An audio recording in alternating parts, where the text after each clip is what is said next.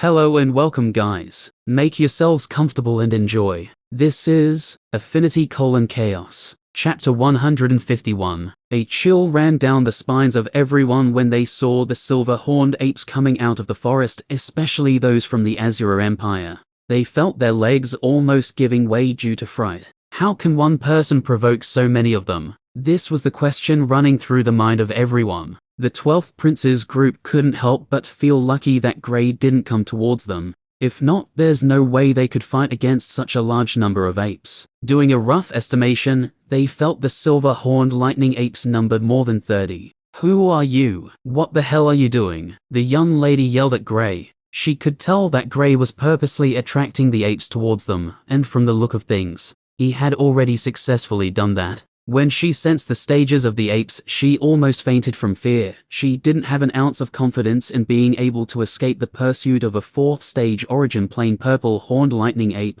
not to mention the one in the 6th stage. What do you mean, what am I doing? I brought the item you sent me to steal. Grey yelled, making sure the apes heard him clearly. When the leading purple-horned lightning ape got close, it attacked immediately. It wasn't like it could talk to these humans, and even if it could, it would still prefer attacking. They had already offended its clan, so they must die. Run! The young lady yelled while sending out an attack to block the one the apes sent their way. Even though she knew the chances of them escaping were low, they didn't have much of a choice. It's either they tried to escape, or they stayed and fight, which is nothing more than a death wish from everyone's point of view. Boom. Both attacks collided, sending out a shockwave that pushed the young lady backward. She was naturally weaker than the ape in the 6th stage. What are you all still doing here? Run! She screamed when she saw the others foolishly staring at her and the ape. And you will pay for this. She yelled, looking at Grey venomously. If looks could kill, then Grey would have died over 100 times already from her gaze. Void had already left her arms and was currently sitting on Grey's shoulder. What do we do now? He asked Grey when he saw the group was trying to escape. Isn't it obvious? We've already delivered the goods, but leaving the group now might draw the apes back to me, so we'll follow the group. Grey snickered while dodging an attack from one of the purple-horned lightning apes. The 12th Prince's group had already made a break for it. When they saw the ape attacking the moment it got close, they ran towards the north. But they were unfortunately still followed by a small group of 6 silver-horned lightning apes. Even if the group caught up with them, they were confident in being able to fend them off. They were quite lucky since most of the apes chased after the group from the Azure Empire, who were running towards the west. Just as they were about to leave the field and enter into the forest, a scream of terror was heard by everyone. But other than Grey, who was having a relatively easier time running, none of the others could afford to turn back and see the cause of the shout. Looking back, Grey noticed one of the youths from the Azure Empire had been caught by a purple-horned lightning ape, and his head was ripped off his body. Damn, such a nasty way to die. Grey shook his head while continuing his escape, not forgetting to dodge the attacks that came his way. The one chasing him was in the 5th stage of the origin plane, but if Grey decided to stop and fight against it, he knew he would be able to kill it quickly. Even killing the leader wasn't a problem for him. Sigh, is it just me or is this group dumb? Void sighed while looking at the others who were trying to escape. Huh! Grey exclaimed lightly, not getting what Void was getting at. They could have easily run separately, that way they'd be able to divide the apes, yet they all foolishly choose to run in one straight line, Void said. Oh, I'm waiting for that as well. If they don't separate, they will all die while we're still being chased.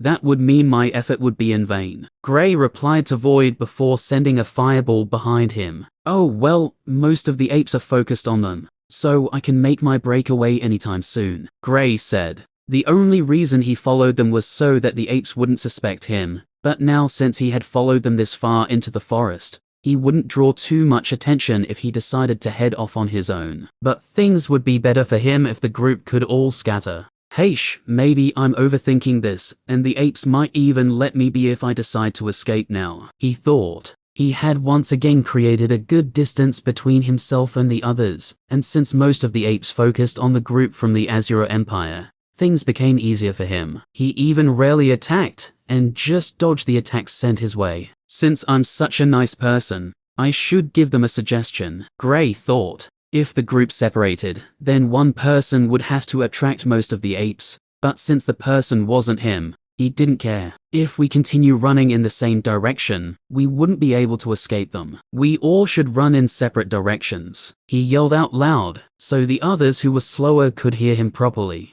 When the young lady heard him, she felt dejected. What we? Since when did he become a member of our group? How could he be so shameless? I swear if I survive this, I'll find him and kill him. The young lady thought, but she still followed Gray's suggestion, since she knew he was right. Escaping individually would give them a better chance than doing so, with the entire horde following behind them. When she studied the group properly, she realized the youth who screamed previously was the injured one, because he was the only one who wasn't present. Just like her, the others also quickly scattered since staying together was a bad decision. Of all the people, the tall youth was the most unfortunate one, since the strongest purple horned lightning ape followed him, accompanied by 2 others, and over 10 silver horned lightning apes. It felt since Gray had passed the treasure to him, he should be their main target. He couldn't even go far before he was surrounded by the apes. He wasn't that fast anyway, and being targeted by the strongest and fastest ape,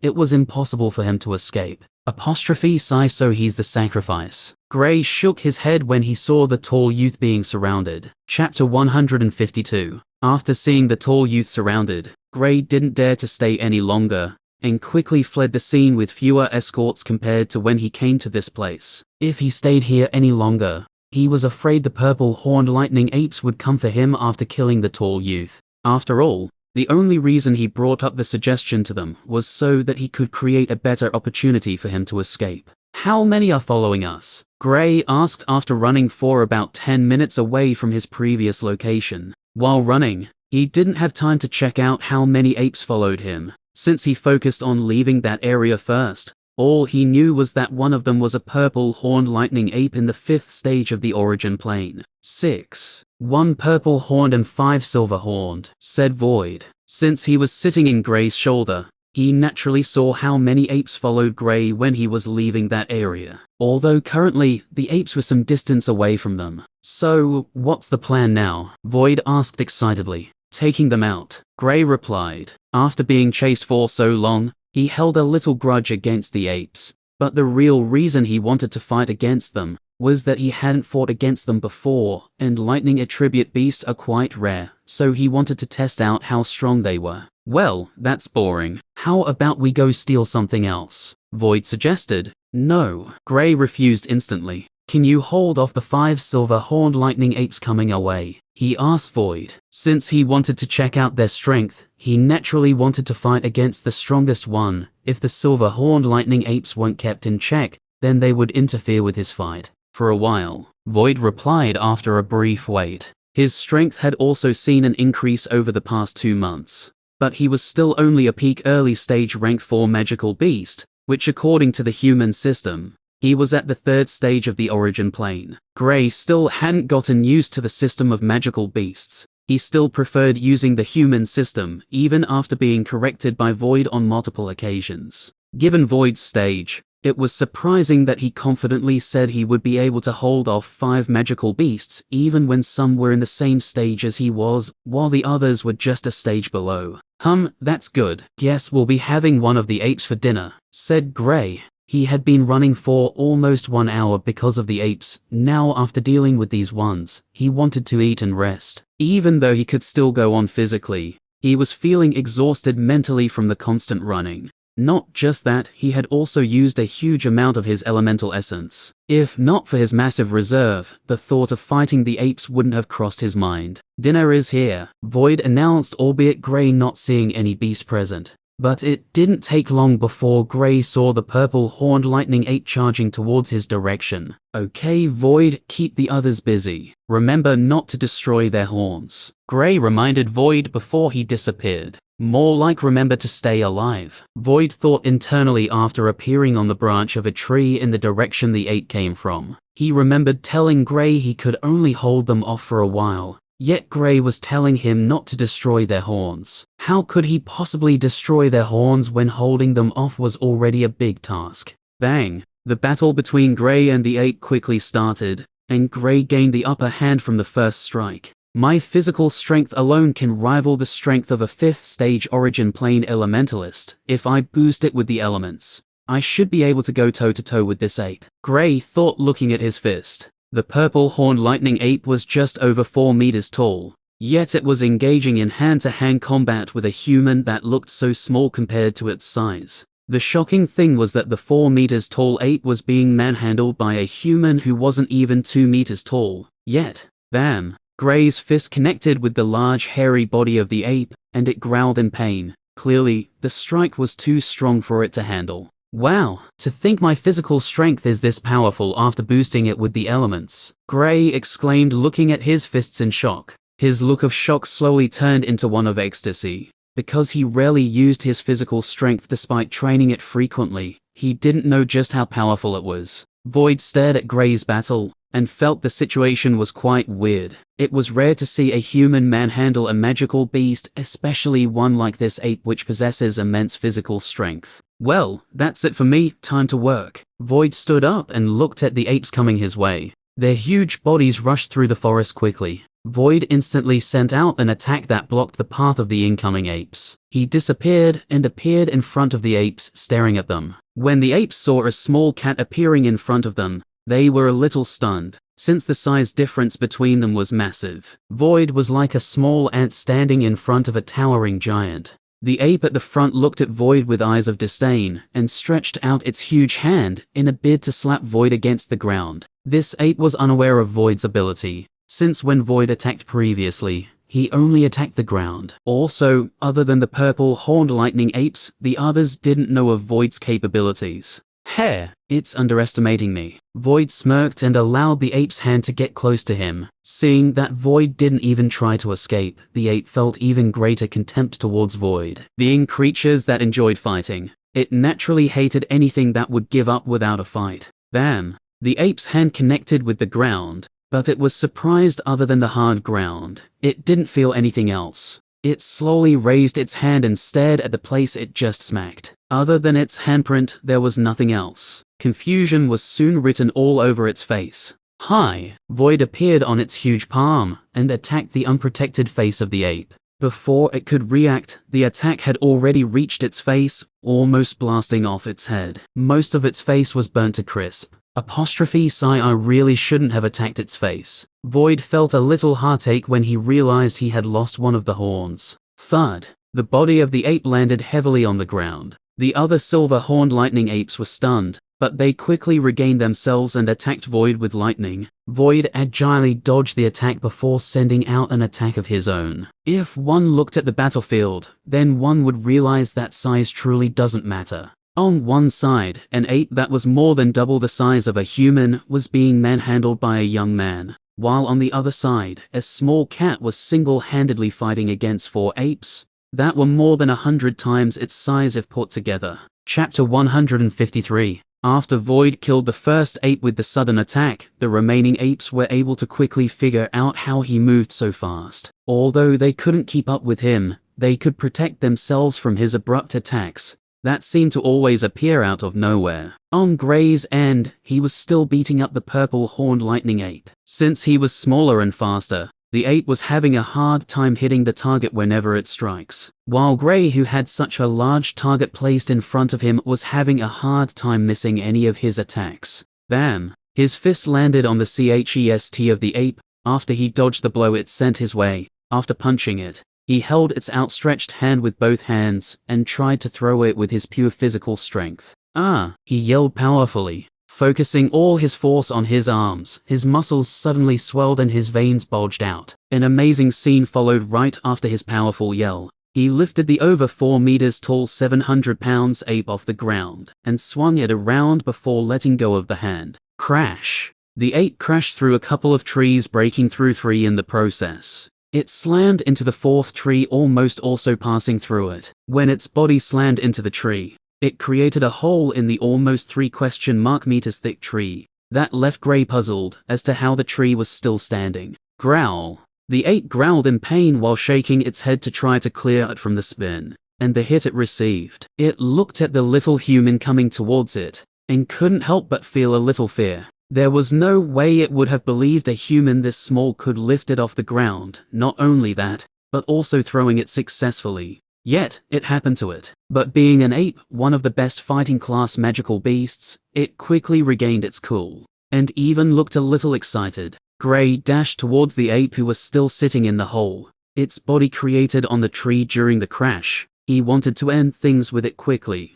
so as not to allow any unforeseen events to take place if the battle were to take too long. He leaped off the ground and shot towards the sitting ape, preparing to deliver a fatal blow towards its head. Swoosh! The ape abruptly swung its left hand at Gray, not giving him a chance to dodge it. Smack! Bam! Gray slammed into a nearby tree, creating a hole that went through to the other side of the tree which he came out of. Crash! He crashed into the ground after passing through the hole in the tree. It was only after sliding a distance of almost 15 meters did his body stop. Hiss! Gray hissed from the pain he felt all over his body. Damn it, I got carried away, he complained while dodging the lightning bolt the ape sent towards him. Crack! After dodging the lightning, the earth armor he had on his body slowly started falling apart. Just as the battle was about to start, he made sure to create an earth armor in case any of the ape's strike lands. Although his physical strength and defense are miles better than that of other humans, it hadn't gotten to the stage where it could ignore the attack of a 5th stage origin plane magical beast, especially one that excels in physical strength like this ape. The ape immediately left its previous spot, running in Gray's direction. Since it pursued him here, it naturally wanted to kill him. When Gray saw the ape coming in his direction, he hurriedly used the water element to create icicles that instantly came out of the ground, trying to pierce the leg of the ape. Roar! The ape roared angrily after two amongst the numerous icicles pierced one of its feet, making it difficult for it to advance any further. Of all Gray's elements, the water element was the one he used the least, while in the past 2 months, the fire element was the one he used the most. They were the only elements he hadn't learned any technique for, so he didn't have any particular flashy moves when using them. But he didn't have any problems with using the basic attacks of both elements. When Gray saw that he had successfully stopped the ape from advancing towards him, he dashed forward while covering his right hand with an earthen glove. Seeing the human coming towards it, the ape sent out a punch in Gray's direction, and to its utmost surprise, Gray met its fist with his. Bam! Both fists collided, and the sound of flesh hitting stone rang out. The ape roared, surprised that the human wasn't sent flying like its prediction. Instead, he stayed in the same position mid-air with both fists still together. Gray, who was still mid-air, felt his entire body vibrate from the inside out. Damn it, I got carried away again, he complained internally before swinging his right foot at the body of the ape. Gray's foot connected with it, pushing it back by 3 steps. With everything set, Gray went on a flurry of attacks, moving agilely and smoothly. He delivered one blow after another on the body of the ape. Before long, the snow-white hair of the ape was almost covered in blood from head to toe. When Gray was fighting against it the first time, although Gray's blows were effective, they couldn't hurt it. But now, with the spike-covered earthen glove, he was able to wound the ape with each blow that connected. Aren't you done yet? I can't hold on any longer. While Gray was studying the injured ape, he heard Void's voice.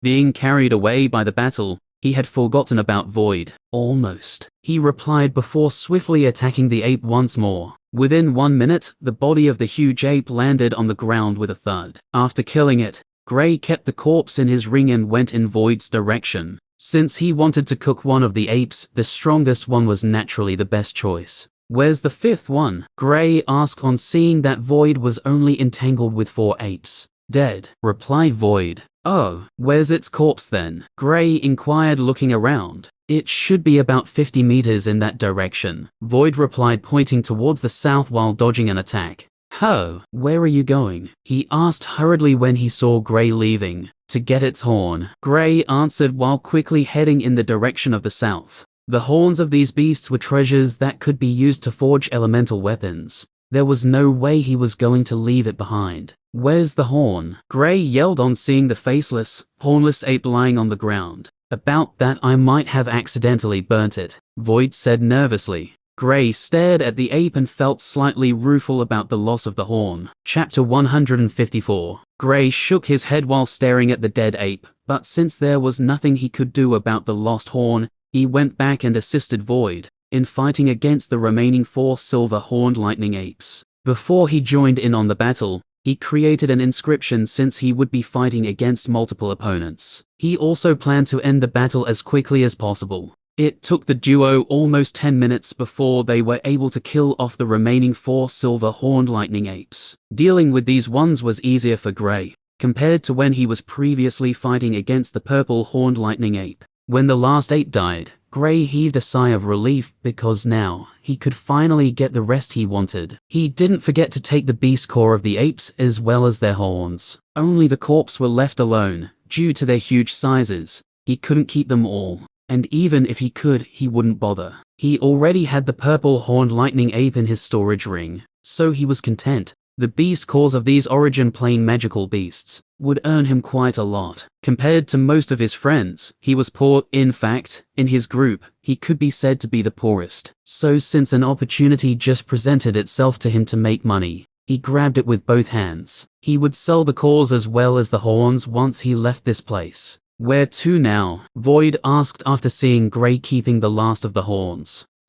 Gray brought out the map he acquired from Quinn and studied it. He soon realized this part of the trial land wasn't recorded on it. Because we were on the run, there was no way for me to look at the map previously. The lightning apes are located here, and we came from this direction, so we obviously can't head that way anymore. We'll have to explore this part without the use of the map, Gray said after examining the map carefully. He felt a little regretful that he didn't obtain the lightning attribute plant that took him to the lightning apes territory. And going back in that direction was something he didn't dare to do. If the apes were to accidentally see him again, then they'll try to kill him using whatever means necessary given the grudge they held against him. He decided the horns and cores he collected from the apes were his compensation. Aren't we going to have a meal before resting? Void asked when he saw Gray was about to go to sleep, after he finished setting up the defensive array. Nope, Gray replied and immediately went to sleep. Void couldn't help but grumble inside, but since he couldn't prepare the meal himself, he had to wait till Gray woke up before eating. 1 week later, Gray was currently looking at one of the few buildings he had come across since entering this place that was still intact. Hopefully, I find something good here, he thought before stepping into the building. Since the time he stole the Great Earth Essence liquid, he felt his luck ran out because he hadn't gotten anything good ever since. What was annoying was that he had been chased by magical beasts on numerous occasions, but none made him feel as dejected as his encounter with the bunnies. Sigh going to search another building again, Void thought while staring at the building. He looked on without much interest. He was starting to get bored by this place, because all they did was repeat almost the same routine daily. Train, search for treasure, and maybe fight against some magical beasts. He really got excited now, since he could almost predict what would happen next. If they couldn't find anything here, then they would continue looking for more buildings to search. He knew training was good, but being in this place without having much contact with the world made life too boring from his point of view. On one occasion, he had even asked Gray if they could leave this place ahead of time, which Gray affirmed too, but after pleading with him, he refused. When he asked the reason for his refusal, Gray told him this was a place of opportunities for them, so leaving ahead of time was something only a few people had done since this place was discovered. With a dejected and lonely look, he could only hang on and pray the last 2 months they had here run out as quickly as possible. They didn't even have up to 2 months left, so he felt a bit hopeful. There were times when he actually missed Gray's friends, even though he didn't communicate with them, at least. Then he had some company other than Gray alone. He couldn't help but feel sorry for them since they were alone, unlike Gray who still had him to talk to. Gray was naturally unaware of Void thoughts, and was currently cautiously entering the building. Oh, this is expected, he thought looking at the empty hall in front of him. Even he was starting to feel a little tired of this place. Maybe very soon he might just agree to Void's demand and leave this place. He had already gotten a major boost in strength anyway. If not for the fact that the elemental essence here is richer than the one outside, then he would have probably left after not being able to find anything good all this while. Luckily, he stole the chest from the clutches of the 12th prince, and found Void, or else, life here would have been pretty boring. Still being a little optimistic, he decided to search the rooms in this place. There were 2 hallways in the building, with each having more than 15 rooms. He entered the hallway by the right and started looking through the rooms. It didn't take long for him to look through 8 rooms, where he found nothing. Since I've already started searching, it would be bad if I don't look through the other rooms. He encouraged himself and continued searching through the other rooms. There's something here, Void, who hadn't shown any reactions since they entered the building, said after Gray entered the hallway. Gray looked at both sides, and other than seeing walls, statues and doors ahead of him, he couldn't see anything else. Where? He asked. From the time Void hatched until now, Gray knew he had never sensed anything wrongly. Whenever he said there was something anywhere, it always tends to be true.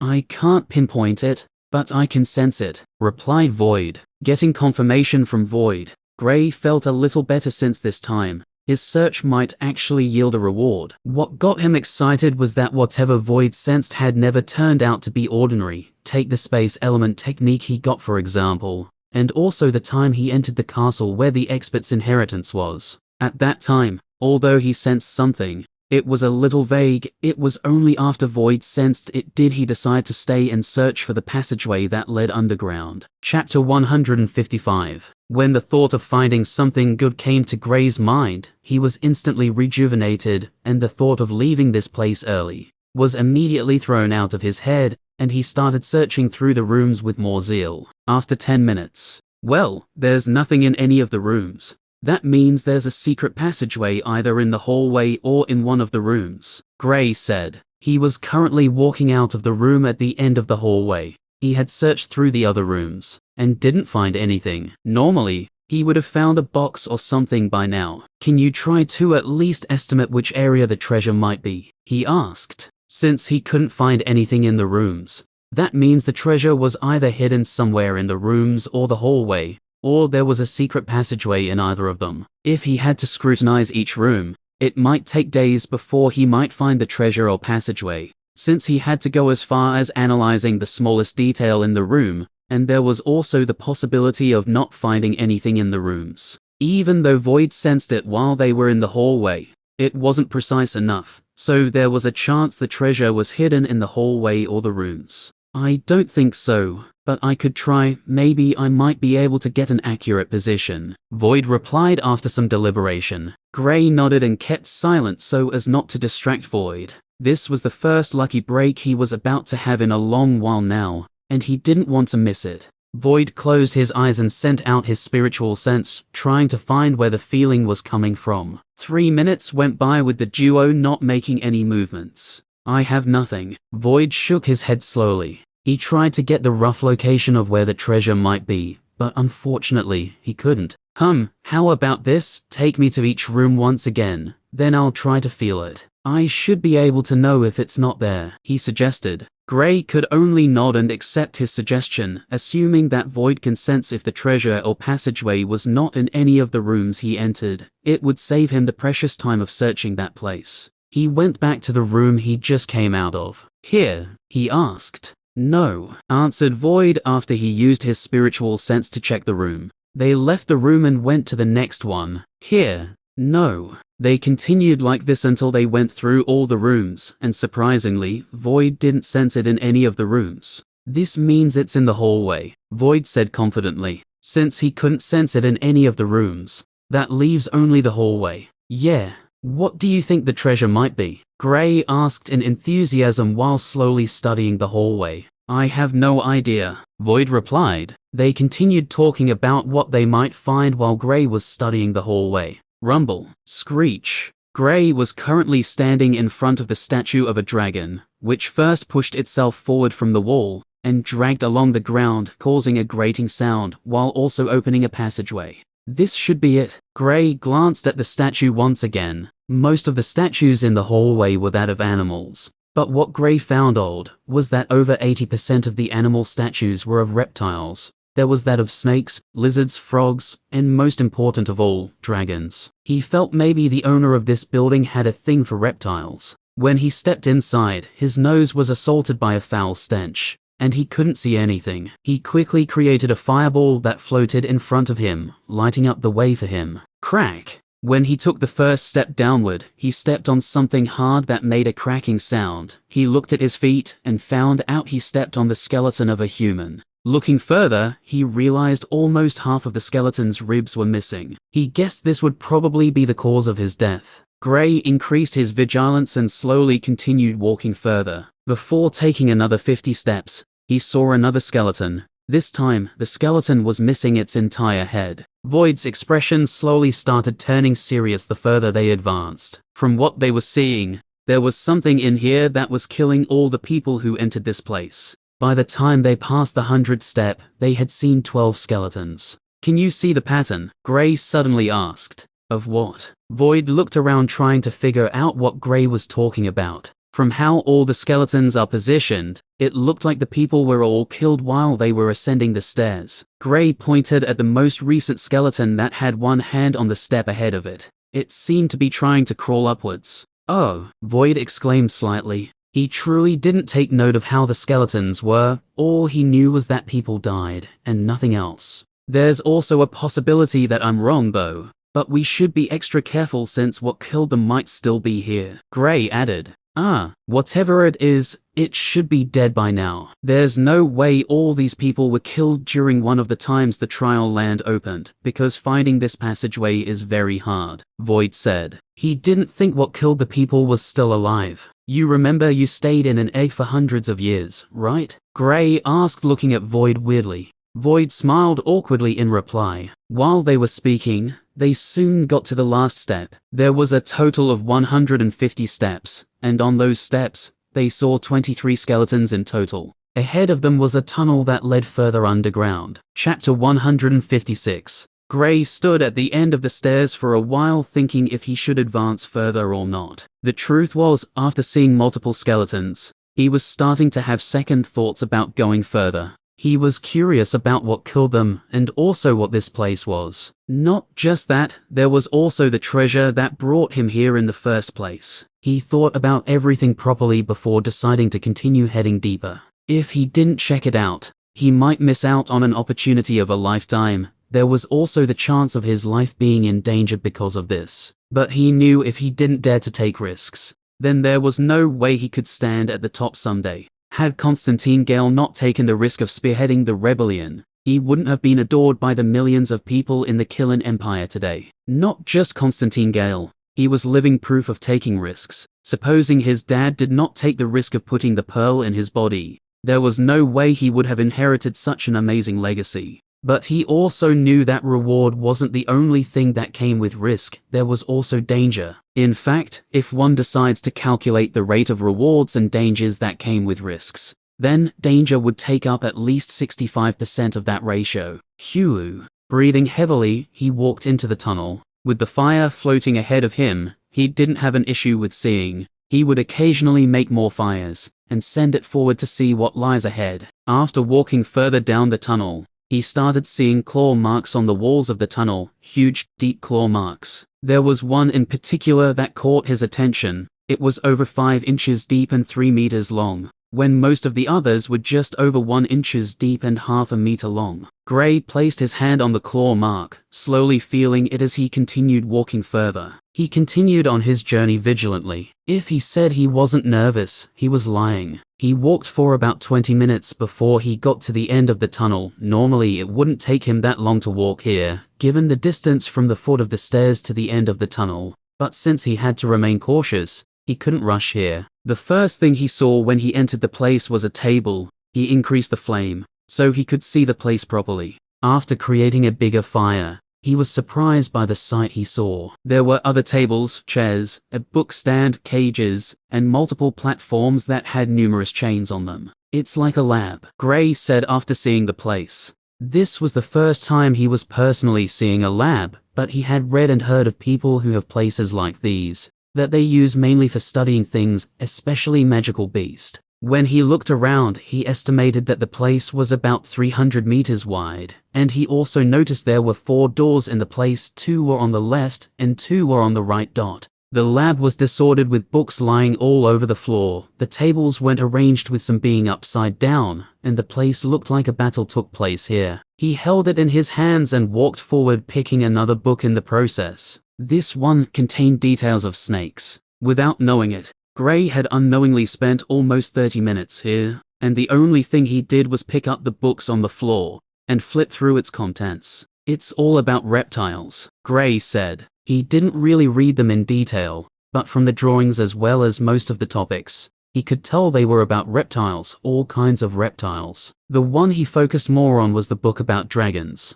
In the library at the Lunar Academy, no book really had much about dragons. Other than myths, there wasn't any that mentioned the types of dragons. But in this one, Gray had seen at least 3 types of dragons, which were wyverns, basilisks, and the normal dragons he had seen in their books. He kept the books in his storage ring, but since they were much, he didn't keep all of them and only kept the ones he felt were more important. After keeping the books, he started studying the place once again. He still hadn't seen anything here, so he was less hesitant now. He walked towards the platform and picked up the 8 inches thick metal chains there. Could it be that dragons were studied here? Gray muttered while holding the chains. While thinking of the possibility of dragons being here in the past, another thought came to his mind. What if it's the one who killed all those people, and it's still here? He thought and hastily looked around with a grave expression appearing on his face. This thought frightened him, just as much as it excited him. What are the chances of seeing a dragon in this place? Thinking about dragons, he remembered Brown. Just like dragons, griffins were also rare legendary magical beasts. What if I tame it? Gray thought, and a grin unconsciously appeared on his face. Void looked at him weirdly, amazed by the multiple expressions he had on his face. Are you okay? He asked. One moment Gray was tense. The next, he was smiling like a moron. Void's question brought Gray out of his bewildered state. Yes.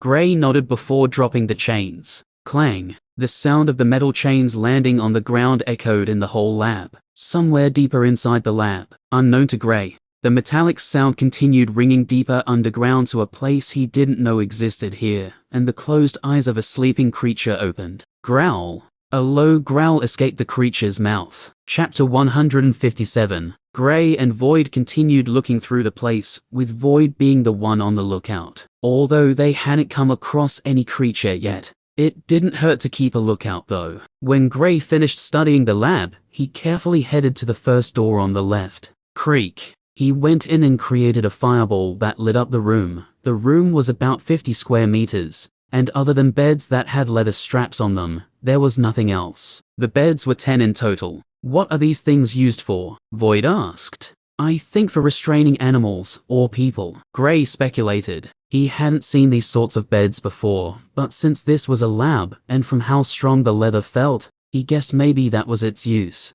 There's nothing here, Gray said before walking out of the room. The moment he left the room, the fire extinguished. The flame in the lab was still burning brightly because he didn't put it out when he was going into the room. Opening the other door on the left, he saw the same things without seeing any supposed treasure. There are still 2 doors left. He comforted himself. He quickly got to the right side of the lab. After opening the door, he created another fire. The moment the fire lit the room up, Gray was happy not to see the same side of beds. This time, what he saw were clothes and pieces of equipment used in the lab. There was also what looked like a snake kept in a 6 meters long glass tube, but the tube had a crack on it, and what was left of the snake were its bones. The glass tube containing the snake wasn't the only one he found. He also found one that had a strange species of lizard that he had not seen before. But just like the one of the snake, the glass was broken. But unlike the snake, the scales of this lizard was still intact.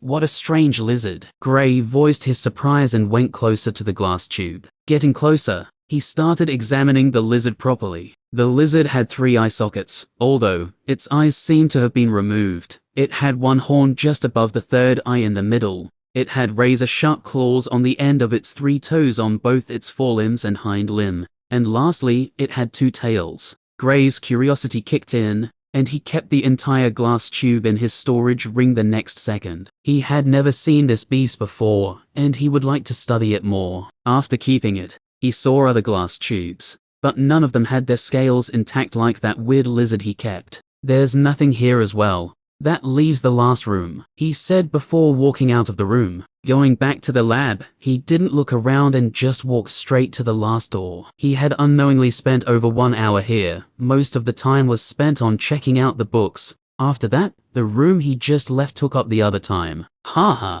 success. He laughed happily. Ahead of him were multiple weapon racks, but only the one at the middle caught his attention. It had a single short curved blade. Even from where he was standing, Gray could feel the energy it contained. The next moment, Void, who was previously sitting on Gray's shoulder, jumped down quickly and dashed towards the blade. Before Gray could react, Void had already got into the weapon rack. Void, what are you doing? Gray asked, slowly approaching Void. Void was currently looking at the blade with glistening eyes. So shiny. This was the only statement Gray heard. Shit. Void, don't you dare. Gray immediately cursed out. The moment he saw Void's reaction, he already knew what was going on. Void wanted the blade, not for any other reason other than it being shiny. Void threw a glance at Gray, stretched out his little hands, and grabbed the blade. The blade was about 20 inches long, including the hilt. Gray looked at Void and was left speechless. One has to remember that Void was only 7 inches long when he came out of the egg. Even after staying for over 2 months, he had only added 3 inches.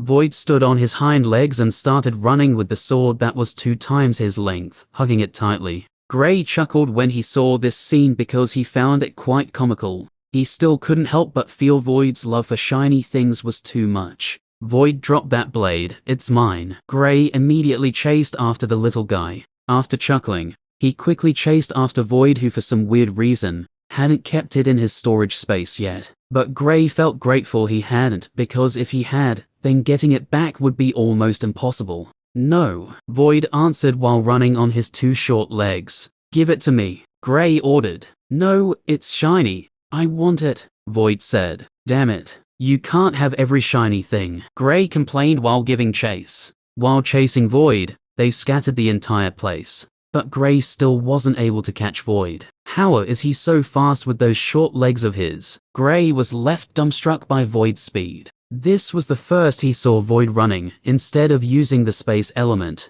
He found it quite bizarre given Void's usual ways. Void ran out of the room and entered the lab, trying to look for a way to escape. Damn, why isn't it working? He complained inside. Just when he wanted to collect the blade, he noticed he couldn't use the space element for some strange reason. But being occupied with the thought of the blade, he decided to get the blade first, before telling Gray about it. Gray soon exited the room chasing after Void. Chapter 158. Void, stop. Gray yelled while chasing after Void. Void heard him, but paid no heed to his command. He wanted the blade. It was shiny. Although he didn't know what he wanted to use it for, but since it's shiny, he wanted to keep it. He'll think about its use later on. Damn it. Of all the things to be obsessed about, it just had to be shiny things. Gray thought angrily. From how strong Void's obsession was with shiny things, Gray had already concluded he would never take him close to the castle in the capital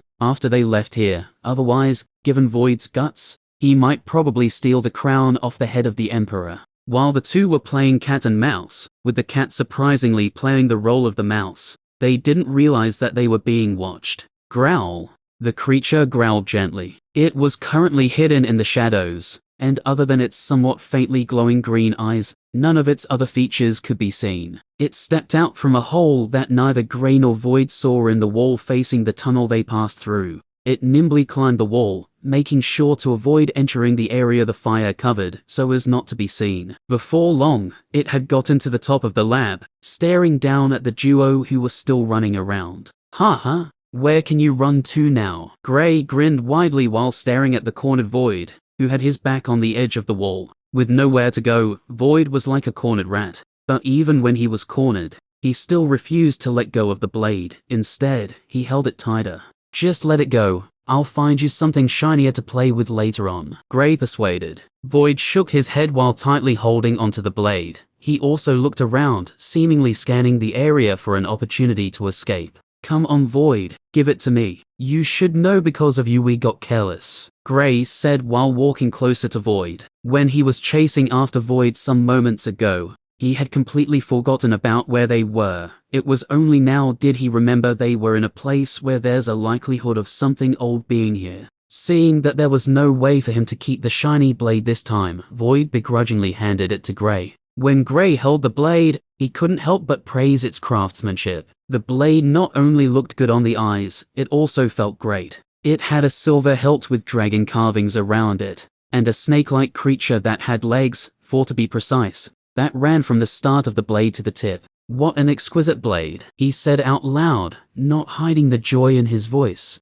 During the time Gray was looking at the blade, Void suddenly recalled something. "I forgot to tell you earlier, I can't use the space element," said Void. What do you mean you can't use the space element?" Gray asked, confusion evident in his voice. He had never heard of an elementalist not being able to use their elements before, unless they ran out of elemental essence, and that rarely happened. But he knew Void hadn't been using his elements, so there was no way for his elemental essence to run out. "When I wanted to take the blade, I noticed I couldn't use the space element," Void explained. "And you're only telling me now?" Gray's face slowly turned serious. This was a major issue, and Void felt getting the blade was more important than telling him about it sooner. He tried keeping the blade in his storage ring, but just as Void said, anything related to the space element seemed to be blocked by something. "I'm sorry." Void apologized when he realized the severity of the matter. Since he could use his space element previously,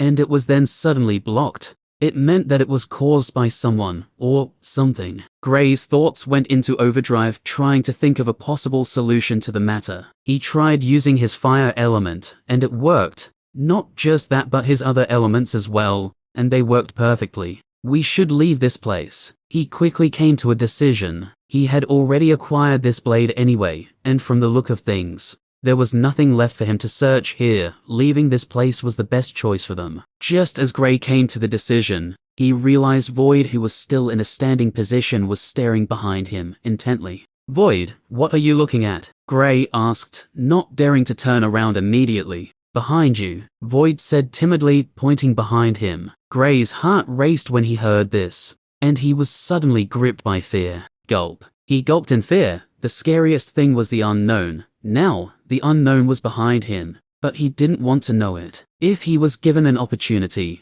then he wouldn't ever hope to know it. He steeled his mind and took a step forward. After walking to the edge of the wall, he slowly turned around, placing his back on the wall just like Void, with his head looking at the floor. After placing his back on the wall, he gradually raised his head. The first thing he saw was the almost 7 inches sharp claws that protruded out of the toes of the creature. It had 5 toes on each limb. Looking higher, he realized the creature had 2 forelimbs and 2 hind limbs, which were covered entirely with armor-like scales. There was also the long tail that was behind it, but Gray couldn't get a clear view of it from his position. The creature had powerful muscular hind and forelimbs that were almost 3 meters in length. Gray wasn't even 2 meters yet. His head was slowly but gradually starting to face upwards. The muscular shoulder of the creature was at least half a meter wide, and its neck was over 1 meter long, and positioned at the top of the neck was what looked like the head of a dragon, only without horns. "Is that what I think it is?" Gray transmitted his thoughts to Void, not daring to speak out.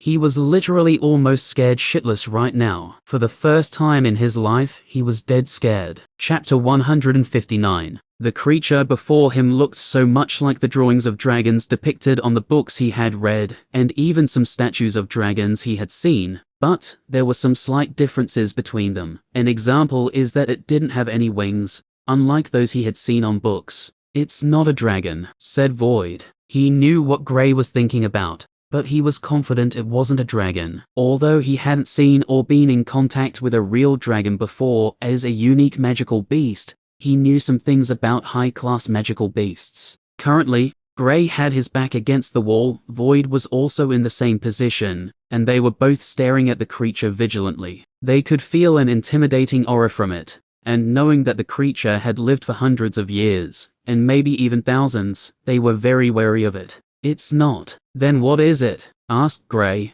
The creature was presently staring viciously at the two, and from how its eyes are glowing, Gray felt it might attack them anytime soon. I should rephrase my statement to help you understand better. It's not a dragon, yet, said Void. Wait, I don't get it. It's not a dragon, but you're saying it would be? Gray asked, a little confused by what Void said. Yes, actually, it should be going through an evolution process if I'm not wrong. It's originally not a dragon, but some other reptile. My best bet is that it's a lizard, Void speculated. He didn't know what type of lizard it previously was, but he was at least 60% sure it was a lizard. Evolution. Gray got more confused with what Void was speaking about. Yes, evolution, and from the looks of it, it actually failed in the process. You see, high-class magical beasts go through evolution. I'll also evolve someday, Void said proudly. High-class magical beasts. You're getting me more confused. Gray felt like his head was spinning. How do you even know about all this? You know what? Forget about this for now. What we should be worried about is how do we deal with this guy. Gray brought Void back to the matter at hand. How should I know? Void cluelessly replied.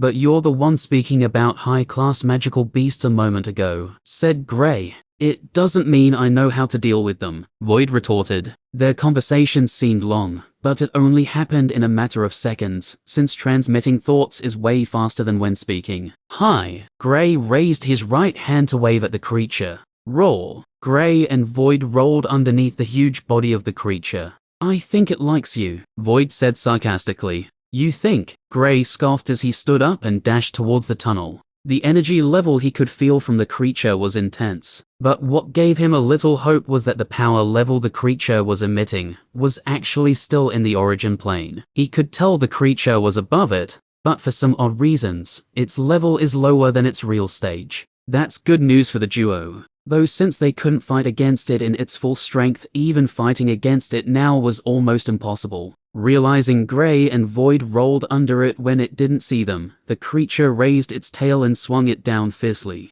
Bang! Gray, who saw it when it was raising the tail, quickly shifted to the side to escape the tail. The tail slammed into the ground fiercely, causing a huge disturbance in the lab. He took a peek at the creature and was amazed by its size. He had seen the height of the creature previously, but not the length. Gray estimated the creature was at least 6 meters long, and its tail was also around that length, if not longer. Just as Gray was about to reach the entrance to the tunnel, the creature turned its huge body agilely and opened its mouth, and almost like a real dragon, it spat out fire in Gray's direction. Look out! Void was the first to sense the attack, and instantly warned Gray. Gray looked behind him and saw the fire that was 2 meters wide coming towards him. He quickly dropped to the ground to avoid it from burning him up. The creature continued breathing out the fire, and when it saw Gray dodge it, it aimed at him. I thought you said it's not a dragon, Gray asked as he ran to the left trying to escape the fire that was literally chasing after him.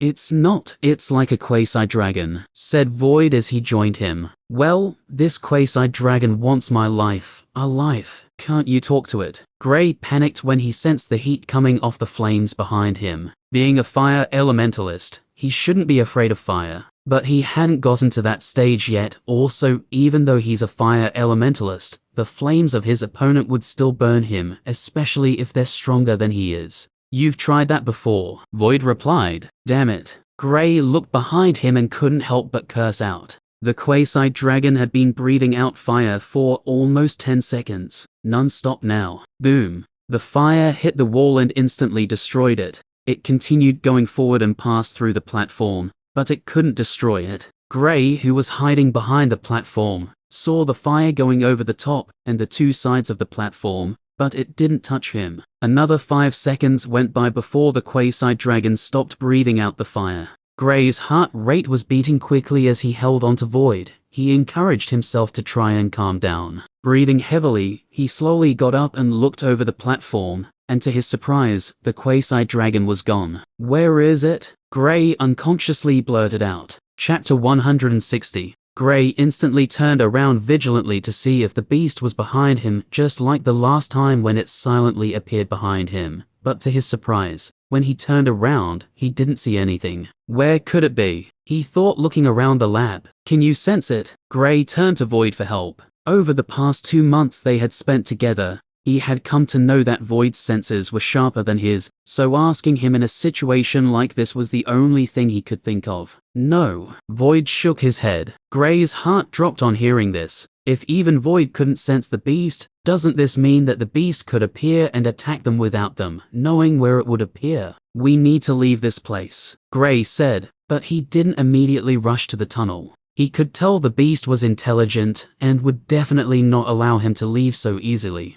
Why are beasts so unreasonable? He couldn't help but complain. What do you mean by that? Void asked, clearly displeased by Gray's statement. He was a beast after all, so cursing all beast was the same as cursing at him. Can you explain why it's attacking us? If that's not unreasonable, then what is? Asked Gray. All they did was come into this place. Other than collecting the blade and that glass tube that contained the strange lizard, he didn't take anything else. Yet, the beast wanted to kill him. Could it get any more unreasonable? We trespassed into its territory, replied Void. Oh, why didn't it put a do not trespass sign, so we would know? Gray asked mockingly. Because I don't have time to argue with you. After we've left this place, then we'll talk. Gray cut him short, ending the argument. He was currently too preoccupied with trying to stay alive. Maybe after passing through this hurdle, he might bring this topic up once again. Gray stayed in the same position for almost 2 minutes.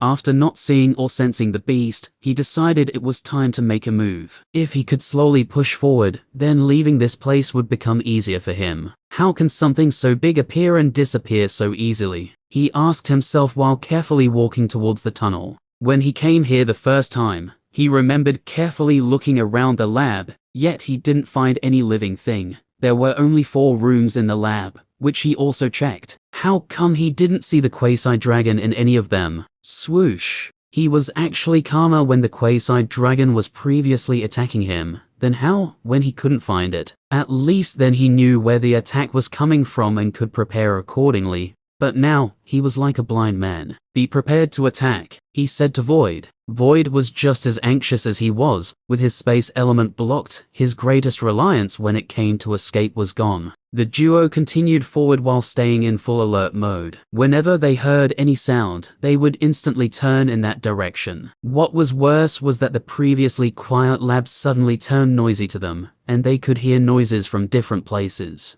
While the duo was getting closer to the tunnel, a tail was slowly slithering like a snake towards them. Even in their full alert mode, they couldn't sense it still. This didn't mean their senses were weak, it's just their opponent is not only stronger, but was also an expert in hiding. When the duo got to the entrance of the tunnel, Gray swiftly turned around, carefully observing the lab once more, but he still couldn't see the quasi-dragon. He turned around and assumed there was a possibility it had left the lab and was waiting for them in the tunnel. Besides, none of the skeletons they found was in the lab anyway. The moment he turned around 3 meters before him, the tail of the quasi-dragon suddenly appeared once again and moved towards Gray faster. Just as Gray created a fire in the tunnel. Huh! He exclaimed unconsciously. He suddenly felt something wrap around his right leg. He looked below him and was shocked to see the tail of the quasi-dragon around his leg. Before he could do anything, he felt a strong pull and he fell face first. He quickly used his hand as support, so he wouldn't hit his face on the ground. Just as he got to the ground, he was dragged by the tail towards where the creature previously was and suspended mid-air upside down. While struggling, he saw a scene that sent a chill down his spine. Camouflage, he muttered underneath his breath. Now he knew the reason they couldn't find the creature previously. It could camouflage perfectly with its surroundings. That wasn't its only ability. It looks like the tail of the quasi-dragon was also extendable. But why didn't it attack me the first time I entered this place? Why wait till now? He asked himself, puzzled by the quasi-dragon's ways. The quasi-dragon growled softly and slowly opened its mouth. When Gray saw the red light forming on it, all his hairs stood on end, and without thinking, he created a huge hammer with the earth element, coated it with lightning, and swung it at the head of the quasi-dragon. Bam! Gray heaved a sigh of relief when he saw this. Had he been slow in reacting, then the quasi-dragon would have lit him up. Attack! Gray yelled at Void, who just got to where they were. Buzz! Lightning was already dancing around Void's body when Gray was still saying this. giving him a strange but mythical appearance due to his black color. Creak. Void sent a huge bolt of lightning at the quasi-dragon. Just after Gray's words died down, bam! The lightning bolt crashed into the body of the quasi-dragon. It staggered when the attack hit it, still grabbing onto Gray. Gray, who was already aiming an attack towards the tail holding onto him, felt his head suddenly spin. The quasi-dragon first slammed him on the right, then the left, and then the right again, before spinning him 3 times, and throwing him in the direction of the wall. Bang! Gray's body crashed into the wall, creating a crevice in it. Thud! His body fell from the wall. What just happened? This was the question reverberating through the muddled head of Gray. He could still feel his head spinning from the quick swing he got from the quasi-dragon, and his body was aching. He managed to muster a little strength and supported himself with his hands. The moment he got into a kneeling position, he felt the metallic taste of blood in his mouth. He couldn't hold it in and vomited a mouthful of blood. Chapter 161. That's got to hurt. Void flinched when he saw Gray being slammed into the ground repeatedly by the quasi-dragon. The quasi-dragon threw its tail at Void, trying to slam him with it. When Void raised his head, he saw the tail coming down at a breakneck speed. He quickly moved to the side, narrowly escaping the attack. After escaping, Void threw a lightning ball at it which exploded on impact. Roar! The quasi-dragon roared angrily. Being attacked by Void angered it. Because Void was too small, it was having a difficult time hitting him. Not just that, but Void was very fast. It lunged at Void, and just as it saw him trying to escape, he opened his mouth and spat out fire.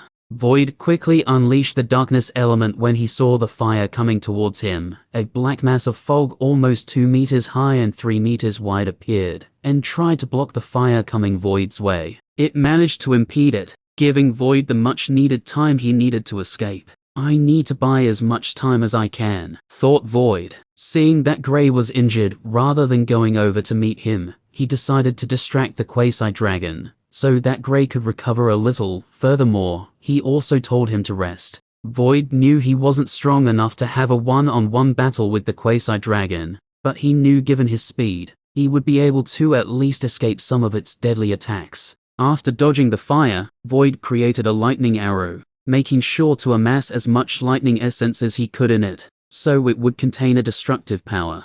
He immediately sent the arrow towards the quasi-dragon when he was done. When Void saw the arrow hit it, he was about to heave a sigh, when the arrow was unexpectedly unable to pass through the defense of the quasi-dragon. Other than feeling the impact of the force when the arrow exploded, it didn't get hurt in any way. Can this thing even be hurt? Void asked, feeling a little despair. The quasi-dragon is stronger than both of them, so fighting against it was a risk for them. Now added with its terrifying defense, how could they defeat it? But with no other option, he could only continue fighting against it. While waiting for Gray to join the battle, he created a flaming sword which he hacked at the tail that was coming in his direction. The fire spread out, trying to consume the tail of the quasi-dragon, but it was just as unsuccessful as his previous attacks. After Gray vomited blood, he tried to stand up, but because of the spin, he still felt the world was turning around, and like a drunk man, he fell back down. Most of the earth armor he created previously was destroyed, and only a few places of his body still had it on. His hair was ruffled, and blood could be seen at the side of his mouth. Just as he was about to try and stand again, he heard a voice in his head. "I'll stall for time, try to rest a little," said Void.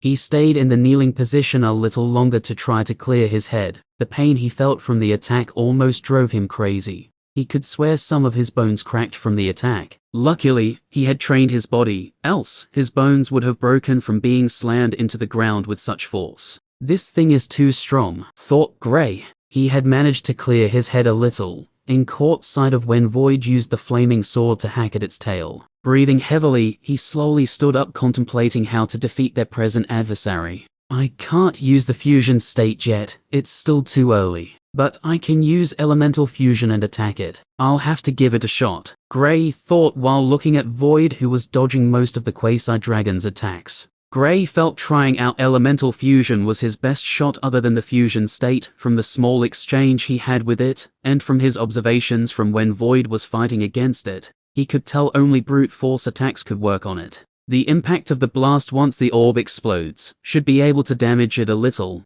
If he sees it has an effect on it, then he wouldn't mind using the fusion state. "Hey bud, can you stall it longer?" he asked Void. Void, who was just pushed back from the impact of the Quasi-Dragon's attack, felt elated when he heard this. He initially thought Gray would stay down longer than this, but since he started fighting against the Quasi-Dragon till now, it hadn't even been up to 3 minutes. Although he couldn't say he was really fighting against the Quasi-Dragon, since he rarely attacked and mostly only dodged. "Yes," he hastily replied. "Good," said Gray. Without delaying any further, he immediately got to work. Calming his mind, he tried to sense the elemental essence in the air. How come the elemental essence here is so thin? It's almost non-existent, Gray thought. When he was using the elements all this while, he noticed compared to before, they weren't as strong. But because of the battle, he couldn't think of the reason. Now he knew why. With such thin elemental essence,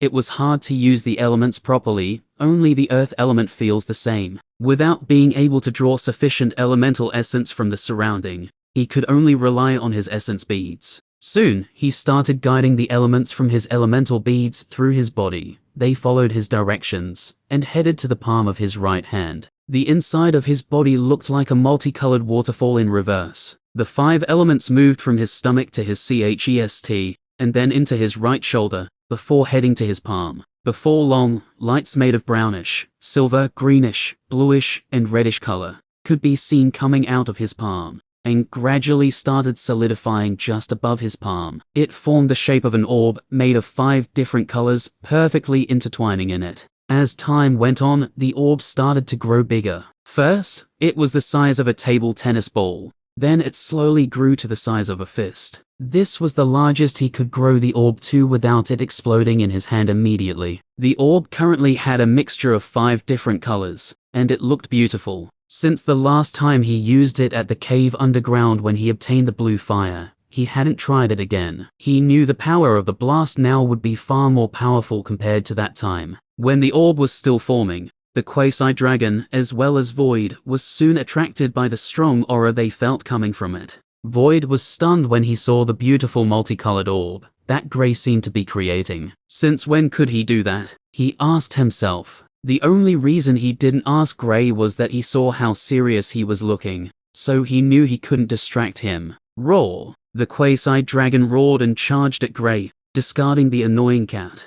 "Ho! Stop there!" Void ordered and sent an attack at it. A spear created from a black mass shot towards the Quasi-Dragon. The Quasi-Dragon saw the attack but didn't bother about it, since it felt the result of the attack would be the same as all of Void's other attacks, and since it wasn't directed towards its head but its back, it just allowed it. The spear struck it, and to Void's greatest surprise, it pierced into the body of the Quasi-Dragon. Roar! The Quasi-Dragon roared in pain when the spear entered its body. The spear soon dissipated, and when Void looked at the place, he noticed the outer scale in that place was gone, and black fluids were coming out of the wound of the Quasi-Dragon. Not just that, but the flesh of the Quasi-Dragon had also slowly started turning black. To think the darkness element could break its defenses, Void thought flabbergasted. He had been wasting his time since trying to hurt it, and only used the darkness element to block the fire of the Quasi-Dragon. How foolish of him. The Quasi-Dragon immediately turned and lunged at Void. "Void, get out of there," Gray ordered.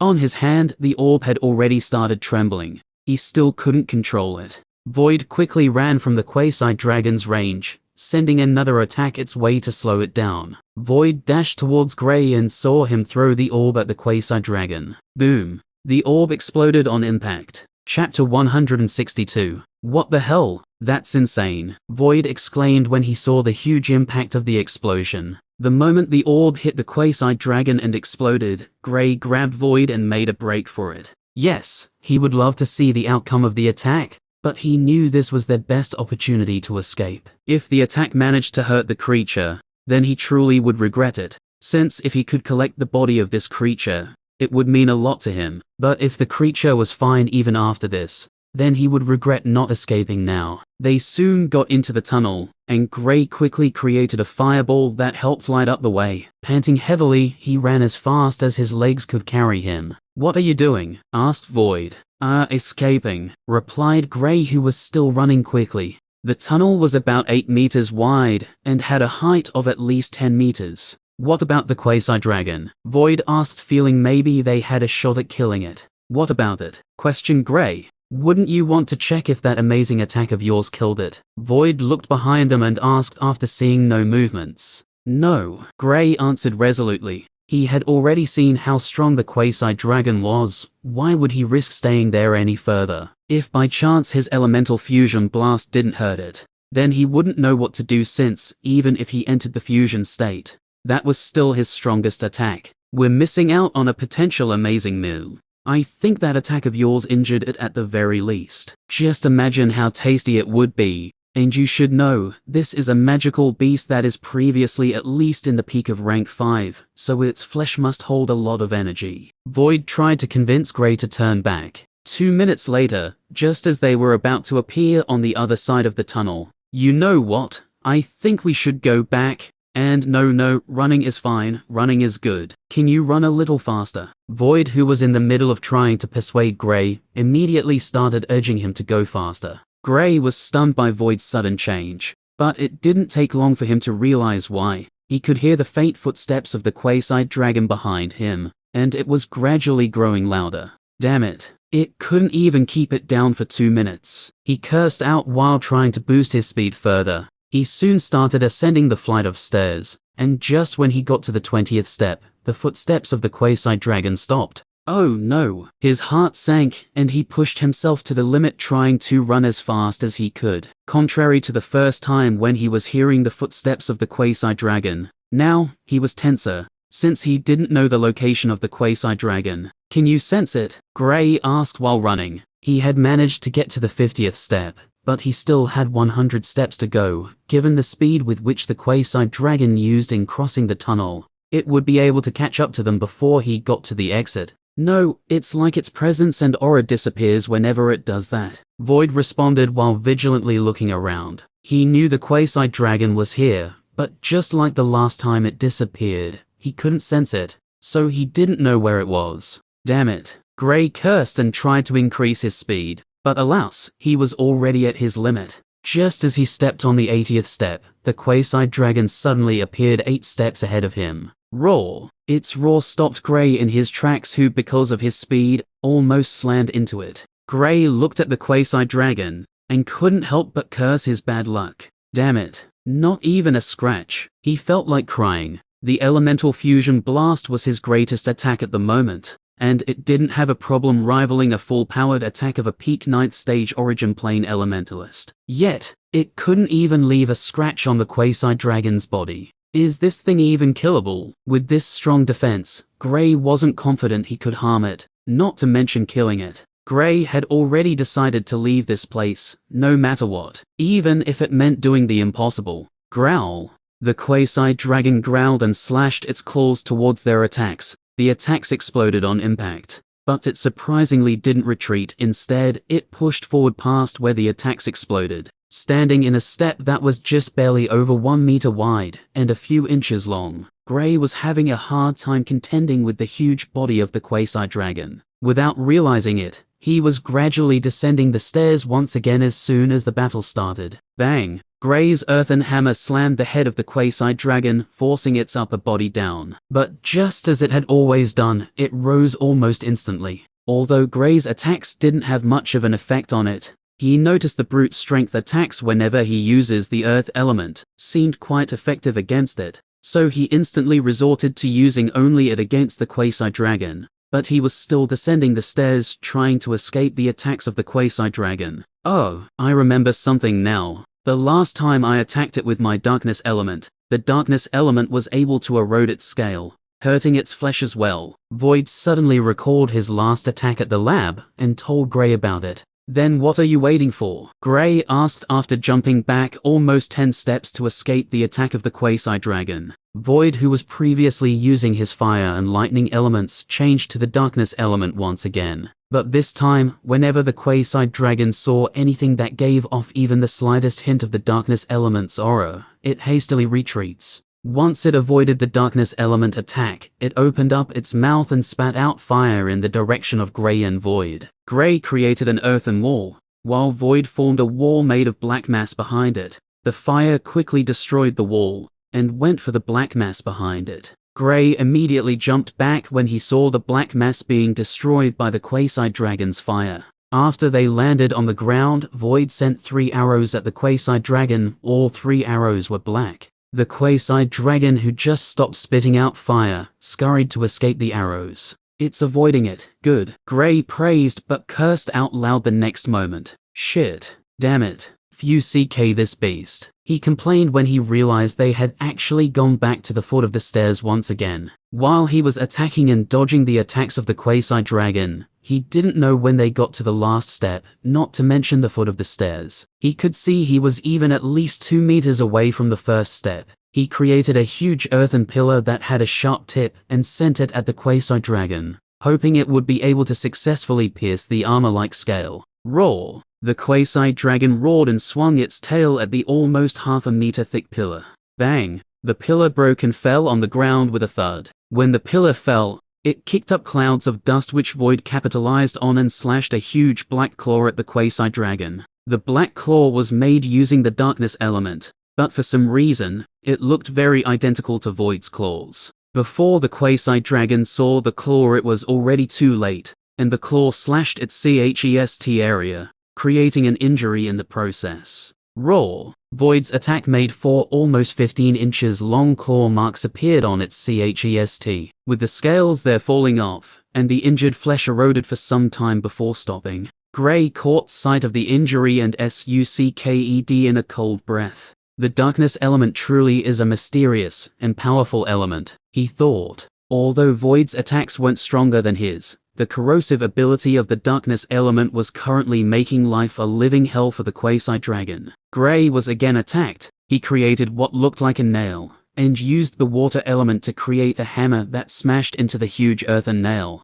The reason he didn't use the nail alone was that he wanted to generate enough force and speed, so it could successfully pierce through the Quasi-Dragon. The Quasi-Dragon, who was still feeling the pain from Void's claw attack, saw the 2 meters long nail made of earth coming its way, and instantly tried to dodge it. Poo-kai! Bam! Roar! The Quasi-Dragon let out a roar of pain. Looking behind it, it saw the nail pinning its tail to the ground. Yes! Gray exclaimed happily when he saw that the nail managed to pierce through the scale of the Quasi-Dragon. Attack! Don't give it time to break free, he urged Void, and the duo rushed at the Quasi-Dragon, each preparing their respective effective attacks. Currently, they felt maybe they had a chance against this beast. Chapter 163. Roar! Bang! Gray slammed into the wall of the tunnel, after suffering from the impact of the Quasi-Dragon's attack. Damn it, we need to leave this place soon, said Gray. Because of the thin elemental essence in the area, Gray didn't wish to stay here for too long. He could continue fighting for at least 30 minutes. But after that, his reserves would be used up. Creating an inscription was also going to be difficult. But since the earth essence here is still normal, then he would have to use only the earth element to attack. How are we going to get past this thing? Void asked while using the darkness element to create what looked like a vine with spikes to stop the Quasi-Dragon from attacking Gray once more. After Gray used the earthen nail to pin the tail of the Quasi-Dragon to the ground, the duo instantly attacked, trying to hurt it as much as they possibly could, but it was able to easily remove the nail, and also spat out flames to block the attack they sent its way. Once it blocked their attacks, it began its assault once again, forcing the duo to gradually retreat into the tunnel. Like Gray, Void noticed the thin amount of elemental essence in this place during the battle, so he knew they had to end the battle quickly. But the problem was, how? The Quasi-Dragon was not only stronger than they were, it was also faster, had stronger defenses, and also a terrifying attack power. I'll have to use that soon, thought Gray. He had already realized how dangerous their current situation was. Even if they've managed to keep themselves alive, it wouldn't be long before they used up the elemental essence they had inside them. Once that happens, they would be sitting ducks for the Quasi-Dragon. Presently, given his current plane, and the strength of his body, he could stay in the fusion state for at most 7 minutes. So he had to ensure that he would be able to defeat the Quasi-Dragon within that time. or even at the very least escape before the 7 minutes time was up, or his skin would start cracking up from the excess energy. Before long, the quasi-dragon forced the duo back to the lab. Gray wanted to create an opportunity to enter the fusion state, but the quasi-dragon didn't give him the chance. Bam! He crashed to the ground, and the short blade fell. When he saw the blade, he recalled the energy he felt inside, and quickly tried to pick it up, so he would fight with it. But the quasi-dragon was faster than he was, and used its tail to drag the blade closer to it. "Get the blade," Gray said. Void sent out dark arrows while edging close to the quasi-dragon. Sensing Void's attack, the quasi-dragon retreated with the blade, dodging Void's attack while attacking him in the process. Void instantly retreated but was sent flying by the impact, crashing into one of the platforms. "Void!" Gray yelled when he was Void crashing into the platform. "I'm fine." Void stood up and assured Gray, "Keep it busy." Gray nodded before adding, it was time for him to use the fusion state. He couldn't wait any longer, so as to avoid any more unforeseen events. This was the first time he was going to use the true fusion technique. The last time he used the fusion state, he hadn't formed his elemental beads. With his elemental beads now, he needed to stay undisturbed when fusing them. If the process was interrupted halfway, then if he's lucky, his beads would be destroyed, and he would fall back to the arcane plane. If he's unlucky,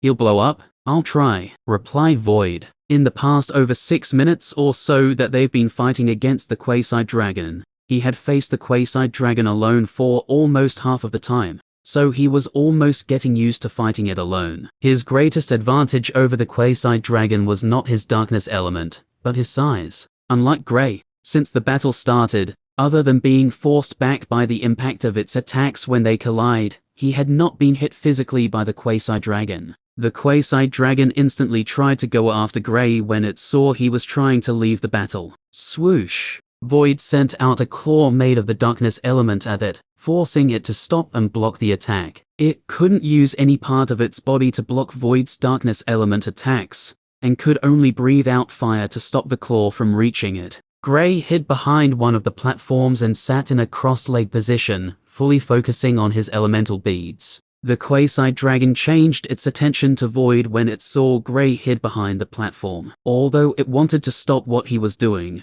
it felt Void was more of something threat, since almost all of Void's recent attacks could hurt it. Suddenly, what looked like wings slowly started coming out of the back of the quasi-dragon. "Oh, shit." Void cursed on seeing this. The wings on the back of the quasi-dragon slowly revealed themselves, and to Void's dismay, the bat-like wings slowly started moving. Flap, flap. With the increased speed of flapping, the wind it caused almost threw Void off his feet. Shit. Void immediately attacked it before it could take flight. They were in a 300 meters wide, 200 meters high lab that was underground. If the quasi-dragon were to start flying, then attacking it would be difficult for the duo, while it would get a better shot at them. The quasi-dragon spat out fire at Void, who immediately escaped when he saw the fire coming out of its mouth. The quasi-dragon soon took flight. While Void was stopping the quasi-dragon, Gray was currently focused on the task at hand. Phew.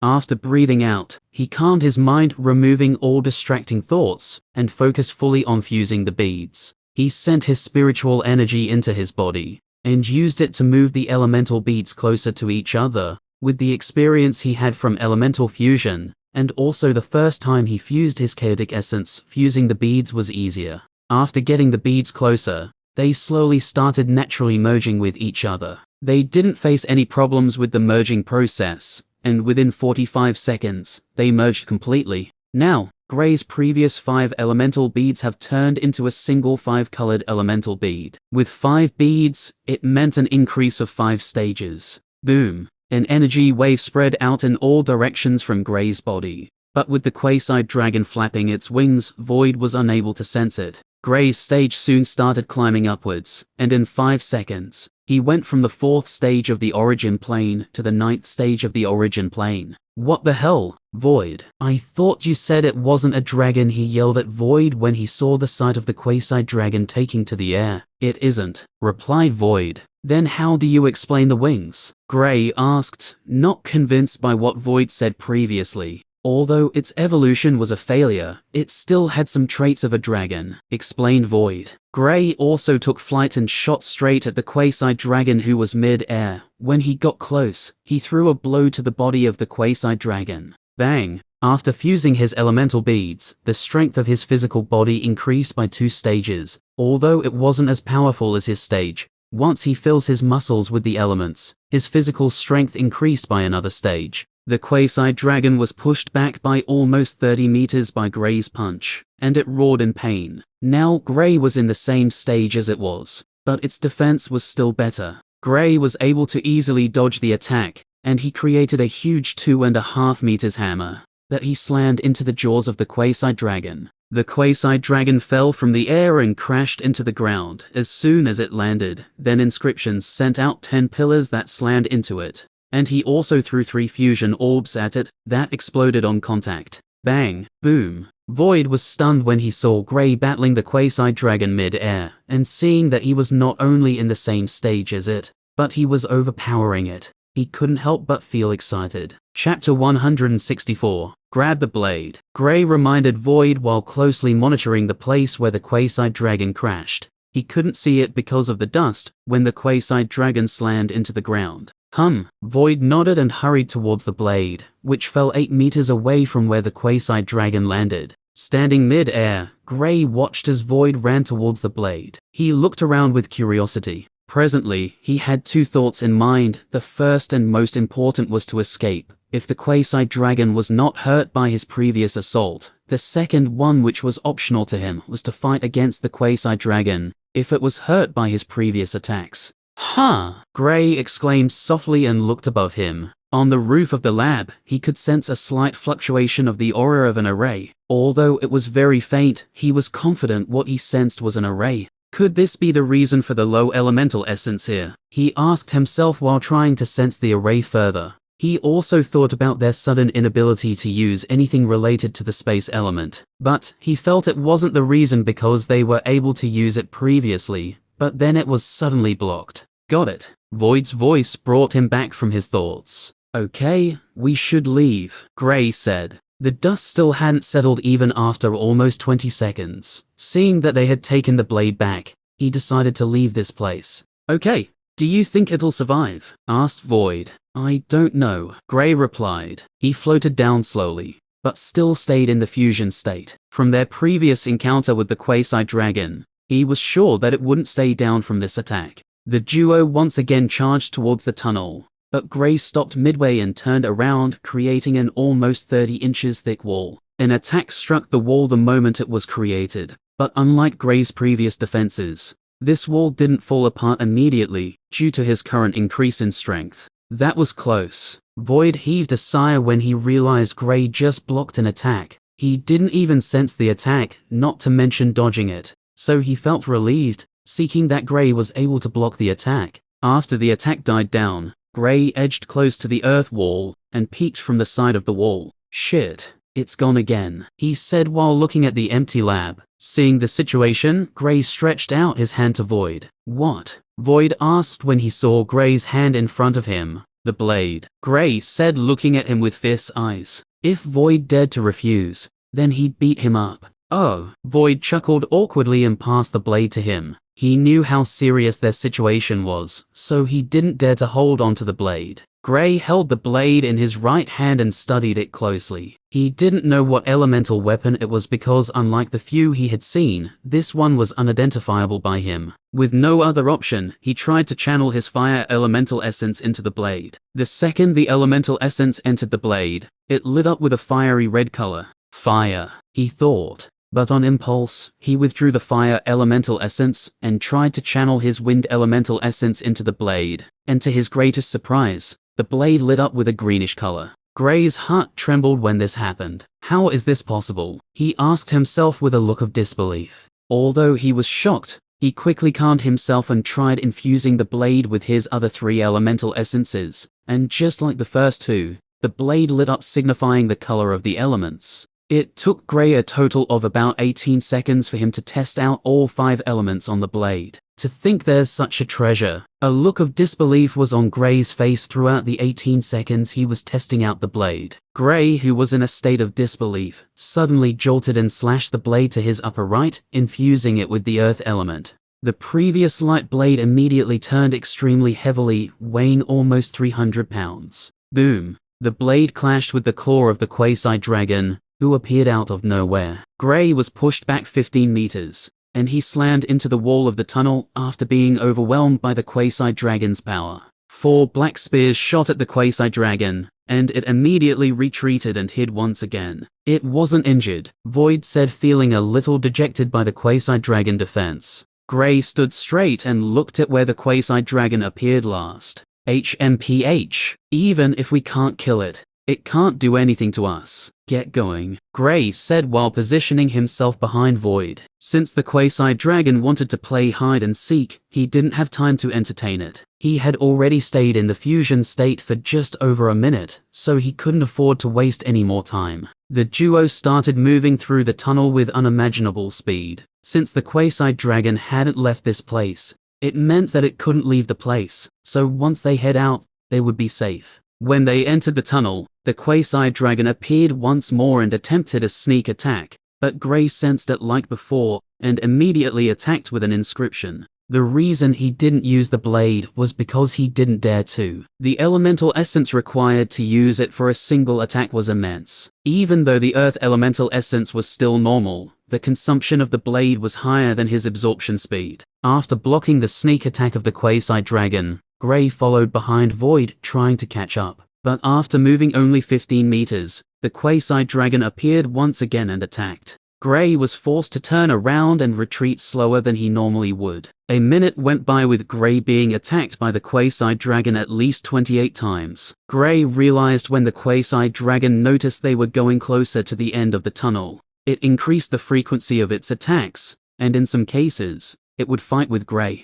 But what left Gray puzzled was that the quasi-dragon had the advantage in at least 60% of the times they battled, but for some reason, it would hide once again, whenever he was managing to keep up. Bang! He hastily stood up, but bent down the next moment. Swoosh! 8 black arrows shot from behind him towards the quasi-dragon that was stepping out of the tunnel. The quasi-dragon immediately tried to move to the side to escape from the oncoming arrows, but when it looked below it, it realized its fore and hind limbs had sunk into the ground. Gray smirked when he saw this. Roar! The quasi-dragon roared in pain when all 8 arrows pierced into his body. 3 of the black arrows pierced into his left forelimb, 4 struck its chest, and the last one struck its neck. It struggled to get out of the muddy ground, but the more it struggled, the more it sank. Gray made an earth mace that was 3 meters long, and held it with both hands. The huge head of the mace was behind him as he slowly dragged it closer to where the quasi-dragon was located. The quasi-dragon continued struggling when it saw Gray coming towards it with a weapon in tow. Before Gray got to it,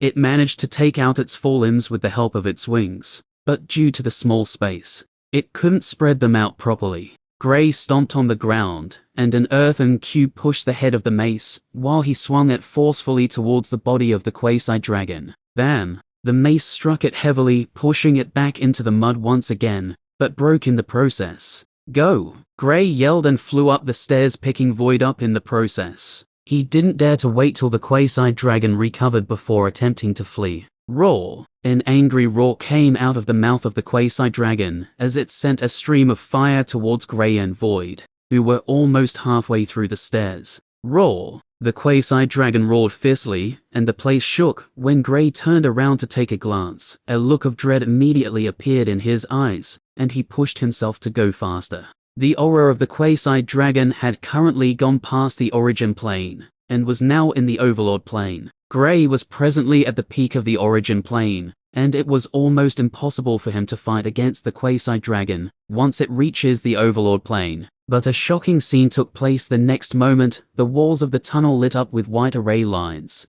and continued shining brighter before the lights shot off the walls, charging at the quasi-dragon. They formed weird array lines around the body of the quasi-dragon, and it roared out in pain. The previously rising aura of the quasi-dragon gradually started declining. What just happened? Gray thought, but didn't stay any further. And when he landed on the last step, the statue moved on its own, creating an opening for the duo to escape. Chapter 165. Phew, finally, we're out of that place. Gray breathed out a sigh of relief as he dashed out through the opening on the wall. He turned to look back at the opening, and could still hear the painful roars of the quasi-dragon, only it was gradually turning faint. The statue was yet to return to its previous position, so the opening was still there. The roars soon died down, and Gray curiously walked over to the opening and stretched his head into the opening to see if the array lines he saw previously were still there. He was quite curious about it,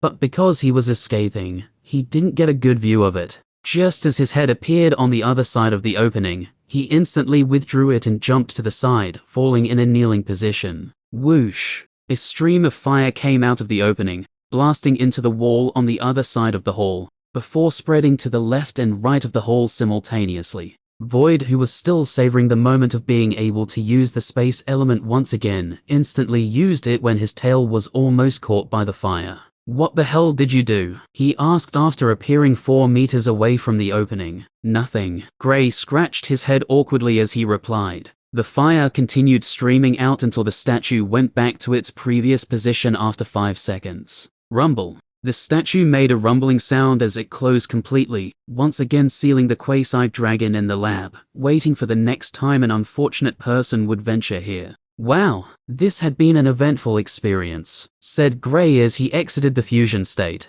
"Yeah," Void nodded. This had been the most heart-racing period of his life, and it was quite exciting. They almost died on some occasions against the quasi-dragon, before he realized his darkness element was super effective against it. And then Gray jumped 5 stages and fought toe-to-toe with the quasi-dragon, although he was overpowered sometimes. And just when they were about to exit the place, the quasi-dragon, which had kept its stage low all this, while immediately started increasing in power, before being stopped by an array. "Oh, what was that orb thingy you did that exploded?" Void asked when he remembered the time Gray used the fusion orb against the quasi-dragon. About that, Gray fell silent for a while, contemplating whether he should tell Void about it or not. Other than his obsession for shiny things, he's pretty trustworthy, he thought. Thinking of his experiences with Void, and how he had helped him on some occasions during the time they had spent together, he decided it was time to tell him about it. Although, he wouldn't tell him about the Chaos God or the Chaos Element. "I confused the elements," said Gray faintly. His voice was so low, it was almost like he was muttering gibberish. "You can what now?" Void asked with a confused face. All he heard was "I can." Other than that, he heard nothing else. He could tell what Gray was about to tell him was a secret, given his first hesitation before he finally answered. "I confuse all my elements together." Gray spoke loudly this time so Void could hear him properly. "What?" Void exclaimed, dumbfounded by Gray's words. Although he didn't know much of the world, he too had multiple elements, so he had naturally experimented on trying to merge them, which obviously ended in a failure. The only thing he knew was possible was coating one element with another, not fusing. "Yes, that was what you saw me do previously," replied Gray. He had expected such a reaction, given what he told Void was something impossible for others. But not him. If he were to tell Void that he could not only fuse the elements, but also his essence beads to boost his stage, he couldn't help but imagine his reaction. But he wouldn't tell him about that, neither will he tell him of his ability to comprehend other elements. He wanted to study him more. After all, they had only spent just over 2 months and a week or two together. "That's incredible," Void said excitedly after his initial shock. "Can others do it as well?" He could not help but ask. If it was possible for others, then he would love to learn it. After all, he had witnessed its frightening power. "I don't think it's possible. I can't really explain how I can do it, so don't ask," Gray said when he saw the enthusiasm in Void's eyes. He could almost tell what Void was thinking from his eyes, so he just rejected before he asked. Even though he was quite curious to see if another person would be able to do it if given the technique, this was not something he could just teach to anyone. Void looked down a little disappointed, but he soon threw it to the back of his head.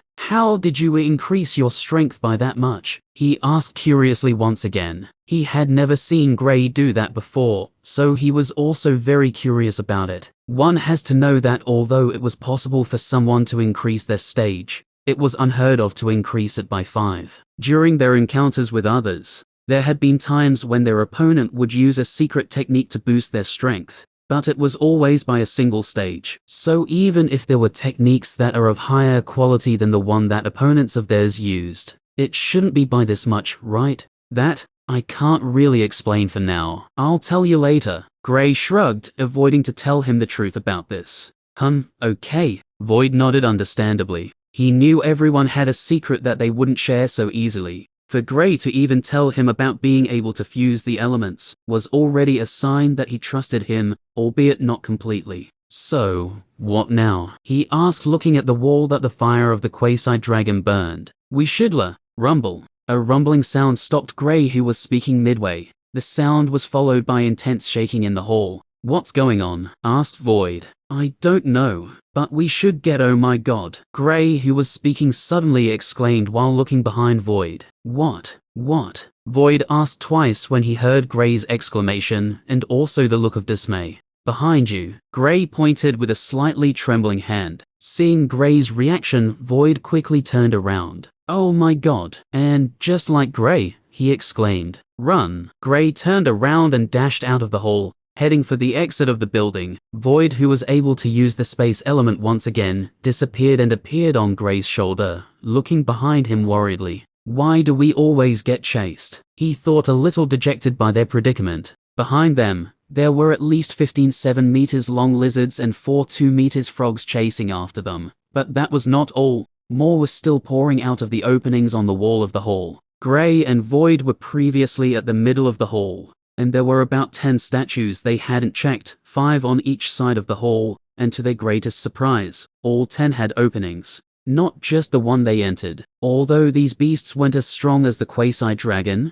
they were not weak either. Gray was only able to sense the stage of the first 4, and they were all in the 6th stage of the origin plane. The door to the building exploded, with Gray dashing out of it. He didn't dare to wait and open the door, so he just blasted it away before he got there. Croak. The loud croaking of a frog was heard 2 seconds later as 2 of the frogs were the first to appear outside the building, giving chase. The other frogs, as well as the lizards, all dashed out of the building, following behind Gray and Void. Gray ran as quickly as possible, trying to escape from the pursuit of the beast behind him, but the frogs were actually slowly closing the gap between them. "Damn it," Gray complained when he saw this. Had he not used the fusion state moments ago, he would have used it to escape from them. Although he could fight them one-on-one as a group, it was impossible for him to fight against so many of them. "Where are we going?" Void asked while looking behind them. "Anywhere," answered Gray. He was almost certain that no one had been chased as much as he had, and even if they had, most of them would not survive it. Chapter 166. Splat. A greenish gooey liquid landed on a tree, and surprisingly opened a hole in the tree, with smoke coming from the sides of the tree. Shit. It also has corrosive effects. Gray could be seen running towards the tree that was hit by the gooey liquid, and he could not help but look at it. The greenish gooey liquid was initially aimed at him, but being quick, he managed to evade it, and it hit the tree, and to his greatest surprise, the greenish gooey liquid had a corrosive effect. Croak. 2 frogs could be seen following closely behind him, while multiple other beasts could be heard from some distance away. They were all chasing after the same person, Gray. "Why are they following me? What did I do?" Gray asked himself while creating an inscription. He felt there must be a reason why the beasts were chasing after him, but he couldn't think of, and that could be the cause of it. One of the frogs following behind him suddenly opened its mouth, and its pink tongue shot straight at Gray. Void, who was on the lookout, instantly sent a lightning bolt at the tongue. Buzz. The lightning bolt made contact with the frog's unprotected tongue and sent a stream of lightning straight into the body of the frog. The frog retracted its tongue and wailed in pain. While also trembling continuously, it also temporarily stopped in place, unable to move for the time being. Void, seeing that he got one of them, laughed happily, especially at the sight of the frog quivering repeatedly. Though he knew the frog wouldn't die from the shock, it was still satisfying to watch. "What's so funny?" Gray asked when he heard Void's laughter. "I just electrocuted one." Void told Gray what happened. "Well, that's good. Now, we need to get the other one off our backs," said Gray. He had tried creating some distance between them, but the frogs were not falling behind, rather, they were slowly catching up to him. If the chase continued this way, then they would definitely catch up with him. Had there been only these two beasts, then he would have already stopped and tried to fight against them. Even though it wouldn't be easy, he was sure he would be able to defeat them, with the help of Void that is. Gray was currently running towards the south, and the beasts were chasing after him continuously. After 1.5 minutes of running, Gray had finally set up the inscription, while managing to keep himself alive as well. While he was running, the frog would continuously spit out those greenish gooey liquids at him, which Void blocked some of them, while he dodged the remaining ones. Scampering through the trees, he remembered when he was being chased by the horde of apes. It hasn't even been close to 2 weeks, yet here I am, being chased once again, he thought self-mockingly. If only I could encounter people just like the last time. Boom. The attack missed the frog, who agilely jumped to the side to escape from it, while also spitting out the greenish gooey liquid. The greenish gooey liquid hit a tree ahead of Gray, and was able to eat away a part of it, making the tree fall in the direction opposite Gray. Bang! The sound of it hitting the ground reverberated out, while Gray jumped above the just fallen tree. He once again used the inscription to attack, while Void also followed up with an attack of his own. With both attacks coming from 2 different angles, the frog was forced to spit out its gooey liquid at Void's lightning attack. When the gooey liquid touched the lightning, it let out a sizzling sound with steam rising up into the air, 3 kilometers in the direction Gray was currently headed. "Where are your friends?" the young lady asked icily while looking at the young man with ruthless eyes.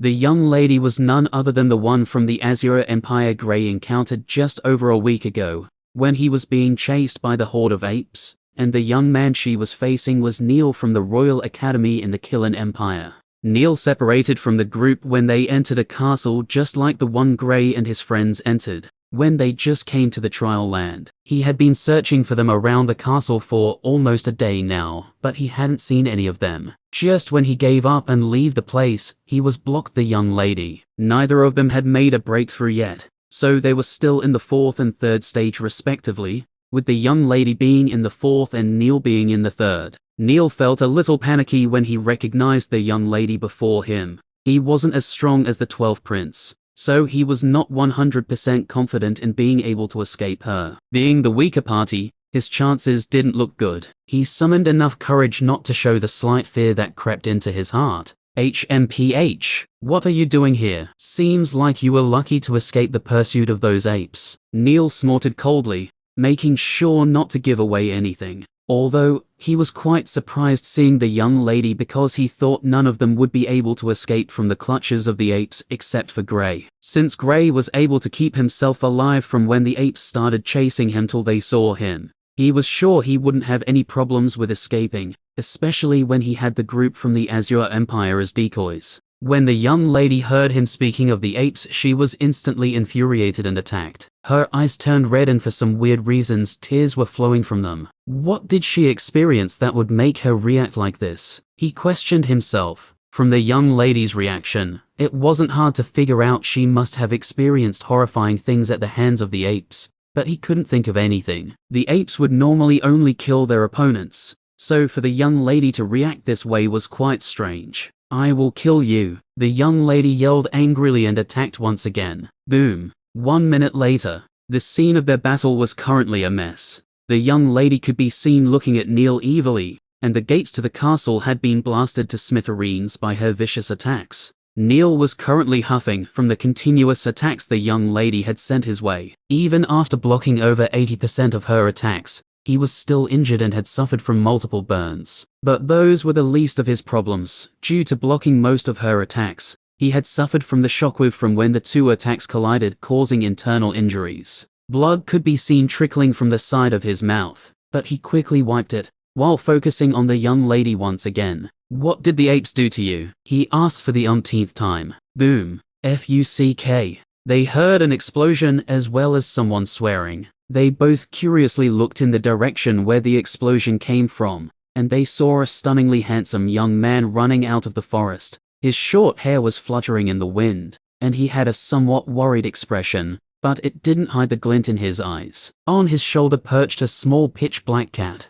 They were both dumbfounded when they saw the young man because he was someone they had seen not too long ago. "It's him," they exclaimed simultaneously. Gray, who was running, already knew there were people here, so he wasn't too surprised when he heard their voices. "Oh, hi," he waved when he saw how both Neil and the young lady were staring at him. "It's all because of you. You made them did those things to me." The young lady screamed and charged towards Gray, who was running their way. "What are you saying? What did they do to you? Also, who are you?" Gray asked 3 questions simultaneously. "I'll never forgive you," the young lady yelled hysterically and completely forgot about Neil while charging at Gray. Neil just watched from the side, his curiosity eating him up as he asked himself the same question. What did they do to her? Unfortunately, the young lady had refused to tell even after he asked her multiple times during the battle. It wasn't like he cared or anything, it was just his curiosity getting the better of him. Chapter 167. Gray was stunned seeing the young lady running hysterically towards him,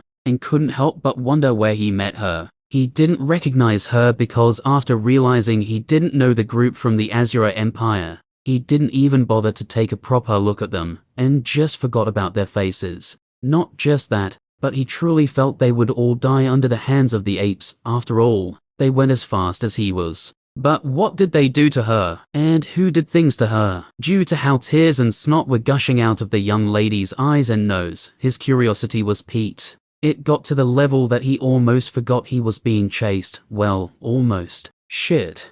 Who are you? Get out of my way." He waved his hand, sending a stream of wind that blew the young lady back. He was trying to run away, yet this unknown young lady was running towards him while crying. The only reason he refrained from harming her was that he didn't know who she was, and he couldn't just start killing people left and right, just because they were running towards him. What if the young lady was only mistaking him for someone else? But the case would be different the moment the young lady tried to attack him though. If she were to attack him, then he wouldn't take her as a stranger, rather, she'll become an enemy he would try to take down. After all, he couldn't just sit by and allow her to attack him, just because he thought she's mistaking him for someone else. "You really don't remember her?" Void asked on seeing Gray's confusion. "No, have we seen her before?" Hearing Void's words, Gray figured they had crossed paths with this young lady before. He had crossed paths with a lot of young ladies, and he didn't really remember all of them. The only ones he remembered were the eye-catching ones or those who did something worth remembering, either good or bad. "Yeah, remember the group that helped with the lightning apes? She's the girl you told me to jump into her arms," explained Void. "Oh, it's her. To think she survived." Gray immediately remembered the young lady, although not too well, but he recalled telling Void to jump into the arms of a young lady to make the ruse seem more believable to the apes. Wait, doesn't that mean she's talking about the apes? What did the apes do to her? Gray's mind jolted when he thought of the apes. He couldn't think of the apes doing any other thing, other than ripping their opponents apart. "I don't know," Void shrugged. He too was quite curious as to what the lightning apes did to the young lady. "You bastard. You'll not die peacefully." The young lady cursed and immediately threw an attack at Gray. "Damn it." Gray complained internally and created an earth wall to block the attack. "Shit. Our friends have caught up," Void said in exasperation. "Croak. What's that?" Neil asked while curiously looking at the forest. All of a sudden, his body trembled as if he recalled something. Then he looked at Gray, then back at the forest, then back at Gray again. Soon, he connected the dots. How could I be so dumb? He questioned himself as he gradually started taking steps back. This was exactly like the last time he saw Gray.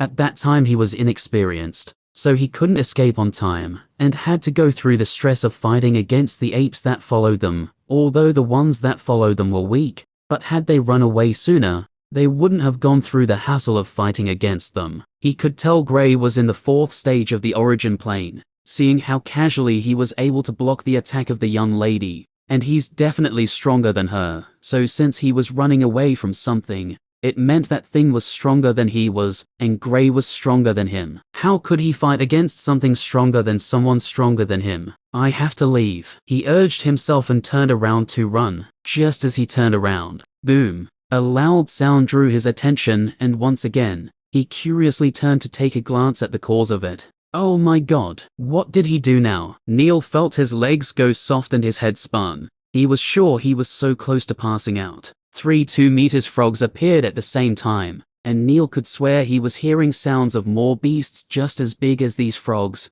if not bigger, coming their way. How does he always survive this? He asked as he dashed towards the west. The frogs scared him, they scared the shit out of him. If he were to stay there a little longer, he might just piss on himself. While Neil was escaping, the young lady whose mind had been cloudy by hate didn't even see the frogs. The only thing in her eyes right now is Gray. All she wanted to do was kill him. That was all that mattered, nothing else. She yelled and once again charged at Gray, preparing an attack which she soon released. The young lady's attack went straight at him. Void. Gray yelled internally, not bothering to look at the attack. I know, Void replied and disappeared from his shoulder, before appearing ahead of him. The moment he appeared, the stream of fire coming at them slowly started disappearing after getting within 1 meter of him. The muddle-headed young lady felt like she was seeing things, and couldn't help but rub her eyes to get a clearer view. Whoosh! The fire appeared behind the unsuspecting young lady, slamming into her back. Ugh! She screamed in pain when it hit her. The force of the fire sent her flying in Gray's direction. One of the 3 frogs shot out its tongue, even though the distance between it and Gray was a whooping over 300 meters. She's coming, Void said after his counterattack sent the young lady flying. Okay. Gray nodded and prepared himself for what would happen next. Since he was running over, it didn't take up to 2 seconds for him to reach the young lady who was mid-air. He caught her leg, took a spin, and threw her in the direction of the tongue. The whole scene flowed so naturally that one would feel like Gray, Void, the frog, as well as the young lady had practiced this routine 1,000 times. The frog's tongue got hold of the young lady, and the shocking thing about it was that the tongue was over 40 meters away from the frog's body. Neither Gray, nor Void, nor the escaping Neil, whose curiosity was making him take a peek at what was happening, could comprehend how a frog's tongue could stretch that far. How's that even possible? Neil felt his view in life was taking a turn, a bad turn. But just when he thought he had seen it all, the frog retracted its tongue, along with the injured young lady, who was attached to the end of it, and opened its mouth wide, swallowing her whole. Even though the frog was 2 meters in length and just over 1.5 meters in height, Neil felt it shouldn't be able to swallow the young lady who was just over 1.5 meters.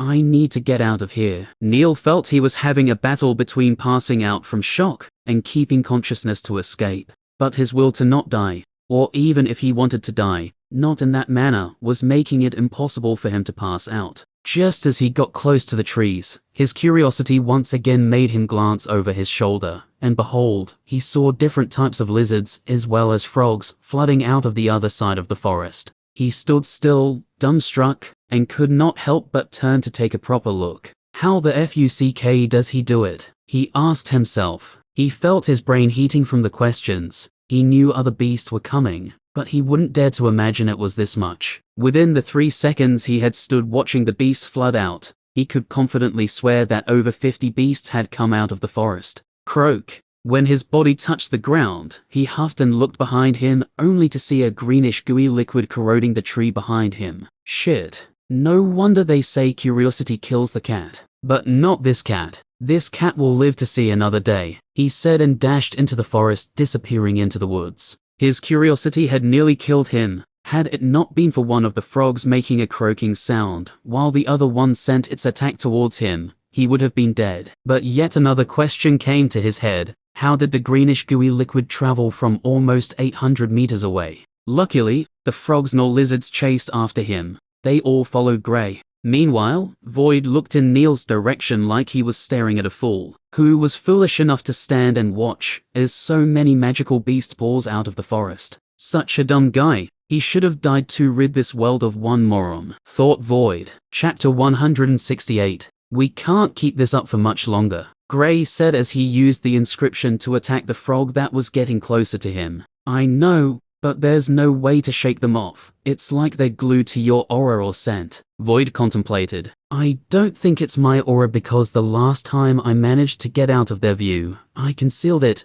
yet they still found us. Gray said while running past the compound. He suddenly halted and looked at the castle again. It's like the one I entered with the guys when I just came here, he said. Standing at the place the gate was supposed to be, he looked behind him, then at the gate. His mind quickly flashed to the castle and everything that happened there. If this one is just like that one, then it meant there would be trials inside. It also meant that he would be able to escape his pursuers. Let's go inches. He steeled his mind and decided to take the risk. He didn't know what trials this place had in store for him, but if it would keep these beasts away, he was okay with it. After using the fusion state against the Quasi-Dragon previously, he should be resting, but he couldn't because he had to escape. When he entered the compound, he turned around and created a wall to block the space. After doing that, he channeled water essence towards his feet and then into the ground. He had already gotten better at turning the ground into mud, and could easily determine how much essence is needed to create an extremely thick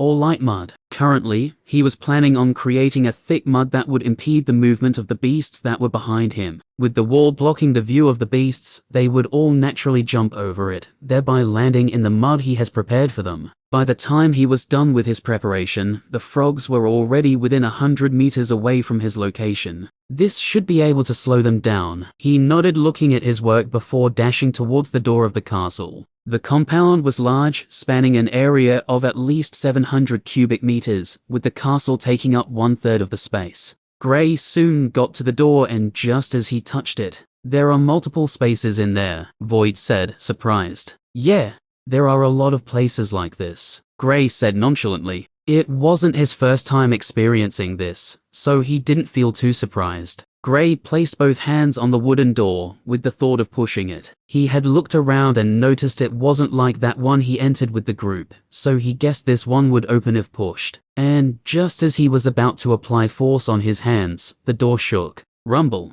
Creak. After shaking once, it slowly started opening up. "Oh," Gray exclaimed lightly, not expecting the door to open in this manner.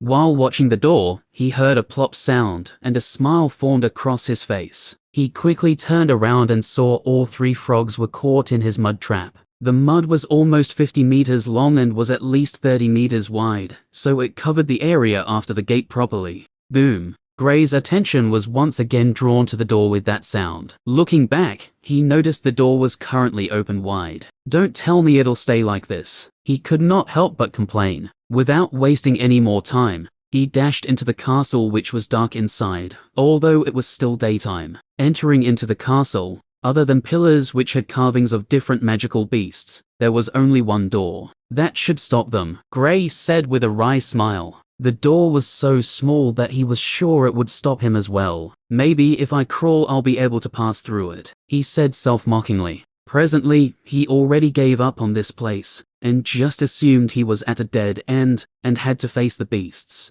If I turn back now, I should be able to escape, thought Gray, just as he turned around. "What are you doing?" Void asked with a confused expression. "Leaving on time so I could still keep a good distance away from them," replied Gray while walking towards the wooden door, which for some reason was closed. He didn't hear any noises, so he was quite surprised that it was closed. "Aren't you going to enter this place?" Void looked at him strangely. "I know you can pass through it, but have you seen the size difference between us? I'm sure only my head could get past it," Gray replied while trying to open the door. "Fuck, why won't it open?" He cursed out loud when even after using all his strength, the door didn't budge in any way. "Because it can only be opened from the outside," Void said. "Shit. We're such a bad decision." Gray sighed while shaking his head in disappointment. He never thought a single decision would cause so much harm. It might even cost him his life. There's no way for him to leave this place. Yet, the beasts don't have a problem with getting in. If not for the mud trap he set outside, then he would have already started fighting against the beasts by now. "Is anything wrong with your head or something?" Void had a strange expression while staring at Gray.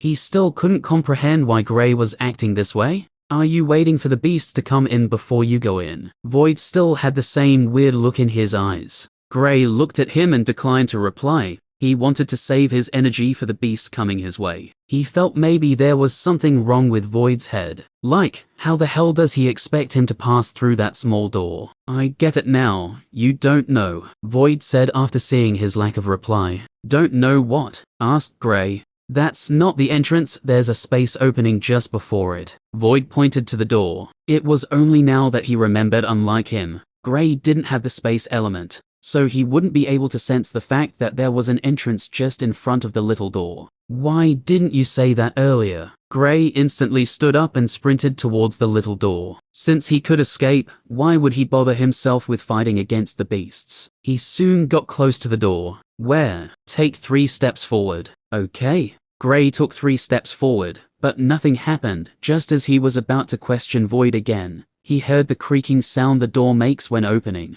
He unconsciously took a 4th step, and just as his foot touched the ground, he was sucked in with a flash of dark silvery light. Oh, looks like it's the 4th, Void said awkwardly. Where's this? Gray asked, looking at the dark space around them. He was currently floating, and looking ahead of him, he saw 12 lights. Other than that, he saw nothing else. It was like he was in the night sky, and the 12 lights were the stars in it. Judging from the direction he was headed, he realized he was going towards the 3rd light. He counts from the left. A space created by a space elementalist, said Void. Wow, amazing. The space element truly is unique, Gray exclaimed, surprised by what the space element was capable of once again. He hopes to awaken his sooner, but alas, it was easier said than done. He knew how long it took for him to awaken the other elements, and luck was also what helped him in shortening the time. Had he not been lucky, then it would take longer. Comprehending the elements was just too hard, and since he had to increase the grade of the ones he had awakened,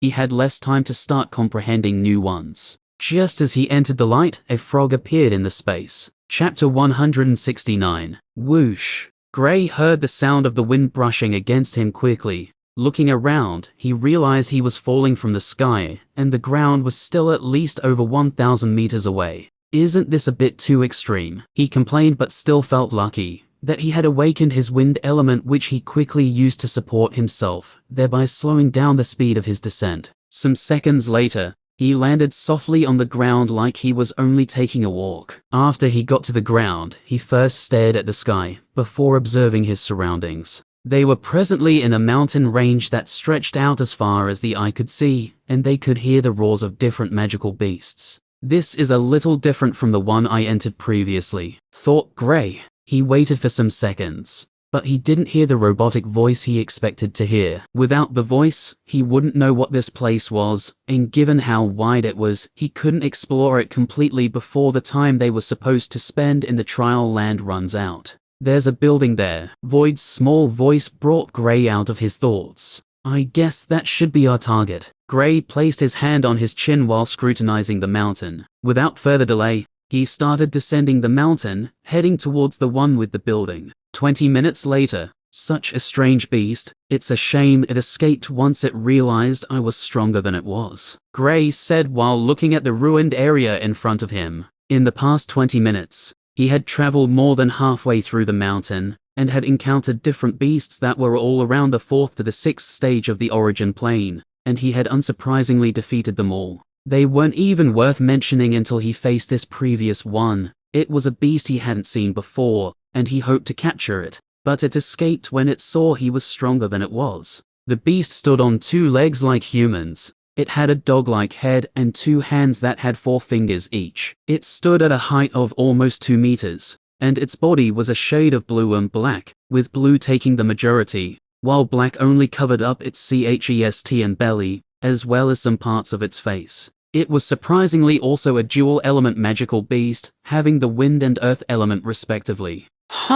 We need to get going. Void looked towards the top of the mountain while talking. What's up? Gray asked after he had already started walking. He didn't know why Void said that they needed to get going, but he decided to start heading forward anyway. In case he needed to run, he'll have a good head start. Looks like one of them entered this place, and it is headed here very quickly, explained Void. Just one. Gray wanted to get a confirmation of the number. If only one of them entered this place, then he wouldn't mind killing it. After all, the only reason he was running away was that they were just too many, and he couldn't fight against them. Yes, but since one of them is here, it wouldn't take long for the others to come in here as well. The sooner we leave this place the better, Void advised. No. Gray shook his head. He initially thought of killing the first one, but after hearing Void's statement, he changed his mind because he knew he was right. The sooner we find out why they're chasing after us, and how they keep finding us, the better. We can't keep running forever,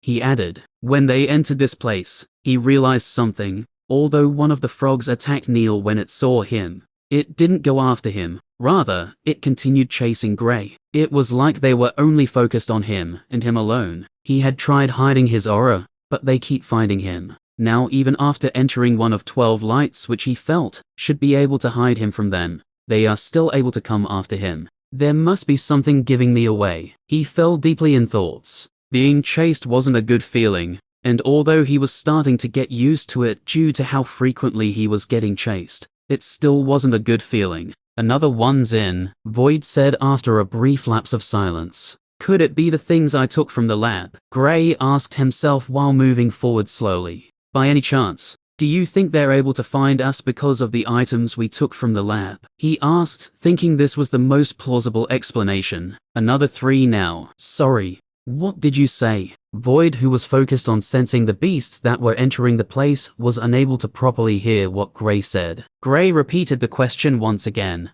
That might be a possibility, but we really can't be too sure, Void said. Then there's only one way to find out. 5 minutes later, Gray was currently almost at the foot of the mountain, but Void was unexpectedly not with him. Can you hear me? He transmitted his voice over to Void, who was nowhere to be seen. Over 1 kilometer away from Gray's position, Void could be seen jumping from tree to tree with a grumpy face. Yes, he replied grumpily. Gray chuckled on hearing how he responded. He was still left speechless by Void's obsession over shiny things. After he thought of the possible reason they were being chased and found by the beasts, he suggested that he and Void should head in 2 separate ways, with each carrying one of the items he took from the lab. The second Void heard his suggestion, he instantly voted to be the one to take the blade, while Gray took the glass tube that held the lizard. Gray naturally wouldn't agree to this, and after spending almost 1 minute arguing who would take the blade, he won. The reason for that was because the blade was in his storage ring. He was praying fervently, hoping the beasts don't come after him, because the thought of discarding such a great weapon was already giving him a heartache. It's amazing how we can communicate even from such a far distance, Gray said, trying to get Void's mind off the blade to help lighten his mood. Void is truly a great companion, and other than his love for shiny things, he was great. Gray isn't even bothered about it, since everyone has something they love. Although, there's a high chance that Void's obsession would get him in trouble, just like with the lightning apes. Yeah, I didn't think we would still be able to communicate even from this distance, replied Void. They soon focused on speaking about the mind link and its possible limitations, which slowly took Void's mind off of the blade. I'm almost at the next mountain. What next? Void asked as he appeared at the foot of the mountain, knowing another side, preparing to head into the next mountain. Wait there, replied Gray. At first, Void suggested that after he was a good distance away from Gray's location, he would drop the glass tube and head back,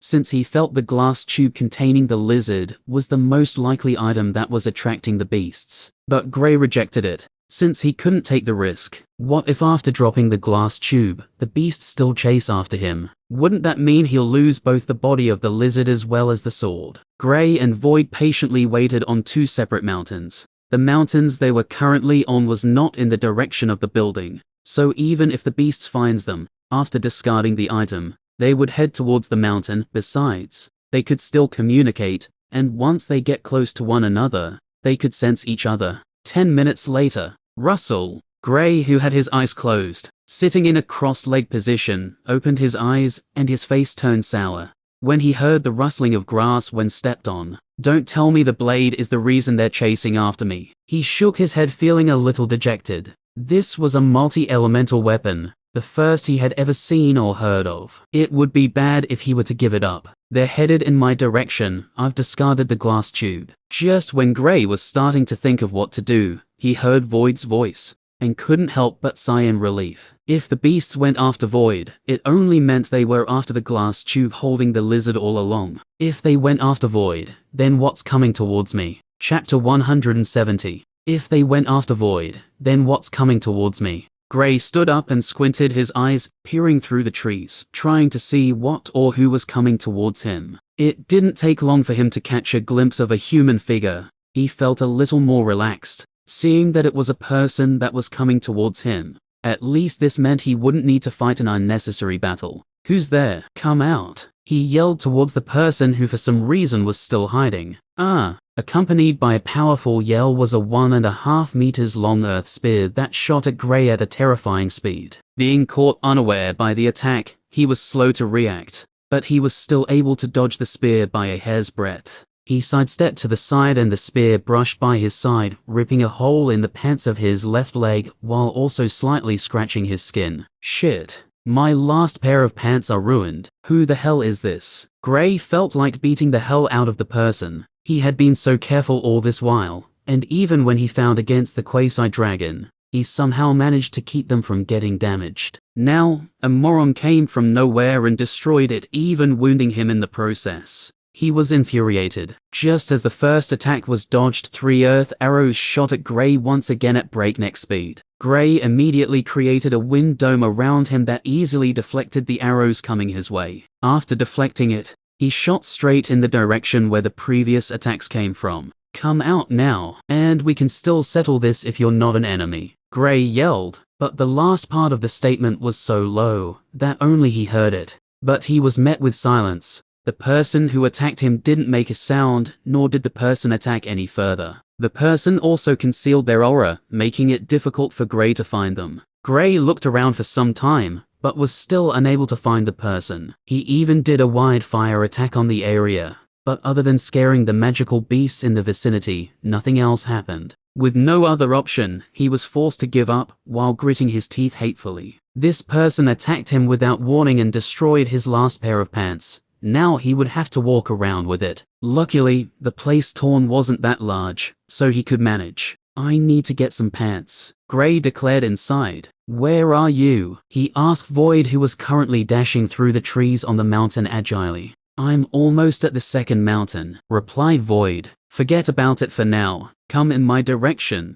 and if you see any humans on the way, inform me. Also, when you get here, don't immediately show yourself, Gray said. He wanted to find who attacked him, and he felt Void was the best guy for the job. Given how sharp Void's senses were, he might be able to pick up this person who seems to be quite good at hiding. Is anything wrong? Void couldn't help but ask when he heard Gray's words. Gray went on to tell him about his ordeal, and his quest for revenge. After telling Void about it, he looked around vigilantly, then walked away from the place. But he didn't go too far, only about 1 kilometer from there. He walked towards a big tree that was able to perfectly block the sun and sat in a cross-legged position. How did the expert put a sun in this personal space? Gray asked as he stared at the sky through the leaves of the tree. Even after being here for almost 1 hour, Gray was still dumbstruck by the fact that this was a space created by someone. It was almost like the real world. In fact,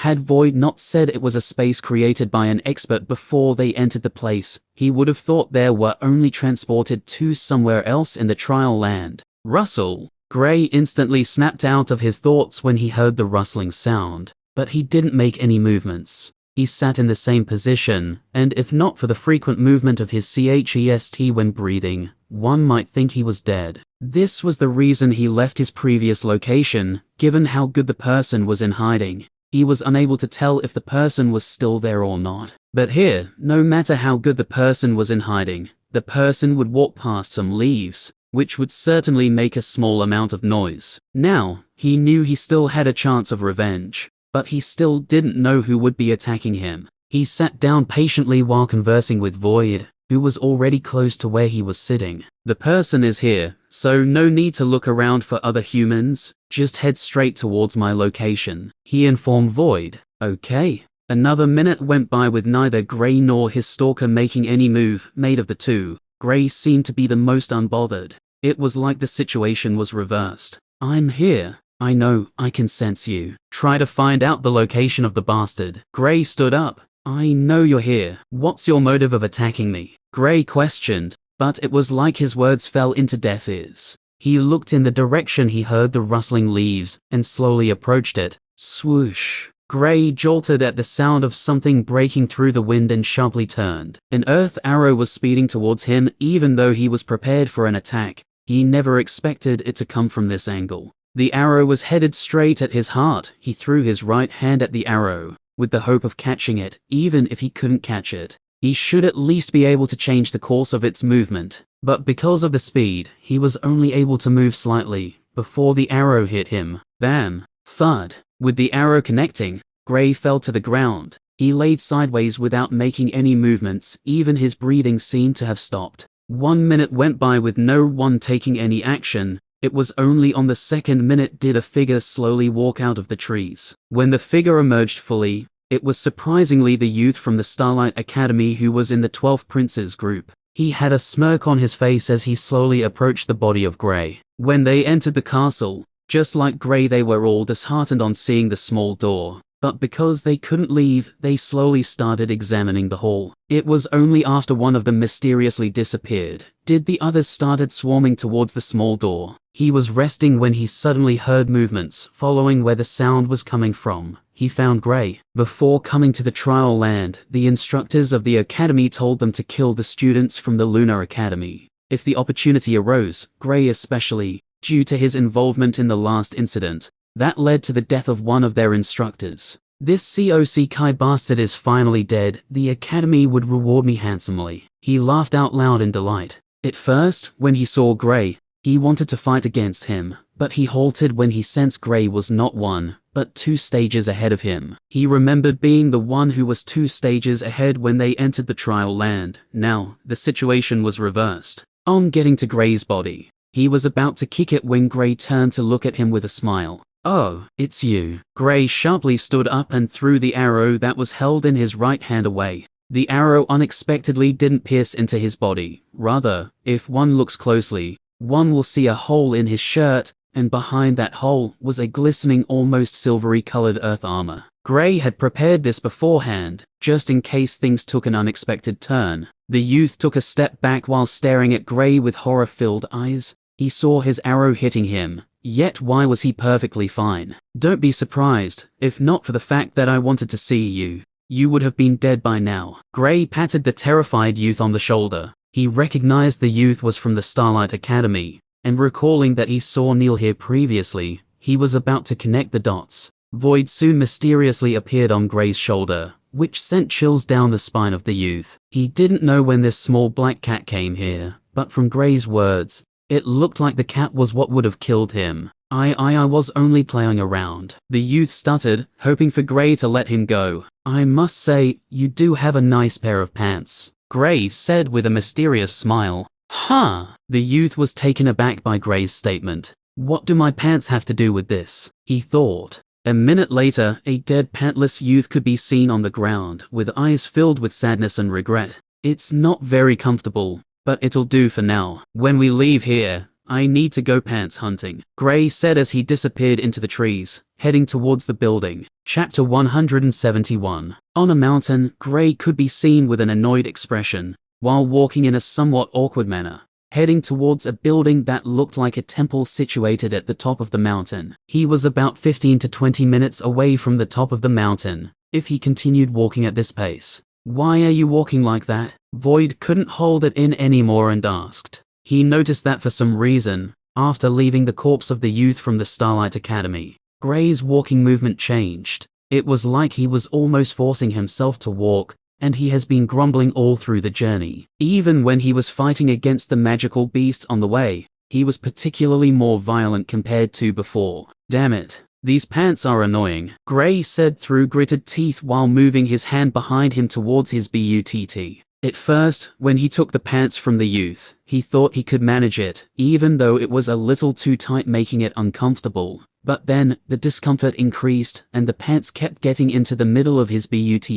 He didn't know how many times he had removed it since he started the journey, and whenever he was fighting, it was worse. He couldn't help but regret the fact that he discarded his old pants when he took this one. I didn't think I'll ever say this, but I miss my old pants, Gray said with a sorrowful face. Void, who was on his shoulder, disappeared and appeared behind him, observing his butt. They look perky, he exclaimed. Huh? What? Gray asked as he turned around to look at Void. Your butt. This pair of pants is very tight, keeping it firm, Void said seriously.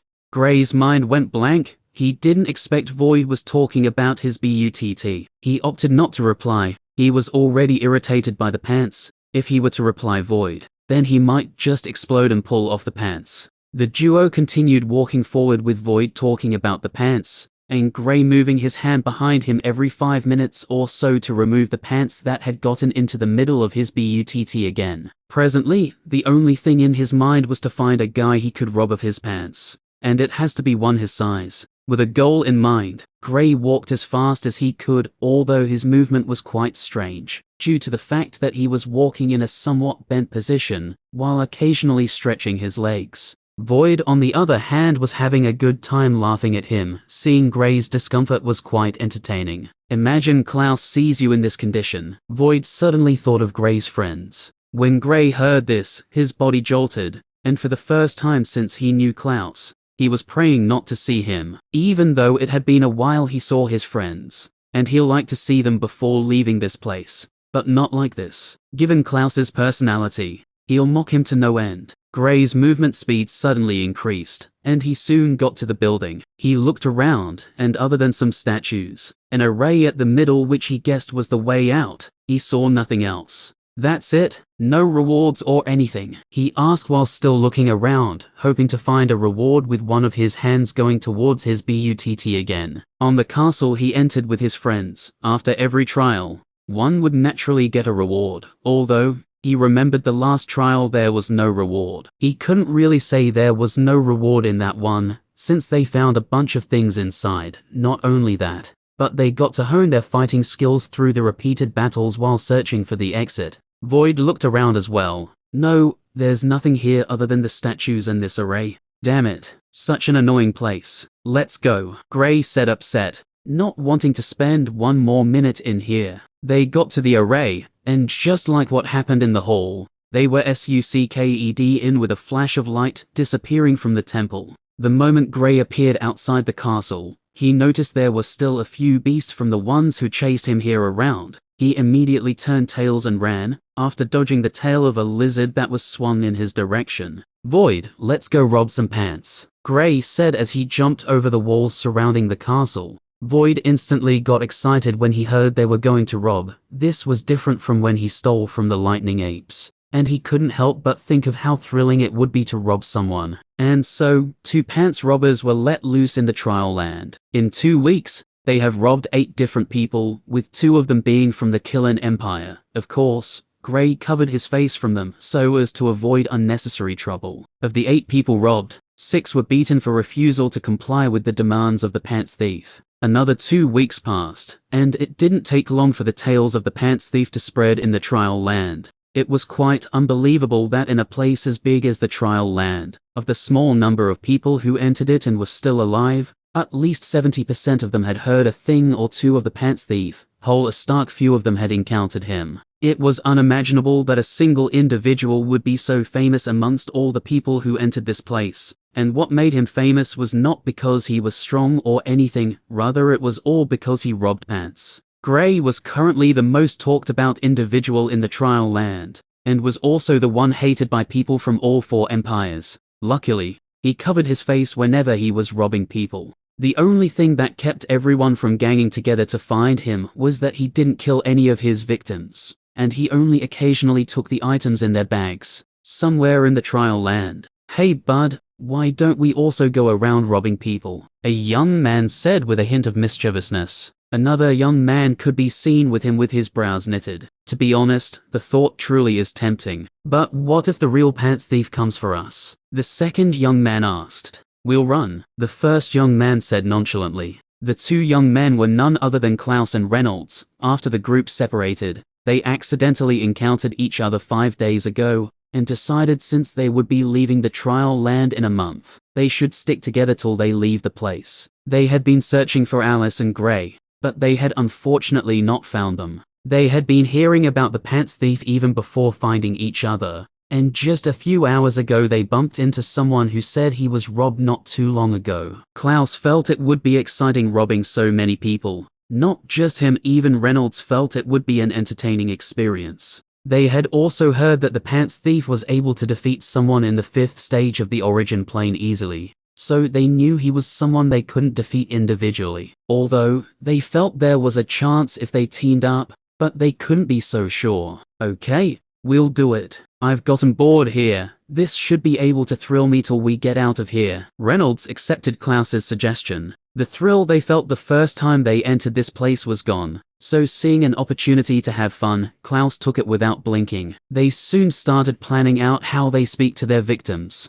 I have a suggestion. Why don't we rob ladies as well? Clouse suddenly said with a grin. Reynolds gasped as he looked at Clouse with enlarged eyes. That would be even more thrilling. But wouldn't that leave the ladies naked? Reynolds asked. They should have spare clothes. Have you seen any of the people robbed by the pants thief naked? Clouse asked after some time. Besides, we're only doing this for fun. If the ladies truly don't have spare clothes, we would leave them alone, he added. After their discussion, another set of pants thief was set loose on the trial land, and this group even robbed the ladies. Within 1 week, this group of pants thief grew even more famous than the first one, and many believed that the pants thief found a companion. Gray, who had stopped robbing people, was dumbfounded by the news of another pants thief, and the only people who came to his mind was actually Clouse and Reynolds. He didn't think there would be anyone who would be that bored to start robbing people, and given the fact that they were robbing ladies,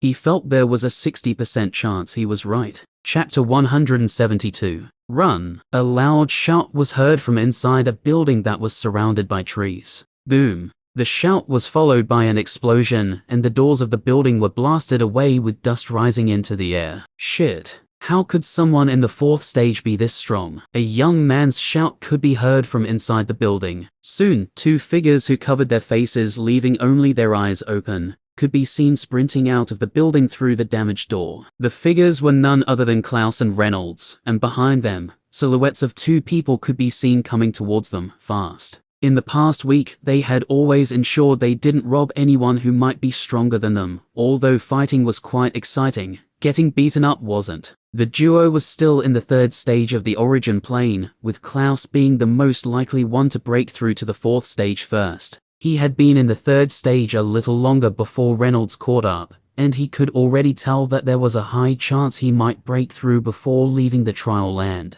Stop there, pants thief. I've been searching for you 2 for a long time now. A young man's voice could be heard coming from behind them. Soon, the figure of a dashing-looking young man appeared. The young man was handsome, although not at the level of Gray and Clouse. Compared to others, he was very handsome. The young man was putting on a righteous expression that one would think he couldn't condone anything evil, and behind him was a stunning young lady. The young lady had a slender body with almost perfect features, and a round pretty face that would stand out even when placed in a crowd. Unfortunately, she was almost robbed by Clouse and Reynolds, who didn't give a damn if she was pretty. Just as they were about to rob her, the young man appeared out of nowhere trying to play hero. When the duo sensed his stage, they didn't bother about it too much, since he was only a stage above them, and the young lady was in the same stage as they were. Being people who were confident in their abilities to fight across stages, they engaged in battle,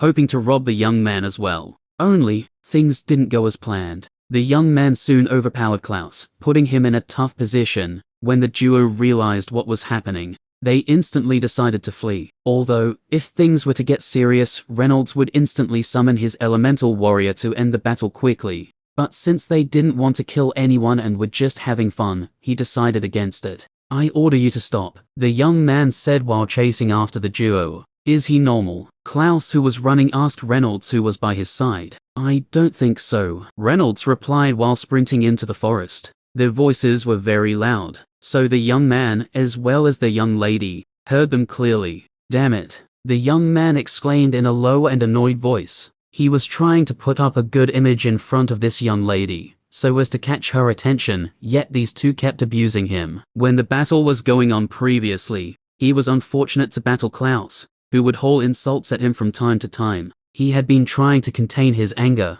so as not to show his real image in front of the young lady. But Clouse was driving him to the brink of exploding. Given Clouse's use of words, it's quite amazing that the young man had been able to hold himself back till now. Hey, this wasn't part of the plan, Clouse suddenly yelled. Huh? Reynolds, the young man and the young lady, all wore a confused expression. Hey, bud, what are you talking about? Reynolds asked Clouse in a low voice. Just play along. I'm trying to make him look bad in front of the young lady, Clouse said with a cunning grin. What are you talking about? The young man asked. Stop playing dumb. I only agreed to the plan because you said you'll give us some treasures, yet you're overstepping the boundaries, Clouse said in an angry voice. If one who didn't know the truth heard him, they would truly feel he was annoyed because of how the young man was treating him, and the young lady was starting to have some doubts. Hearing what Clouse said, she couldn't help but feel that what he was saying might be right, although there was also a possibility that Clouse was only trying to separate them. But the moment doubt came into her mind, she'll naturally not trust the young man anymore. After all, the way the young man appeared seemed quite rehearsed, and even the line he said when he appeared was also quite captivating. What is he talking about? The young lady immediately questioned. I don't know what he's talking about. The young man immediately denied it. And it was the truth, only it didn't sound convincing in the ears of the young lady. Anyone caught stealing would naturally deny it. So there was no way the young lady would accept it instantly, and he didn't know him in the first place. Stop denying it. You said after we allowed you to show your strength a little you'll let us go, but now you're pushing us too far, Clouse yelled, feeling wronged. But he had a wide smile plastered across his face. It was just that there was no way for the young lady and young man to see it. Yeah, don't push us too far, Reynolds added with a wrong voice. What are you saying? The young man yelled, almost on the verge of tears. He didn't know what they were talking about. He was only following the young lady, and he couldn't help but feel happy when he saw Clouse and Reynolds robbing her. He instantly stepped forward and said a cool line he read from a story when a hero was rescuing a beauty, and he felt great. He even saw a glint flash past the eyes of the young lady, and he felt he was getting close to his target. But now, a single statement from Clouse had ruined everything. Stop! Clouse suddenly yelled, and everyone, except for him and Reynolds, stopped. When they saw that the young lady and the young man stopped running, they both stopped and turned around. I don't know them. The young man tried explaining once again, but the doubt in the young lady's mind already overshadowed her. Thank you for your help, goodbye, the young lady said and left. Although she didn't know if Clouse was lying or not, but she felt thanking him was a must since, even if it might be a ploy, he did help her. The young man's eyes turned red from anger, and he looked at Clouse and Reynolds with annoyed eyes. He was incensed. You bastard. I'll kill you, the young man yelled and charged at the duo. Okay, enough, Reynolds said calmly, and his elemental warrior appeared behind him. The young man who was charging towards them immediately stopped, and a look of dread appeared in his eyes. He didn't imagine the duo were actually hiding their strength. Why did you say that? He questioned angrily. You're a moron. Why did you keep chasing us? Clouse asked. You've already gotten her attention, yet you wanted to do more. If I may ask, what did you plan to do to us if you caught us, kill us, beat us? I'm really curious to know, Clouse asked while smiling, but all the young man saw were his eyes. I only wanted to teach you some lessons, the young man stuttered. He knew any wrong words from him, and he might lose his life to the duo. Oh really? Bud, why don't we do to him what he wanted to do to us? Clouse looked at Reynolds, squinting his eyes. Reynolds nodded with a chuckle. He also felt like teaching someone a lesson, and the young man volunteered himself. Before long, screams of pain could be heard resounding in the forest. Luckily, the young lady had left, or the young man would have been badly embarrassed. After being taught a thing or two by the duo, they went on to rob him of his pants.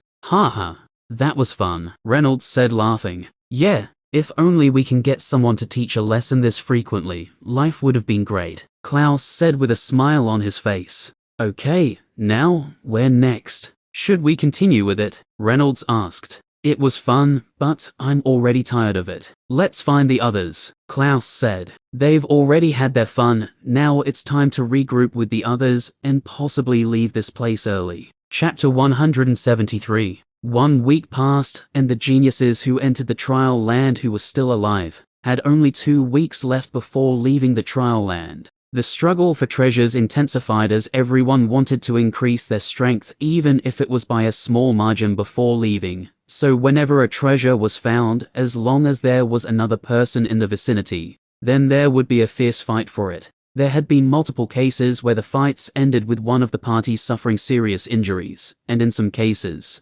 losing their life. Even the pants thief who grew famous during the past month and a half had been almost completely forgotten, and since no one was being robbed anymore, they were slowly forgetting about them, and all their focus was placed on finding treasures. On different parts of the trial land, fights could be seen breaking out every now and then. Had it been when they first entered the trial land, then the geniuses would try to keep their distances from each other. But now, some people were actively getting closer to others, with the hope of stealing something from them. In the next 2 weeks, they will all use 1 week to search for treasures. Then the last week would be used to travel back to where the formation was located in the trial land. Every single individual in the trial land was searching for treasures, except for Gray, Clouse, and Reynolds. Unlike the majority, they were actually searching for each other. Even Alice was searching for treasures, so it was quite strange that there were 3 people here who weren't too interested in increasing their strength. On a rocky path, Gray could be seen gradually heading to the top of a mountain,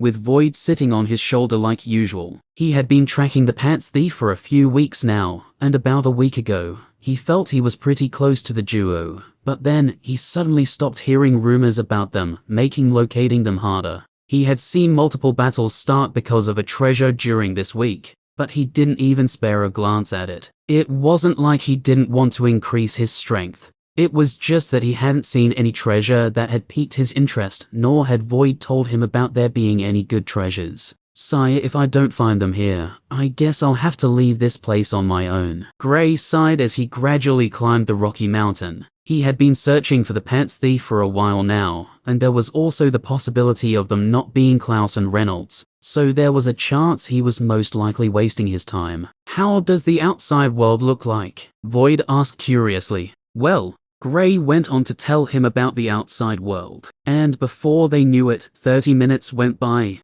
and they were at the top of the rocky mountain. On getting to the top, it was empty. Looks like our search is in vain. Void looked around trying to see if there were any signs of people passing through here, but he unfortunately didn't find anything. Gray also looked around and shook his head in disappointment. Guess we'll be leaving on our own then. They started their descent, only Gray decided to pass through the other part of the Rocky Mountain. 2 hours later, 6 kilometers away from the foot of the Rocky Mountain, 2 young men could be seen on a rocky plain. They were Clouse and Reynolds, who were searching for Gray and Alice. I knew finding them would be difficult. Why don't we head back to where the formation is located? If we don't see them on the way, then we'll wait for them outside, Reynolds said while staring at the sky with squinted eyes. Clouse nodded. He knew finding either Gray or Alice in this large place was going to be difficult. Of all the times that they had encountered each other, it was due to pure luck, and he didn't expect they would always be that lucky.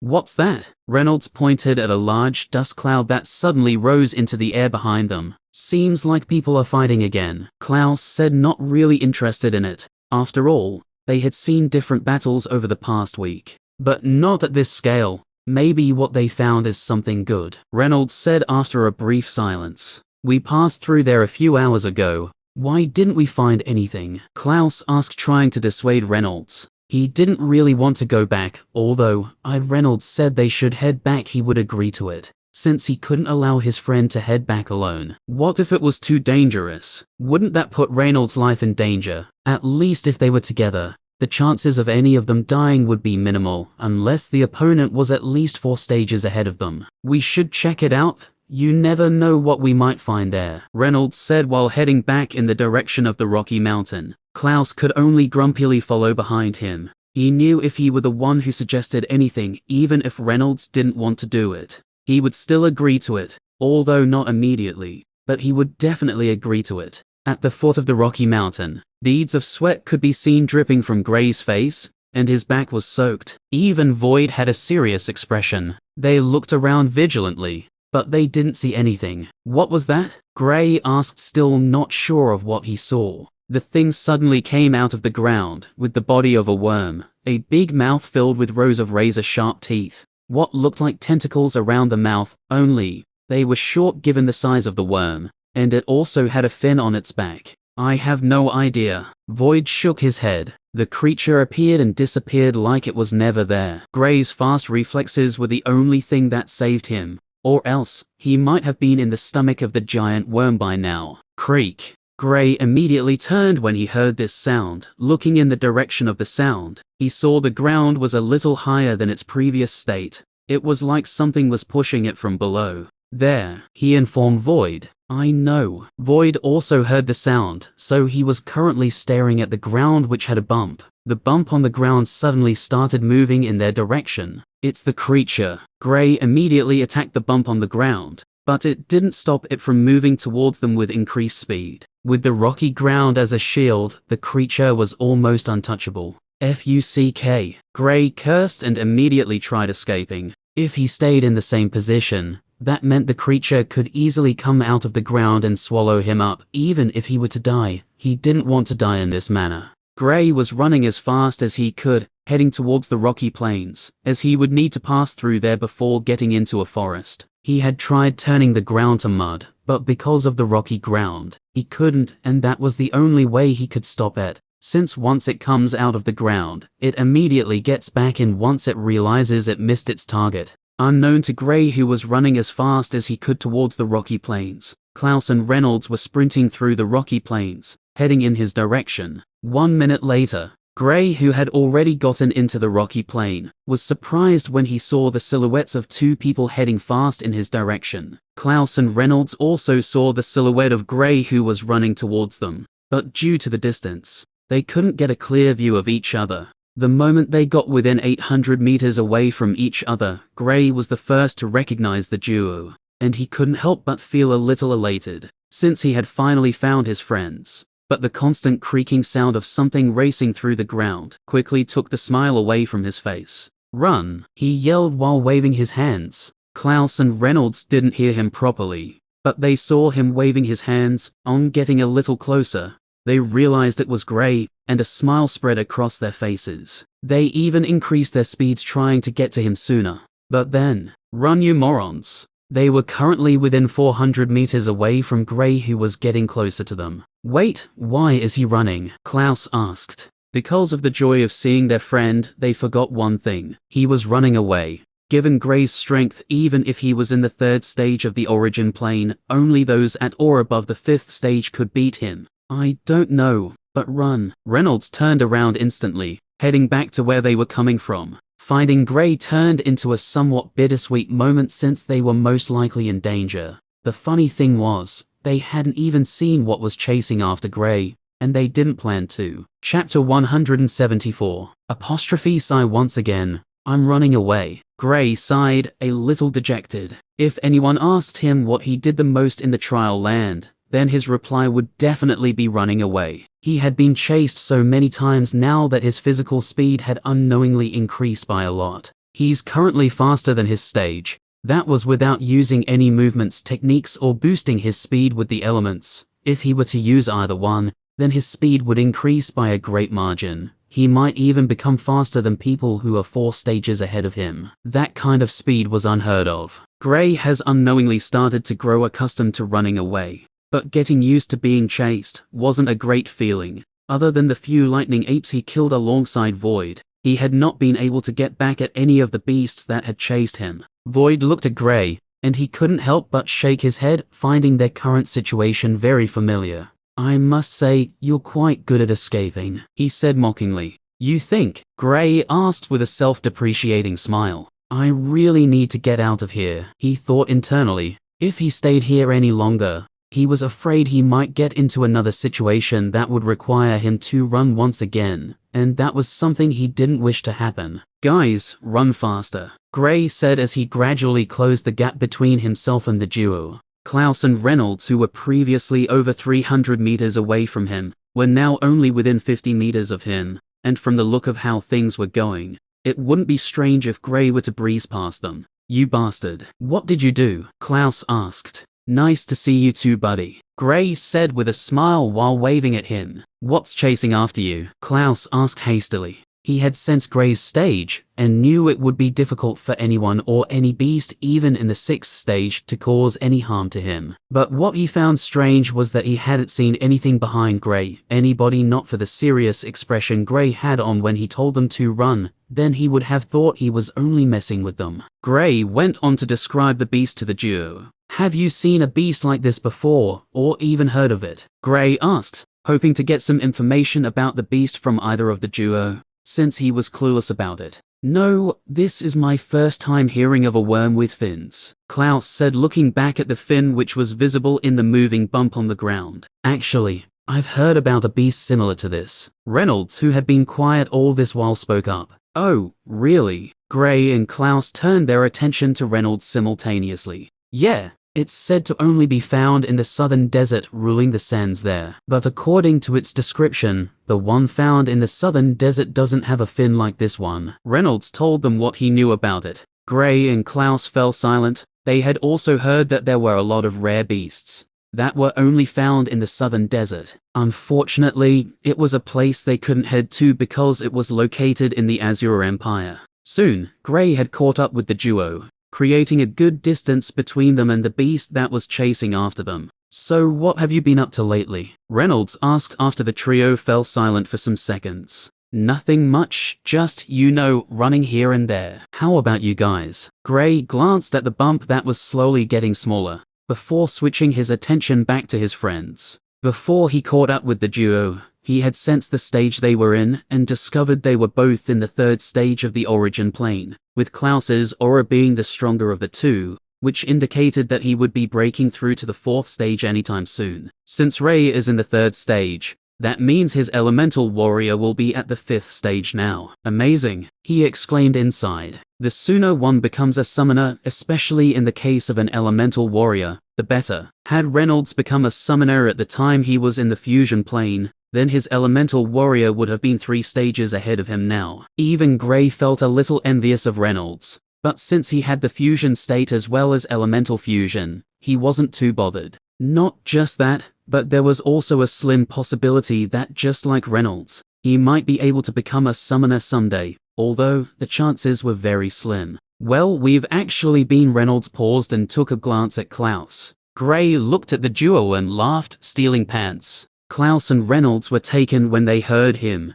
not expecting him to easily guess they were the ones who had been stealing pants. "What I don't get is why you actually decided to start stealing pants. And even from the ladies as well." Gray looked at the two curiously. "We got bored, so when we heard someone was going around stealing pants, it sounded fun, so we decided to join in as well," Clouse explained. "TSK, if only they knew why you started stealing pants," Void said with a chuckle when he recalled the way Gray walked after stealing the pants of the youth from the Starlight Academy. On hearing Void, Gray also remembered that day, and he couldn't help but feel grateful that he didn't encounter Clouse and Reynolds then. Even Void was still mocking him about it, so it's easy to guess what Clouse and Reynolds would do to him. While the trio was speaking about the pants thief, Gray suddenly heard the usual creaking sound that the ground makes when the beast is speeding through it. He couldn't help but turn to the source of the sound and realized it was coming from their right, and he recalled the one chasing after them was behind them.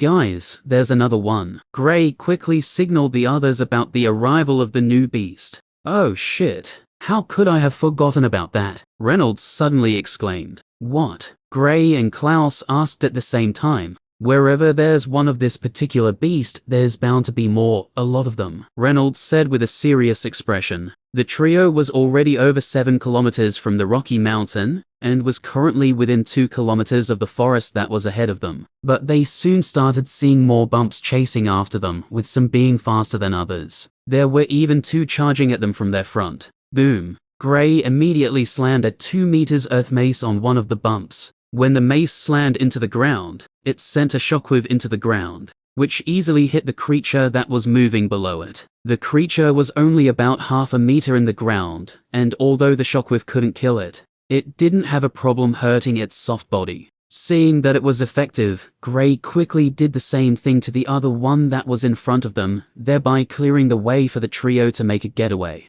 By the time they got to within a kilometer of the forest, there was already more than 10 bumps behind them. All the ones that had appeared ahead of them had been taken care of by Gray. Although, there was a time when one got close to them and came out of the ground with its mouth wide open, trying to eat one of them. But unfortunately for it, the only thing that went into its mouth was Clouse's huge ice needle and Reynolds' lightning bolt. When both attacks connected, the creature was fried by the lightning from the inside out. But it quickly cooled down from Clouse's ice needle, before turning into an ice sculpture. Clouse had gotten increasingly better at using the ice technique Sub-Zero he got from one of the 54 paths. Now he could even occasionally get the ice needle to the freezing level. With the trio working together, they were able to fend off the beasts while edging increasingly closer to the forest. Gray initially planned on using mud to stop the beasts before killing them, but then he remembered something. Clouse and Reynolds didn't know of him having the water element. Stuck in a dilemma, he quickly improvised. Instead of making mud, I'll try making lava instead.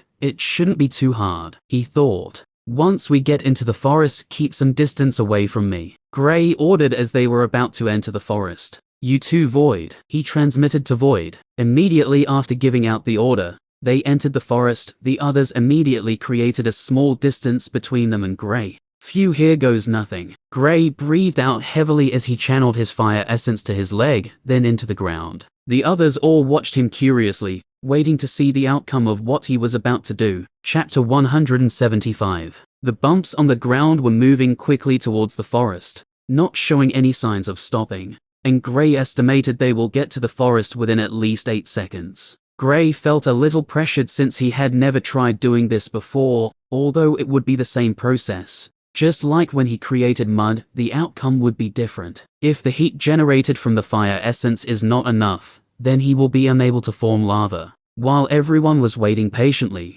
Gray focused his mind and channeled more of his fire essence into the ground. Just as the beasts were about to enter the forest, Gray tried to turn the ground into lava. But things unfortunately didn't go as planned. The ground heated up, before gradually drying up. All the grasses in the area instantly died. But other than that, nothing else happened. What's going on? Why didn't it work? Gray's mind went into turmoil. He expected at least the same result as when he tried creating mud, but the results were far from what he wanted. Screech. A loud screeching sound filled with pain came from the ground, but it was a little muffled, so the group didn't hear it properly. How did he do that? Reynolds pointed at the parched up ground. Clouse shook his head, indicating that he had no idea how Gray did it. I get it now, Gray thought as he went closer to his friends, vigilantly staring at the bumps on the ground. The reason he didn't get the same result as when he tried making mud was easy. Mud was created using soil and water, but lava was made using rock and fire. He was currently in a forest, and the ground was made up of soil,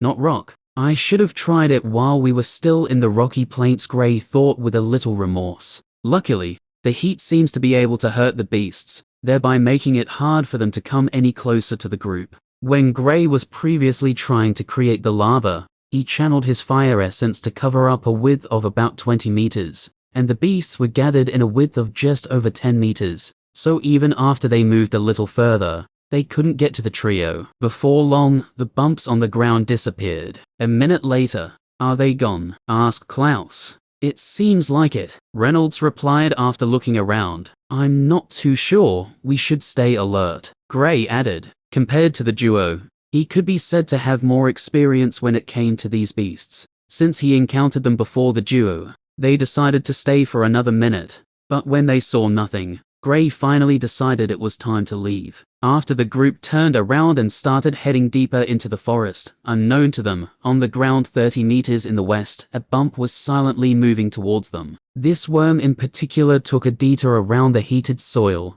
Not just this one, the others as well. The bump on the ground slowly retracted, leaving the surface flat again, but the worm was still headed in the direction of the trio. 100 meters into the forest. "How did you do that?" Reynolds asked. Just a little trick I learned here, answered Gray, who was still vigilantly looking around. He felt that his previous attack shouldn't be able to stop the beasts, since it didn't cover a wide range. A trick you call th? Get back. Gray held Reynolds by the hand and pulled forcefully. Reynolds, who didn't expect Gray would pull him, was unexpectedly sent flying by the pull. Just as he went airborne, the ground he was previously standing on cracked, and a worm sprang out from the ground with its mouth wide open. Bam! Reynolds landed on his butt, but he didn't have time to complain about the pain, not Gray's freakish physical strength. He immediately stood up, and seeing that the worm who wanted to turn him into dinner still haven't gone back into the ground, he attacked along with Clouse and Gray.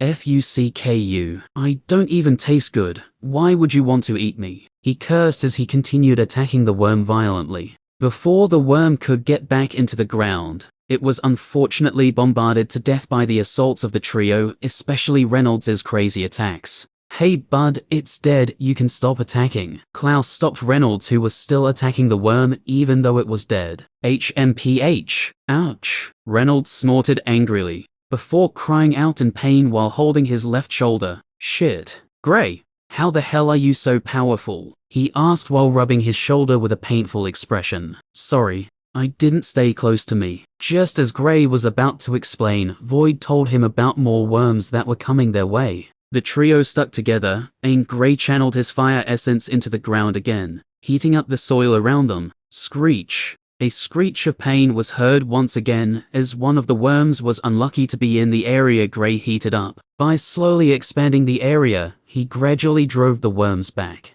20 minutes later. That should do it, said Gray. Although he didn't kill all the worms, the pain they felt from the heat should be able to keep them away. So where are you guys headed? He asked. We were initially searching for you and Alice. Since we've found you, I guess Alice is our next target. But if we don't find her within the week, then we'll have to leave this place without her. How about you? Clouse explained. Same as you guys. Gray said. Okay, let's go find Alice, and then leave this place. I've missed the academy so much. Clouse was the first to start heading deeper into the forest. Yeah, me too, Gray and Reynolds said at the same time. I wonder if the Empire would change after not seeing it for so long. Reynolds suddenly asked after they caught up with Clouse. I don't think so. We've lived in the Empire for so many years and it didn't change. Why would it change in a short 6 months? Clouse replied he didn't feel there would be any changes in the Empire, because there are times when change happens instantaneously, without any warnings. It just happens. People who love you will hate you, and those who said they would die for you would try to kill you instead. All these will happen in the blink of an eye. Gray joined in the conversation as well. He continued, it's not that they didn't like you before, it's just change. That's why it said change is constant. You'll never know when someone or something will change. They just do. Well, I can't say you're wrong about that, but I still believe even if the Empire does change, there wouldn't be much of a difference. Clouse said. We all do, Gray replied. The group fell into silence as they all thought about change. What if the Empire does change? What would they do? And how can they adapt to the sudden change? Hey Gray, you spoke like an elder just now. Reynolds decided to break the silence. Yeah, are you sure you're not over 50? Clouse added while laughing. The trio soon broke into laughter at the expense of Gray, but he didn't mind, since he joined them in laughing as well. But seriously, where did you hear that? Reynolds asked after their bout of laughter. From a book I read, Gray replied after some time. It's a nice book, Reynolds said before keeping shut. The trio continued with their search for Alice, but even after 6 days passed, they didn't see any signs of her. Although they were confident in the ability of their friend, they couldn't help but feel a little fearful. After all, they knew there were dangerous places in the trial land, that even if they all grouped together and entered, they would still most likely die. In a mountain range deep in a forest at the Azure Empire, the compound belonging to Quinn's family could be seen standing proudly. In a study room, knock, knock. The middle-aged man who was sitting on the chair raised his head. A hint of tiredness could be seen on his face. Come inches, he said in a dignified manner. The door of the library was opened slowly, and the butler of the family walked in with his head down. You summon me, my lord. The butler knelt in front of the desk before speaking. Are they back yet? the middle-aged man asked. No, my lord. The butler shook his head. You can leave. The middle-aged man waved him away as a hint of grief flashed through his face. Could it be that they faced a mishap? Chapter 176. Could it be that they faced a mishap? The middle-aged man felt a little worried. Quinn and the others were supposed to be back by now. Yet, there was only a week left before the trial land closes. But they're still not back. Quinn was his only child, and he treasures him a lot. After Quinn's test, on seeing that he had 3 elements, and one was the darkness element, he felt the fate of their family lied in the hands of Quinn. He shouldn't have an equal in his generation. The middle-aged man tried consoling himself. And he wasn't wrong about it though. Quinn naturally doesn't have an equal amongst his generation in the Azure continent. Gray was the one who killed him, and his parents weren't from the Azure continent, so technically, Gray wasn't from the Azure continent. The middle-aged man picked up a book from his desk, but threw it to the floor in annoyance. Even though there was still a week left, he didn't feel optimistic about Quinn's return. Slowly, the thought of Quinn possibly being dead started to creep into his head. He's smart, so he wouldn't go to areas which would put his life at risk. With an unsettled mind, he started thinking of multiple possibilities. Kill an Empire, Lunar Academy. The academy was quite peaceful, with students occasionally walking in and out of the compound. Most of the students didn't look as cheerful as they usually did. The reason for that was because, 1 week ago, the principal announced that he'll be stepping down from his position once the students get back from their special training in a week time. Surprisingly, he was not the only one who would be stepping down. After hearing the principal's announcement, the other head instructors, as well as a few high-leveled instructors, also decided to step down. Over the years they've worked with the principal, they've developed a form of attachment to him. Not just that, but they didn't see themselves working with anyone else. Even the Emperor wouldn't have expected all the head instructors, and most of the old instructors in the Lunar Academy, to step down, just because Oliver was stepping down.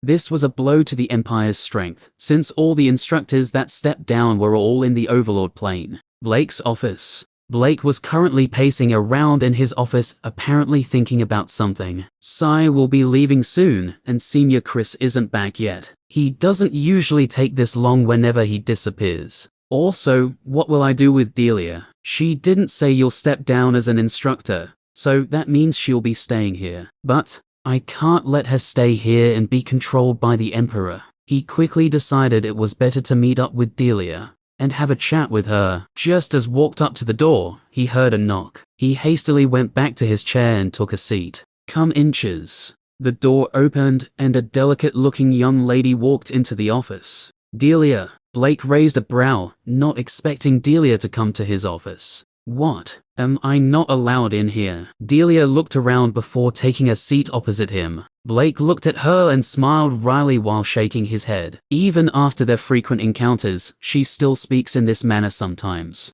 Of course you are. What brings you here? He asked. The only time Delia had come to his office was when Gray just entered the academy. Since then, she had not stepped into the office again. I just came to check up on you, Delia said blandly while staring at the bookshelf that was close to the desk. Oh, Blake was slightly taken aback by her statement. Yeah, so how are you? Delia said in the same bland voice. I'm fine. How about you? Blake asked while wearing a surprised expression. Fine, answered Delia before falling silent. Blake stared at her, a little dazed by the fact that she came to his office just to ask how he was doing. That shouldn't be all, right? A minute went by, and the office was still quiet, with only the sound of the duo's light breathing being heard in the office. Seriously, why did you come? It can't be that you only came to ask how I'm doing, right? Blake broke the silence, still staring at the almost fairy-like young lady sitting across him who was staring at the bookshelf by the desk. Delia continued staring at the bookshelf without replying. Just as Blake was about to question her once again, she opened her mouth. When are you leaving? I'll be going with the principal. Blake replied in a low voice. I see. Did you plan on leaving without saying goodbye? Delia finally stopped staring at the bookshelf and gazed right into Blake's eyes. She could feel that after they've left the academy, then getting in contact with them would be extremely difficult. Although she didn't know much, she could tell there was something wrong. Was about to come to your place and talk to you, Blake answered, staring back into her eyes without blinking. Delia didn't speak any further and dropped her head, seemingly waiting for something. Do you want to come with us? Blake finally asked after brooding over it for some time. He didn't think the chances of her following them was good, given the fact that her father was a high-ranking official of the Empire. Even if it wouldn't mean much if she left, Blake felt her father wouldn't approve of it. Delia's eyes turned watery, and she kept her head down. I can't. She stood up and walked in the direction of the door. Are you afraid of what your father would say? Blake asked when she got to the door. He got on his feet and approached Delia. Not what he would say, but how he would feel. Just like you don't want to disappoint your teacher, I also don't want to disappoint my father, Delia said with one of her hands holding onto the doorknob. Even at the cost of your freedom. I know I always do things according to teacher's demands, but there are times I did things for myself, for you, Blake said, standing behind her. I know, but we're two different people. If I decide to leave with you, father would be heartbroken, Delia said while slowly turning the doorknob. And me, how do you think I'd feel? Blake asked in a low voice. The turning doorknob stopped with a click sound, and Delia turned to look at him. When he saw her eyes, he felt sad inside. He could see the pain in her eyes, yet there was also a resolution. She wouldn't change her mind, not so easily. Blake continued, what about you? Will you be able to live comfortably with this decision? Don't ruin your life for someone who had already lived his. I'm sorry. Goodbye, Blake. Delia opened the door and exited the office, closing the door behind her. After closing the door, she dropped to the floor with her back against the door, and tears poured down her face. Luckily, Blake was the only instructor in the lightning hall, so there was no one else in the building. Blake, who was on the other side of the door, could hear her sobbing. He wanted to open the door and go out, but he sent out his spiritual sense outside to see where she was. He heaved a sigh when he saw her. The reason was that, if he opens the door, Delia, who had her back against it, would lose the support of the door and fall to the ground. Standing at the other side of the door and hearing Delia's sob, Blake shut his eyes and remained motionless. Don't hurt yourself just to please someone else, Blake said from the other side of the door, and walked back to his seat. He couldn't force Delia to agree to come with them. Since she's decided that her father's feelings are more important, then so be it. Delia stayed outside the office for some time before leaving. She felt like she was a little boat caught in a storm in the sea. Her heart was telling her to go with Blake, but her head was telling her not to hurt her father's feelings. That night, she couldn't sleep as she contemplated on the matter over and over again. Is her decision to stay because of her father really the right one? The next morning, she silently left the Lunar Academy. Back at the trial land, this is the last day. If we don't find Alice today, then we'll see her outside, Clouse said while munching on the meat in his hands. This was the thing he had missed the most, Gray's cooking. Like him, Reynolds was a terrible cook, and even though they liked good food, they couldn't make one, so being together with Gray was a blessing to them. Chapter 177. The trio was currently sitting in a field, and a fire was burning mildly, with a stake set up, and what looked like the remains of a pig could be seen on it. I have to say, Bud, you're a great cook. Not like some people I know. While saying the last statement, Clouse made sure to stare at Reynolds. Reynolds was left flabbergasted. Why is he looking at me? He asked himself. Yes, Ray, I'm talking about you. You're a bad cook. No, not bad. Saying bad makes it sound good. You're a terrible cook, Clouse said, looking at Reynolds in contempt. Like you're any better, Reynolds retorted angrily. At least my cooking doesn't cause diarrhea, even with our enhanced organs. Your awful cooking is still poisonous. I'm very confident that your cooking can easily wipe out an entire town of people who are below the arcane plane, Clouse said, still looking at Reynolds in contempt. Hearing Clouse's statement, Gray, Void, and even Reynolds was taken aback. Is it that bad? Reynolds couldn't help but ask. He had tasted his food, and he could agree with Clouse that he was a terrible cook. But come on. His cooking could wipe out an entire town of people below the arcane plane. Isn't that a little too exaggerated? You could try cooking for your parents. If they survive it, then I'll walk around an AKED for a week. Clouse was even ready to go an AKED for a month, because he was very sure that Reynolds's parents would die from it. They might not even last 2 hours before dying. Okay, Clouse, I get it, I'm a bad cook. But don't forget we couldn't eat anything when you cooked. At least there was something left in mine to eat. You, on the other hand, burnt the outer part of the meat, yet the inside wasn't properly cooked. Reynolds said, laughing. That wasn't my fault, the fire wasn't properly made. Clouse tried explaining. And who made the fire? Reynolds asked with a sneer. I meant to say that the wood was bad. Clouse said, trying to shift the blame. And who picked the wood? I remember you saying, and I quote, this wood is great. Gray always uses this type of wood. Reynolds said the last statement imitating Clouse's voice as much as he could. And for the first time since Clouse entered the trial land, he didn't have a comeback. In this war of words, Reynolds was the victor, but he knew he'll come back again stronger. I'll accept defeat this time, but he should remember, he might have won this battle, but I'll always win the war, he thought, cheering himself up. Gray, on the other hand, was enjoying the bickering between the duo. Since they had grouped up, his journey had been very amusing, to say the least. Enough, guys, you're both terrible cooks, he said, chuckling. HMPH, someday, I'll be a better cook than you are, Clouse declared. Haha, not a chance. But I'd like to see you try though, at least your cooking might get better. Gray laughed, and Reynolds soon joined in as well. Sigh, who am I kidding? I'm not patient enough to cook, I'll just find myself a wife that's a great cook. But until then, you will have to cook for me. Clouse immediately gave up on the idea of learning how to cook. Eating good and tasty food was great, preparing one was not so great. At least you know your limits. Wait, who's going to cook for you? Gray asked, looking at Clouse. You, of course. Do you think I'd eat whatever Ray cooks? I still want to continue living, Clouse said while throwing a disdainful glance at Reynolds. The trio continued speaking about food until they finished their meal.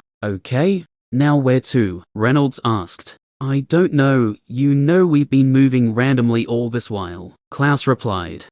Let's head in that direction then, Gray suggested, pointing at what looked like the roof of a building from where they were currently sitting. Okay, Clouse and Reynolds nodded before standing. Such a waste of good meat, Clouse said with a sad look. They weren't able to finish the pig, so there was still some left. Gray walked closer to it and touched it. After touching it, it disappeared. Shit. Gray, since when can you make things disappear? Clouse immediately yelled out, stunned by the fact that after Gray touched what was left of the pig, it disappeared. Reynolds stood dumbstruck, looking at Gray like he was a freak. Wait, what? Gray asked with a confused expression. All he did was keep the rest of the meat in his spatial ring. What's so shocking about it? Besides, it wasn't like he hadn't told them about it before. Can you make humans disappear as well? If you can, I have a list of people. Clouse stopped when he saw the weird look Gray was giving him. I only kept it in my spatial ring, Gray said. Oh, you mean that spatial ring? Wait, what's a spatial ring? Clouse said as a series of expressions appeared on his face.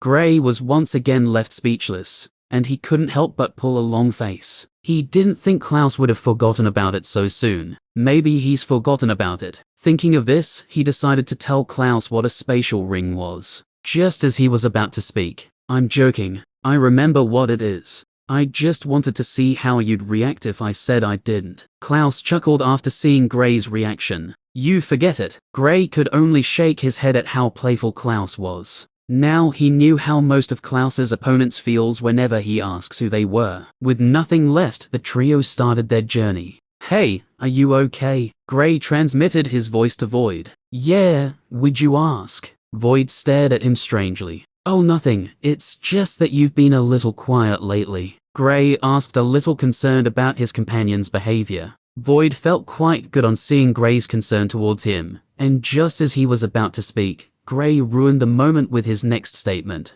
Or, are you pregnant? Gray asked cheekily. Fuck. How can I be pregnant? I'm a male. Void immediately exploded out. Gray, who was walking, suddenly burst into a fit of laughter. Clouse and Reynolds, who were both behind him, looked at him, not understanding why a normal person would suddenly start laughing. Do you think he's okay? Reynolds leaned closer to Clouse and whispered, I'm not so sure. Clouse shook his head. They couldn't be blamed. When Gray previously told them about the space element and spatial ring, he didn't tell them he could speak to Void in his mind. Gray, are you alright? Reynolds poked Gray on his back as he asked. Of course I am. Why would you even? Gray, who turned around when replying, Reynolds failed to see the rock which appeared in his way and tripped over it, falling face first to the ground. The strange thing was, after he tripped on it, the rock disappeared like it was never there. Are you okay? They asked simultaneously. Yeah, I just tripped on a rock. Gray said the last part, looking at the place where the rock was supposed to be,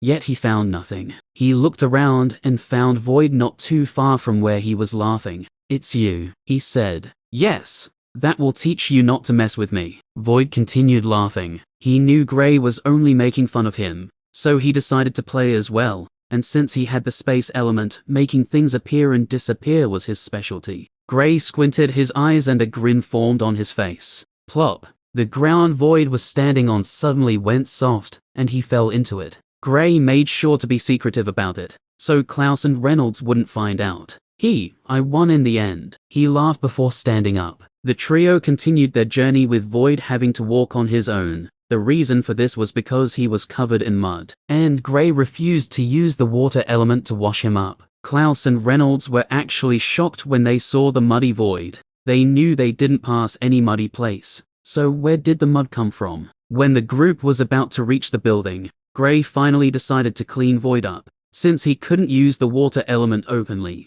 he could only tell Clouse to do it. Boom! A loud explosion came out of the compound, accompanied by smokes and screams. People are fighting again, Reynolds said sadly. He had seen more fights in this week than since he entered the trial land. He felt a little sad for the ones who lose their lives fighting for treasures, although one treasure could change their lives if they died because they were trying to get it. What was the use? Although he also wanted to grow stronger, he was contented with the pace at which he was improving. Sometimes, moving too fast in life isn't always the right choice. Come on, let's check it out, Gray said in low voice. He too didn't get why most of these people were fighting to the brink of death just for a treasure. He moved his hand along Void's soft fur, petting him, before entering the compound. After staying with Void for some time, he found out that just like every other cat, Void likes it when someone pets him. So whenever he sees he was angry, he'll pet him. The trio soon entered the compound, and what greeted them was just as expected. 4 people were fighting against each other, with 3 corpses on the floor. Chapter 178. The arrival of an unknown group immediately alerted the fighters. They stopped and looked in the direction of the gate where Gray and his friends were standing, and their hearts sank. The reason for that was because they realized of the 3 people who just arrived, one of them was in the 4th stage of the origin plane. The 4 who were fighting against each other were all in the 3rd stage, and after going through the gruesome fight, they weren't at their peaks, and since they didn't even trust each other enough to team up, there was no way these pair of 2 3rd stage origin plane elementalists could fight against Gray and his friends. Even if they teamed up with the other pair, they still didn't have a chance. Void, anything good? Gray transmitted his voice over to Void. If what these people were fighting for was something that could catch Void's attention, then he wouldn't mind taking it from them. At least that way they would stop killing each other. No, I've already checked. It's not good enough, replied Void. After hearing Void's reply, Gray retracted his gaze from the tense fighters and turned to his friends. Let's go. There's nothing good here. Clouse and Reynolds nodded. They weren't too attracted to the treasures anyway. After getting the Great Earth Essence liquid, they felt the reason for coming here had been obtained. Not just that, but they knew even if there was another treasure at the same level as the Great Earth Essence liquid, it wouldn't be acquired so easily. The 4 who were fighting were taken aback when they saw the trio leave without even heading into the building. After their initial shock, they heaved a sigh of relief. Now, all they had to do was get rid of their opponents, and they would be able to obtain the treasure. Outside the compound. Where are we headed now? Gray asked while looking around. Searching for someone in this big place was almost impossible. There was no way to contact each other, so how would they know where they were? They all exclaimed simultaneously, seeing the strange reactions from everyone. They looked at each other before curiously checking their bags and the ring for the cause of the heat. Clouse and Reynolds quickly brought out a wooden 2-inch object that was glowing resplendently and also slightly heating up their hands. They unconsciously let go, and to their greatest surprise, it didn't fall to the ground as expected, rather, it started floating, before heading in a specific direction. What the hell? What is that? And how did we end up with one each? Clouse was left dumbstruck by the strange object. Gray had also taken out the same wooden object from his storage ring, and couldn't help but look at it strangely. Where did I obtain this? He asked himself. It took only a few seconds, and having to see Clouse and Reynolds' objects float in the air before he recognized them. Haha, they're the wooden objects I took from that darkness elementalist. Follow it. It will lead us to Alice, Gray said excitedly. He got a lot of the wooden objects from Quinn's bag, and he was lucky enough to know how it was used from one of Quinn's companions. So when he and his friends were about to head their separate ways, he gave each of them one and told them how to use it. That way, if any of them was in danger, they could call for assistance. Well, that was on the premise that the person was close by. Clouse and Reynolds had forgotten about the item, but hearing that it would lead them to Alice, they immediately followed it. Even Gray forgot he had something like this. Although the other ones in his ring were also heating up, it wasn't too bad. The trio chased after the floating glowing wooden objects, and they unsurprisingly attracted some attention from the few people who saw them chasing after a floating object. These people didn't know what it was, and seeing that Gray and his friends were following behind it, they felt it was leading them to some kind of treasure, or it was the treasure itself. HMPH, we need to get rid of these pests. Clouse snorted coldly, not entertaining the idea that they were being followed. Presently, there were 3 people following behind them, and 2 were in the 4th stage, while the last one was surprisingly in the 5th stage. But it was of no concern to Clouse. He was confident in their abilities, well, in Gray's strength and Reynolds' elemental warrior. He also had no problems with fighting against someone in the 4th stage. There are only a few people in the 4th stage that could defeat him, so he was still quite confident in himself. Although, the main basis of his confidence when he made that statement was Gray and Reynolds. You're right, but we can't afford to waste time, so just let them be, for now, Gray said, after taking a glance at their followers. They didn't know the situation of Alice, so they couldn't afford to waste time dealing with these people. Even if they could defeat them, it would still take some time. So, Gray decided it was best to head over to where Alice was located. If they find out she's not in any danger, then they'll attend to the people following them. They might be able to even resolve the matter without needing to fight. Deep in a cave in the southern part of the trial land, about 6 kilometers away from Gray and his friends, Alice could be seen hiding behind a rock, panting heavily with her hand bleeding. Come out, there's no use in hiding, and you can't leave this place, since there's only one exit. I already promised I won't kill you. I only want to teach you some things. A voice could be heard accompanied by laughter. Some distance away from where Alice was hiding, 3 young men could be seen smiling in a LEWD manner. The one in the middle had a slightly average-looking face with a black mark just above his left eye, and the other 2 were identical twins, who were relatively better looking than the young man in the middle. Hopefully, the boys aren't too far from here, Alice prayed in her heart. She was unfortunate to encounter these young men some hours back, and about 2 weeks ago, she saw the one with a black mark, and he made advances towards her which she rejected. Although she currently didn't have anyone in mind, it didn't mean she'll be with someone she didn't even know. Not just that, but she didn't like the way he was staring at her. At that time, the young man was alone, so after being rejected by Alice, he left. Alice didn't try to attack him. After all, she couldn't just attack someone because he liked her, and the young man didn't do anything else. After being rejected, he left. To her surprise, when she encountered him some hours ago, he once again tried making advances towards her. And just like the last time, she rejected him, but this time, after he was rejected, he became forceful. All 3 young men were in the 3rd stage, just like Alice, so it was difficult for her to deal with them. If they were only 2, then she was confident in being able to escape unscathed. But under the assault of 3, her chances were quite slim. The only reason she managed to hide was because of the speed the lightning element brings. Yet, it was not enough to completely escape because she was injured during the first clash, hence greatly diminishing her speed. Come on, it's not like I'm going to be the only one who will enjoy it, the young man with the black man said again, and the twins by his side burst into laughter once again. This wasn't their first time doing something like this, and it was unknown how many young ladies had fallen victim to their LEWD nature in and outside of the trial land. Now, they've set their sights on Alice, so she quickly shattered it, with the hope that the rest of the squad would come to her aid. She also knew that it would take them a while before getting here.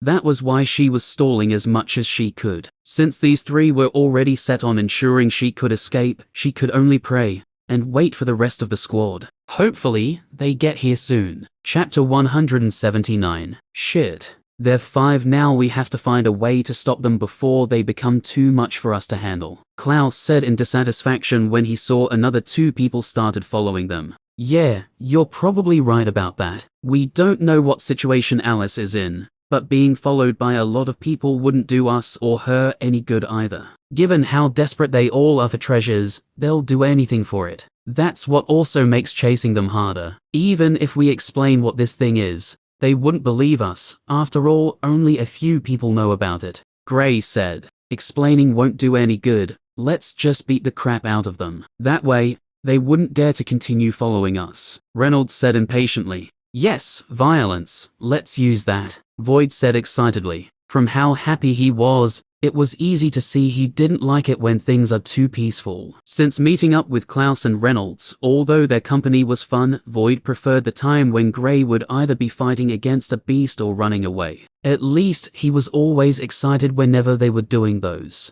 But the most excited he had been all this while was when Gray started robbing pants. Sigh. I miss those days. He sighed at the thought of their pants stealing days. You've always liked violence. Gray smiled wryly at Void's words. How long do you think it'll take to send the message? He finally conceded to the group's plan. 2 minutes at most, as long as we go full power immediately, Clouse calculated. They didn't want to kill the people following them since it was just a misunderstanding, but they didn't want them to follow them either. After all, they didn't know Alice's situation. Also, there was the possibility of Alice finding a heaven-defying treasure that she wanted to show them. Although the chances are small, it was a possibility they couldn't rule out. Okay, wait while I get my inscription up. Until then, we won't attack. Gray nodded. Since they were going to deal with them quickly, he might as well use his inscription also. The only problem was, they didn't know if they were already close to Alice or not, so if before he creates his inscription, they get to where Alice was located, it would be quite sad. Another minute went by before Gray completed the inscription. Okay, I'm ready, he said. The trio stopped and turned around. Gray had already suggested they tried explaining to them first, only when the group following them refuses to heed their words before they'll attack. Although attacking will make the people following them feel like they were truly going to get a treasure, they didn't have much of a choice. The people following behind them also stopped and looked at the trio, then they looked behind them and saw that the floating object the trio was chasing after was currently stopped by an earthen hand that came out of the ground. Why are you following us? Clouse asked apathetically. Nothing, the youth in the 5th stage of the origin plane said. Since he was the one with the highest stage, he became the default leader of the group. Of the 4 people, 3 were male, while the last 2 who joined recently were females. Then stop following us, Clouse said plainly. You don't sound convincing enough, Gray whispered in Clouse's ear. He felt if he was the one following behind someone because of a strange floating object, and the person just turns around and says stop following us, he wouldn't stop. Besides, he was following them for a reason. Okay, let's cut to the chase. We want a share in the treasure, the leader of the group of 5 said. What treasure? There's no treasure. This is only a device used to locate a partner. If you notice, there are 3, which belongs to the 3 of us. We're only following it to our friend who has the last one, Gray explained. It's not that he was scared of fighting, but he felt if they could settle this amicably, why fight? Hare, do you think we'll believe that? Just continue heading forward, and we'll follow you. We don't care if you have any friend or not, the leader of the group said with a sneer. The others in the group all chuckled, feeling Gray's explanation was stupid. Who would believe they were only heading to meet a friend? Since when was a floating object needed before one can meet a friend? Thinking about this, they felt even more certain that the trio was going to a place where a rare treasure was located, and only that floating object could take them there. You see, if you had used violence from the start, you wouldn't waste so much time explaining, Void said, edging to beat the crap out of some people. Sigh, I hate to admit it, but you're right. We can't waste our time explaining to them. Gray sighed. Well, I guess I tried. But just to be clear, we truly are heading to meet a friend. We can't risk allowing you people following behind us. So it's either you turn back on your own, or we make you. Gray warned. Heh, I knew there was a treasure. The leader of the group scoffed. I don't want. Gray was about to continue warning before he was cut short by Clouse. Stop preaching, Mr. Goody Two Shoes. Attack, Clouse ordered. So much violence. But I have to say, it's fun. Gray smiled and the inscription in the air lit up. Void, you'll have to deal. Gray was once again cut short by a loud explosion. Boom. The attacker was none other than Void. Since when did you become so nice? Void asked with contempt before attacking once again. Ah, this feels nice, he thought to himself, relishing the feeling of getting to attack someone once again. Gray smiled awkwardly. Yeah,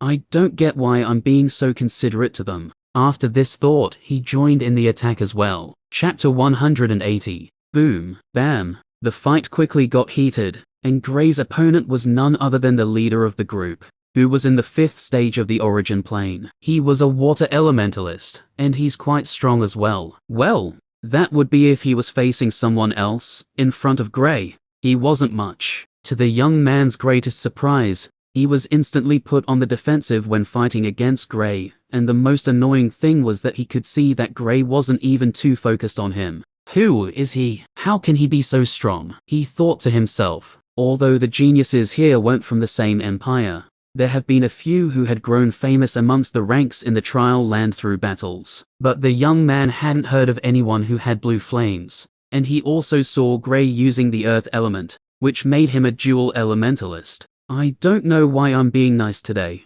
but I'll warn you once again, turn around now before it gets too late. Gray warned again. He didn't know what's happening to him today, but since he isn't in the mood to kill anyone, he thought it might be good to warn the young man once again. And miss out on the treasure? Not a chance, the young man said determinedly, not backing down in any way. Fine. Gray's eyes went cold. He didn't want to waste any more time. Ray, what the hell are you doing? Full power, you idiot. Clouse cursed out when he saw Reynolds was only fighting with his elements. FUCKU, you moron. Reynolds cursed out like always and immediately summoned his elemental warrior. The duo fighting against Clouse and Reynolds initially thought they were about to start fighting against each other when they cursed at one another, but on seeing the elemental warrior, their faces turned pale from fright. They sensed the stage of the elemental warrior and got an even bigger fright. It was a stage ahead of them, but they knew its real strength would be at the 6th stage of the origin plane.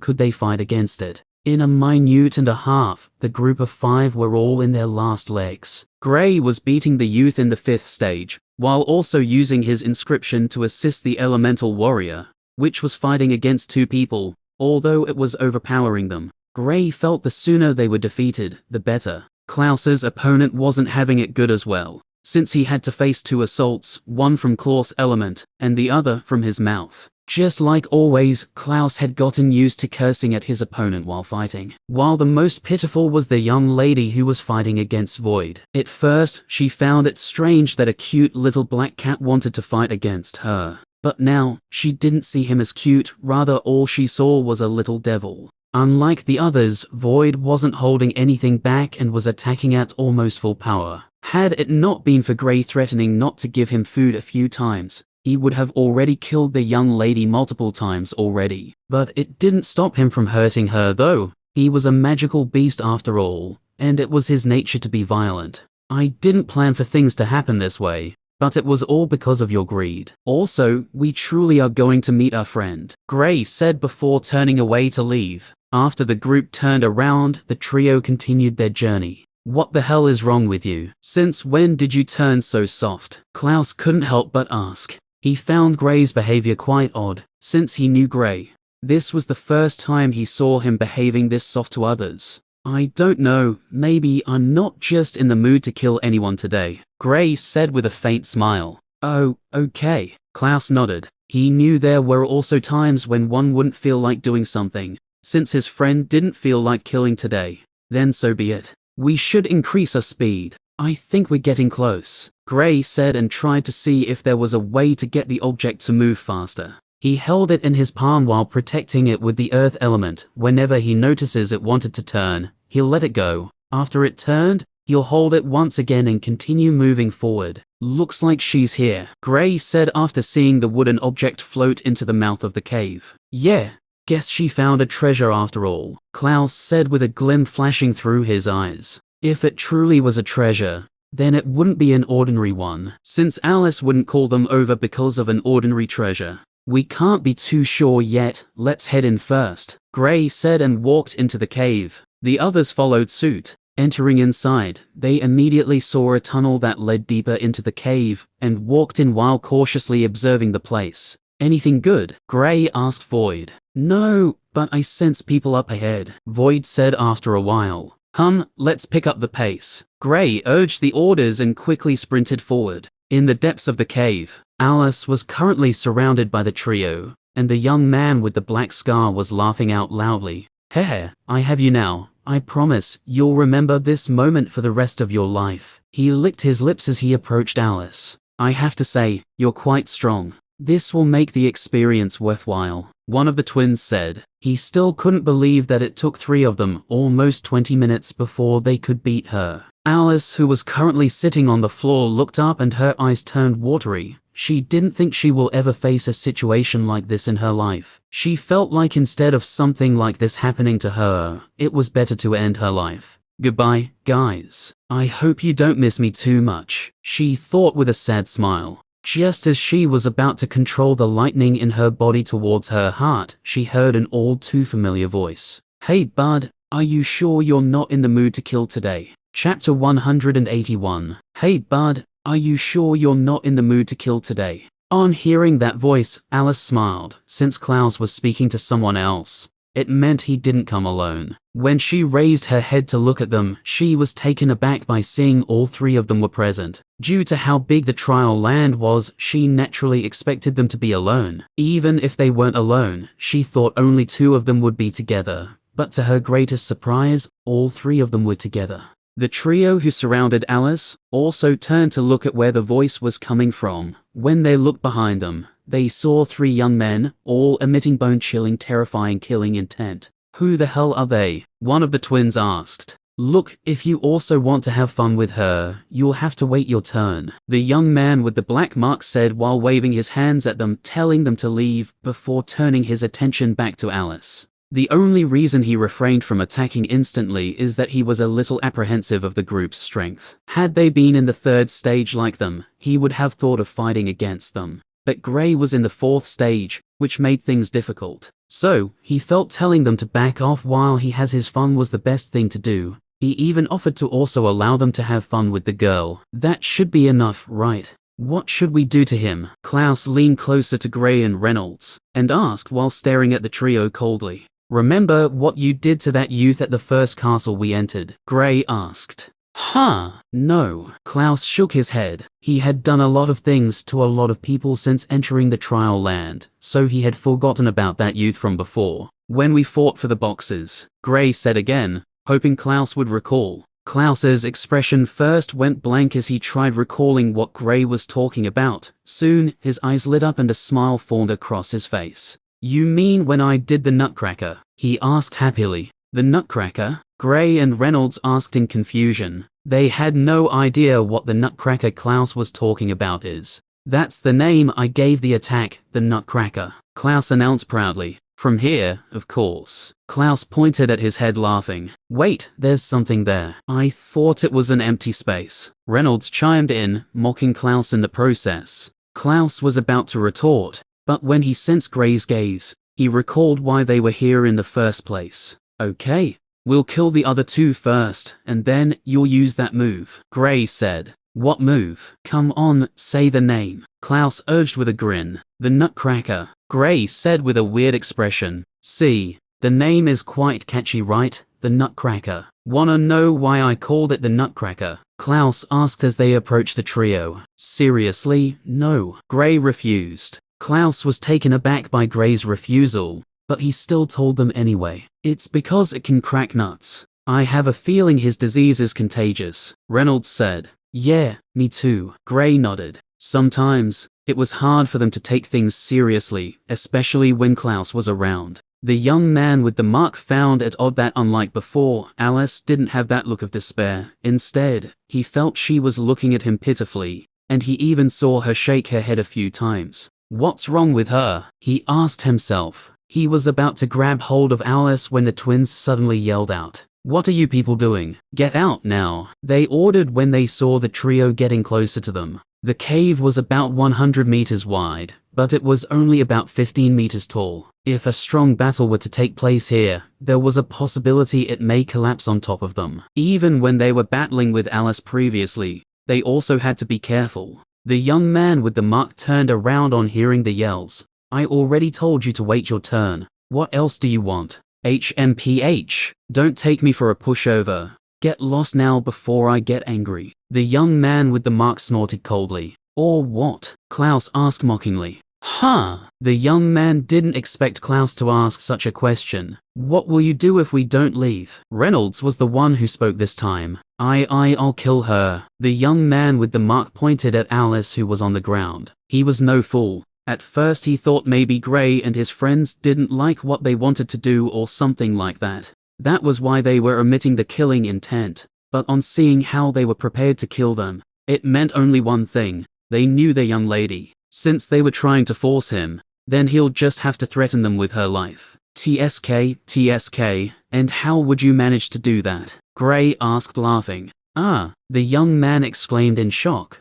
Doesn't that mean that he couldn't hold Alice hostage anymore? Sigh, it's a good thing I'm very fast, added with the lightning and wind elements. It's almost impossible for them to keep up with me. Unfortunately, after this initial shock, they'll be able to defend against it. Gray shook his head while standing in front of Alice. How's this possible? The young man blurted out in shock while retreating to the other side of the cave along with the twins. Clouse, Ray, head outside, Gray said while assisting Alice up. He knew they couldn't fight here. That was why he didn't attack after getting behind Alice. He was an earth elementalist, and he had sensed the top of the cave wasn't stable. He guessed it was from when the trio battled with Alice previously. With Alice in tow, he started walking out of the cave. Right now, killing the trio was easy, but like Clouse, he didn't want the young man with the mark to die easily. If I were you, I'd start walking, or else you will all stay buried here, Gray said coldly as they went into the tunnel that led outside the cave. The trio gulped in fear. Losing Alice came as a big blow to the young man. After managing to trap her, those fools came and took her away just like that. What was worse was that he didn't even know if he could keep his life, given how strong the killing intent Gray and his friends were directing towards them. Compared to the young man, the twins felt even more fearful. That was because they saw Gray and his friends laughing, yet they still felt the terrifying killing intent. That was the only question they were asking themselves. Come on, let's go. They can't defeat us. The young man encouraged and took the first step. On getting outside, they saw Gray, Clouse, and Reynolds standing ahead of them, with Alice sitting in a crossed-leg position. She even had her eyes closed. It was like she already knew the result of the battle. You two, how would you like to die? Clouse asked the twins. The twins' eyes went cold on hearing such a question. What does he mean, how do they want to die? He's crazy. His whole family's crazy. They gritted their teeth and clenched their fists together. Since Gray and his friends wanted to make things difficult, then they'll fight them to the end. Stop. The young man with a mark stretched his hand out to stop the twins from attacking. Before he continued, why don't we settle this amicably? As you can see, we didn't touch her, and she's already healing from her wounds. We can just go our separate ways and act like this never happened. Hare, you, shut your trap and wait at the side. Clouse scoffed before ordering. Settle what amicably? From the time he had LEWD thoughts about Alice, He had already signed his death warrant. The young man's face turned sour. I don't believe you can defeat us. This time, he was the one who initiated an attack. He was a winged elementalist in the third stage of the origin plane. He naturally had confidence in his abilities. The twins also attacked. Surprisingly, they had two opposing elements. One was a fire elementalist, while the other was a water elementalist. You don't need to call out that guy, Clouse said. Void, stay close to Alice, in case of any mishaps. Gray sent Void over to Alice. Although they were stronger, they shouldn't get too confident. After all, they weren't the only ones who can fight above stages. Gray had encountered a few who were quite stronger than their stages, so he knew every opponent in the trial land must be taken seriously. Chapter 182. Boom. The attacks of the three fighters collided and exploded on impact. The shockwave spread out in all directions, but it was easily dismissed when it got close to any of the fighters. When the battle started, Clouse took on the young man with the mark, while Gray and Reynolds went for the twins. Reynolds fought against the water elementalist, while Gray fought against the fire elementalist. Gray initially wanted to fight against the young man with the mark, but Clouse opted to do it. And since the young man was the one who Clouse was going to use his special move on, Gray didn't hassle over it. Besides, he felt the twins as well as the young man had the same level of strength, so it didn't really matter who fought who. What matters was that they should defeat their opponents. HMPH, you should have let him fight me. The young man snorted coldly. He felt he was being looked down on by Gray and his friends. After all, the strongest should fight against the strongest, right? You're not strong enough to make him fight against you. Although I'm not as powerful as he is, even if I close my eyes, I'll still be able to beat the hell out of you. Clouse laughed, not annoyed by the young man's statement. He naturally knew who was stronger in their group, and who was weaker, even though he could be said to be the weakest. That was in the midst of his ridiculously strong friends. When placed amongst all the geniuses who entered the trial land, only a few could beat him one-on-one, and none of those people are in the third stage of the origin plane. I'd like to see you say that after I'm done with you. Huh! The young man yelled and a tornado formed around him. It slowly increased 2 meters, 3 meters, 4 meters, and it went all the way to 10 meters before stopping. The tornado was drawing in everything in the surrounding trees, rocks, dirt. It even tried to draw in the people there. Void was currently laying close to Alice. He raised his head, and the attraction force of the tornado seemed to disappear from their area. It was like the place where Alice was sitting was covered with a strong wall. Nothing could go in. Gray and the fire elementalist were able to easily break loose of the attraction force of the tornado. Likewise Reynolds and the water elementalist. Stupid, I'll beat you into a pighead. Clouse cursed and formed a 10 meters radius water dome around himself. Clouse stretched out his hands and head-sized water balls started shooting out of the water dome at the tornado. Boom, boom, boom. The water balls disappeared into the tornado immediately after contact. The young man who was currently standing at the center of the tornado pointed at Clouse, and all the items that were drawn into the tornado shot straight at Clouse. Clouse smiled on seeing this, and immediately solidified the water dome. Now, it turned into an ice dome, perfectly protecting the individual inside. Bang, bam, boom. The trees and rocks continuously slammed into the ice dome, but the ice was too thick, so they couldn't break it. With the defense Clouse currently has set up, it was almost impossible to break it in a short period of time, especially for people who were in the same stage as himself. The only way to quickly break it was when the attacker was at least 2 stages ahead of him. Clouse stood in the ice dome with his hands crossed. TSK. He thought he was my opponent. He shook his head with a smile. Soon, the items stopped smashing into the ice, but it was unable to break it. There were a few places which formed small 3 inches deep pits on the dome, but that was all. With a smile still plastered on his face, the pits on the ice dome slowly started filling up, and soon, the ice dome returned to its previous state, without a single scratch. My turn, Clouse said, and ice arrows soon started protruding out of the ice dome. Swoosh! Multiple ice arrows shot towards the center of the tornado at the same time. The young man tried using the tornado to block them, but a few passes through. He instantly used wind blades to destroy the few that got close to him. He's strong. He couldn't help but change his view of Clouse. At this rate, it would be impossible for him to break through Clouse's defense. Although the earth element is always regarded as the best defensive element, one shouldn't take ice out of the picture. A water elementalist can create a thick ice wall. It is almost impenetrable. In regards to creating ice, not all water elementalists can create thick ice. The thickness of the ice has to do with the individual, as well as the grade of the element. Clouse wasn't particularly the best when it came to ice, but that was in the past. After he acquired the technique Sub-Zero, his ice ability increased by leaps and bounds, added to the increase of his grade. When he refined the Great Earth Essence liquid, there are a few water elementalists who can say their ice ability is as strong as Clouse. "You're stronger than I thought," he said sincerely before adding, "but I was only warming up. Now the real fun begins." Infusing himself with the wind element, he launched forward while a huge winged crossbow appeared mid-air. The arrow notched on top of it shot straight at Clouse's ice dome. A smirk formed across his face. "This attack will surely destroy that ice barrier of yours," he yelled as the arrow made its way towards the ice dome. Whoosh! Clouse did reply. He just stood in the same spot, staring at the arrow. He could feel the power behind it, but he was still confident that it will not be able to break through his ice. If the young man was a stage ahead of him, then there might be a small chance it would break it. But currently, Clouse didn't feel the attack was strong enough to break it on the first attempt. Boom! After hitting the ice dome, the wind arrow dispersed with a whoosh sound. Looking closer, the arrow was only able to create a pit that was 1/4 the thickness of the ice dome. The result of the attack left the young man standing with mouth agape, while Clouse nodded in satisfaction. "Your attack is just so-so," Clouse said, moving his hand in a way the young man perceived to be very annoying. "You're belittling my attack. I'll end you, this time," the young man yelled angrily, just as he was about to attack.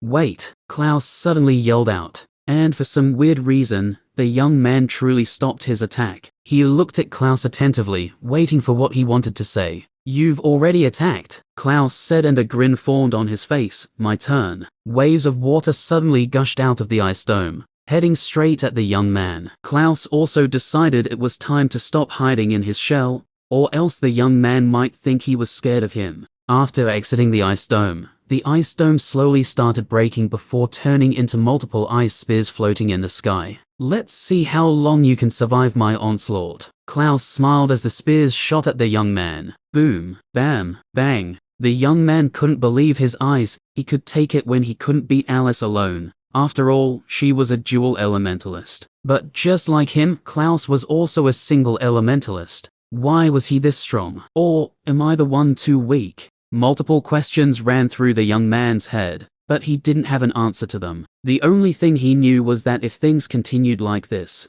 it was only a matter of time before he would be defeated. He looked at the other battles, hoping that maybe one of his companions would be able to overpower either one of Clouse's friends. But his expression changed on seeing the sorry state of the fire elementalist that was fighting against Gray. He could tell Gray didn't want to kill him quickly, else, given how badly beaten the water elementalist was, he should have been able to kill him already. Looking on the side of Reynolds's battle, he heaved a sigh because he saw that both fighters seemed to be on the same level. It even looked like the water elementalist had the upper hand. "You should focus on your battle." Clouse approached the young man and once again started attacking. They exchanged moves once again, and a minute later, they heard a scream which forced them to stop fighting. When they looked in the direction, they saw a lightning blade piercing out of the back of the fire elementalist who was fighting against Gray. Gray looked at the fire elementalist before diverting his gaze to the other battles. He shook his head and went to sit in a corner. He didn't plan on interfering with the battle of his friends. Chapter 183.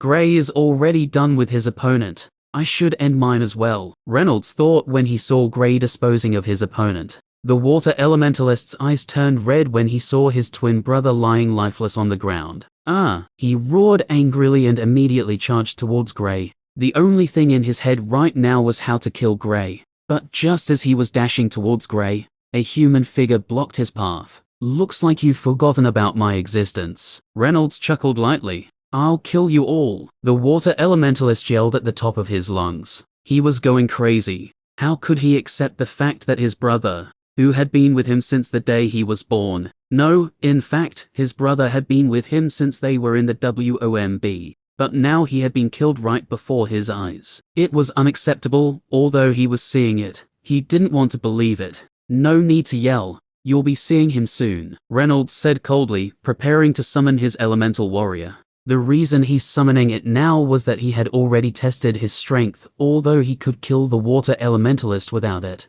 it would take some time, and he could already see that Clouse was overpowering the young man with the mark. None of you deserve to live, the water elementalist roared. Die. The water elementalist yelled, and a water snake appeared and shot towards Reynolds. It's time, Reynolds muttered under his breath and spread both hands apart. Soon, his elemental warrior quickly started forming. The legs were the first to appear, before it moved upwards to the head. Although it seemed long, the time it took in appearing completely didn't take up to 2 seconds. As soon as the elemental warrior appeared, it sent a blow at the water snake that was coming in their direction. Boom! The water snake exploded and evaporated into mist. Because his view was impeded by the water snake, the water elementalist didn't see the elemental warrior appear. It was only after a few seconds, when the mist slowly started fading away, that he saw the shape of a figure standing mid-air. Even though he was slightly taken aback by this, his anger clouded his judgment. He sent out an attack at the figure that was mid-air, before the mist faded away completely.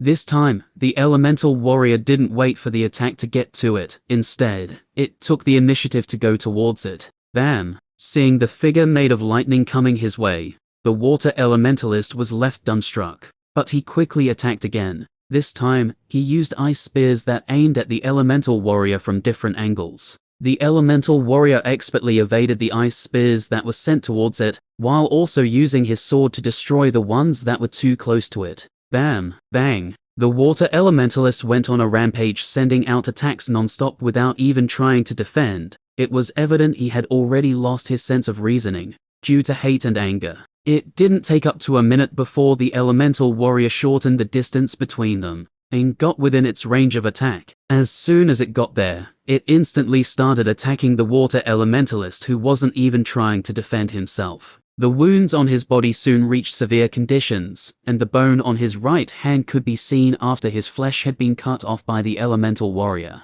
A minute later, he fell with multiple serious wounds on his body, as well as a missing arm. Yet, even after his death, his eyes were still opened, filled with hatred and anger. The pain of losing a loved one. I hope I never go through it. Reynolds shook his head sadly before turning to look at the situation over at Clouse's end. Just like the last time, Clouse was still clearly overpowering his opponent, and it wouldn't take long before he defeats him. After staring at Clouse, he shifted his attention to Gray and then Alice. After standing deep in thoughts for some time, he walked to a corner and sat in a cross-legged position, leaving Clouse to his battle. On Clouse's side of the battle, "Don't worry, they won't join inches," Clouse said when he saw the young man throwing a glance at Gray and Reynolds from time to time. The young man settled down a little, but one could still see his wariness. Clouse found his behavior quite amusing. The reason for this was that he was clearly on the verge of beating him up. Yet,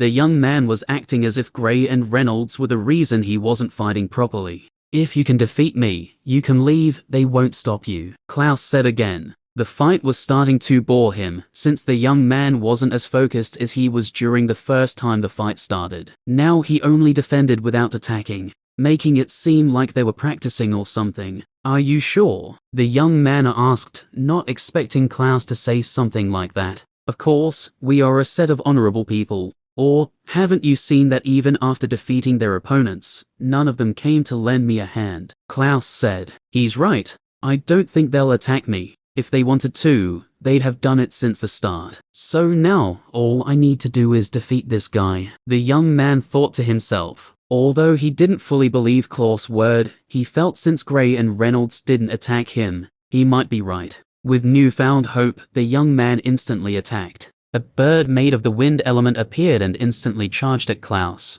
"Ha ha, good." Clouse laughed excitedly and blocked it. Both fighters exchanged moves for some time, before Clouse finally got the chance to send him flying with an attack. Bang! Crash! The young man crashed into the ground, sliding over a distance of about 6 meters before stopping. He managed to stand up, but Clouse sent a water ball at him which exploded on impact, sending him flying once again. If not for the fact that Clouse didn't want to kill him instantly, he would already be dead. "Guys, I'm about to do it," Clouse yelled to his friends while waving at them. Gray and Reynolds, who sat cross-legged facing his direction, immediately shivered at the thought of what Clouse was about to do. "Just go ahead," Gray said, before mumbling, "Thinking about it gives me chills. I don't think I want to see it." With that, he turned in the other direction, making sure he wouldn't be able to get a sight of Clouse. Not just him, even Reynolds turned as well. With the duo turning, the only person who was staring at Clouse in anticipation was Void. He wanted to see what Clouse wanted to do. He only heard about the name, but he had not seen the attack before. The young man was taken aback by Clouse's conversation with his friends. What is he about to do? He asked himself. He tried to stand, and seeing that Clouse was looking at his friends, he tried to escape. But he was already too weak, and even though he was a wind elementalist, he couldn't run quickly.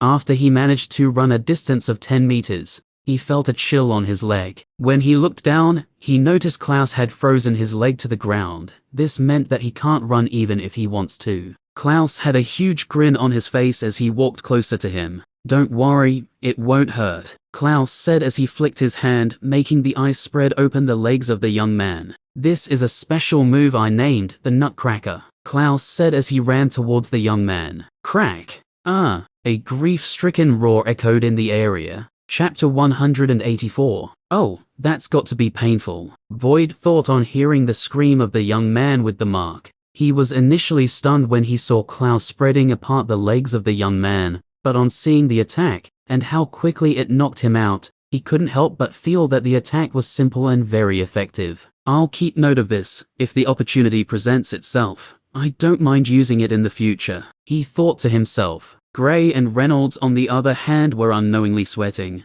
They couldn't help but get goosebumps. When they heard the shout of pain from the young man, they shivered and their hands uncontrollably went over to their crotch region, covering it. Even Alice, who was recovering, opened her eyes to take a peek at the situation. Previously, when the twins died, although they screamed, it was totally different from the shout of the young man. If one wanted to compare them, it was like the difference in sounds made by a cat when purring and a lion when roaring. The difference was just too vast. Clouse currently had a satisfied smile on his face as he stared at the presently white-eyed young man, who had drool coming out of his open mouth. The young man wasn't dead, but from the pain he felt before he fainted, he wished he were. "Hey buds, what are you doing over there? Come on, let's wake him up," Clouse called out to Gray and Reynolds while waving at them. There was almost a 100 meters distance between them. He could swear they were within 50 meters before he delivered the kick. How did they move so fast? And what's with their hands? He couldn't help but ask himself. Gray and Reynolds looked at each other before finally deciding to walk over to Clouse's location. "So I can kick him again," Clouse said, laughing evilly. "Shit!" Gray and Reynolds exclaimed simultaneously and instantly turned tails and ran back to where they were coming from. "Do it yourself," Gray's voice was heard from the distance. "TSK? What's so scary about this?" Clouse muttered to himself before creating water which he splashed on the face of the young man. Splash! The young man jolted up and his previously white eyes regained their usual visage. But just after he woke up, he almost fainted from the pain that ran from his crotch region straight to his brain. "Ah!" he screamed again, this time even louder and longer than the first time. With both hands in his crotch region, he rolled on the floor in pain. Clouse didn't bother to waste any more time. He quickly removed the young man's hands from the target, made sure to spread the legs apart once again, only this time, the young man was lying flat on his back. Crack! Ah! For the second time within 5 minutes. The young man went through the same pain all over again, but he surprisingly didn't pass out this time. But if one looks closer, one would realize he isn't far from it. "That should do it," Clouse said while dusting his hands. The reason he kicked him again was that when he kicked him the first time, he only heard one crack, which meant the other nut was still fine. Yes, he wanted to kill the young man, but making him go through the pain first felt better, especially this type of pain. While the young man was wheezing on the ground from the pain, Clouse nonchalantly waved his hand, and over 20 ice shards appeared mid-air. He pointed at the young man, and the ice shards all shot straight at him. The young man had his eyes wide open as the shards pierced into his body. Because of the numbers, the young man didn't have time to plead before he died instantly after 3 of the shards pierced through his heart, and 4 pierced into his head. This is what you get for attempting to do that to our friend, Clouse thought as he walked over to Gray and Reynolds. All done? Gray asked as he noticed Clouse walking towards them. Okay, we need to get out of here then, Gray said. Since the group is complete once again, it was time for them to exit the trial land. After all, they had stayed in here for so long already, and the rewards had been unimaginable. So guys, do you think it will be wise to check our elemental grades again, just to be sure it increased? Alice asked as she walked closer to them. Although they trusted the Great Earth Essence liquid without seeing it, they wouldn't be too sure. There was also Clouse, whose elemental grade was purple, and Gray, who was a dual elementalist with purple and pink grades. No, there's no need. Doing that would only put our lives at risk. Gray immediately rejected the idea. There was no way he would agree to this. The others could check theirs, but not him. When he was admitted into the Lunar Academy, he had only 2 elements, with lightning being purple grade, and earth being pink grade. Now, he had 5 elements, with 1 even being cyan grade, a grade he had never heard of. What would happen when people find out that of his 5 elements, 1 was cyan, 2 were blue, and the other 2 were purple? He didn't even dare to imagine. It wouldn't be much of a hassle. My dad wouldn't have a problem with lending us the Academy's testing stone. He'll agree if we tell him the reason. Also, there wouldn't be anyone there. Clouse interjected. Of course, he wanted to see what his previous purple grade turned out to be. He felt he was lucky enough, so he should be able to get a double increase. Although he didn't say it, being in the presence of such amazing friends, he always wished he could be in the same elemental grade as them. His only consolation was that Gray also had a purple grade. And even though he was a dual elementalist, his second element was a pink grade. On hearing Clouse's statement, the others all nodded. Gray wanted to refute, but he couldn't since he knew what Clouse was saying was right. Fine, we'll go with what you said. He couldn't help but agree. I'll find an excuse when the time comes. I can't carelessly allow anyone to know about this. I'll talk to teacher, Gray thought. Keeping this secret was getting increasingly harder since a slight mistake, and he'll be found out. Obtaining new elements wouldn't be the most important thing people would want to know,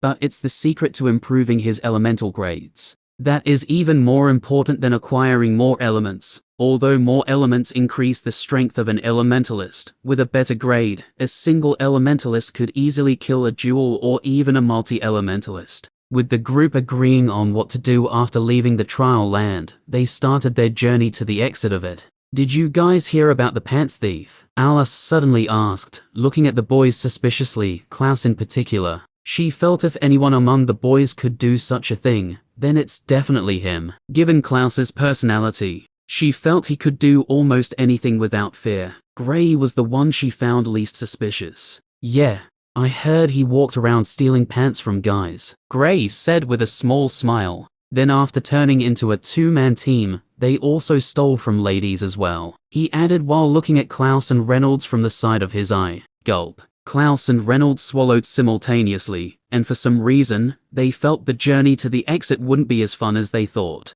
Hey bud, why don't we dish them and head somewhere else? Clouse leaned closer to Reynolds and whispered in his ear. Yeah, I'm having the same thoughts. Reynolds nodded his head repeatedly. They could tell that Alice was already suspicious of them. If she were to find out, then they'd be dead. Even if they could beat her, they wouldn't dare to, or else they'll just quicken their deaths. Initially, they thought now that they were either as strong as she was, or in Gray and Reynolds' case, stronger. They felt she wouldn't be able to bully them anymore. But on seeing the current situation, they knew they were wrong. Even if they became the Emperor, and were a plane ahead of her, she'll always be able to bully them, since they wouldn't dare to fight back. And if any of them dares to fight back, then the others will gang up against that person. Given Gray's freakishness, they knew he would definitely always be ahead of them. Now that he had gotten the advantage, who would dare to fight back when Alice had him behind her? Chapter 185. 3 days later,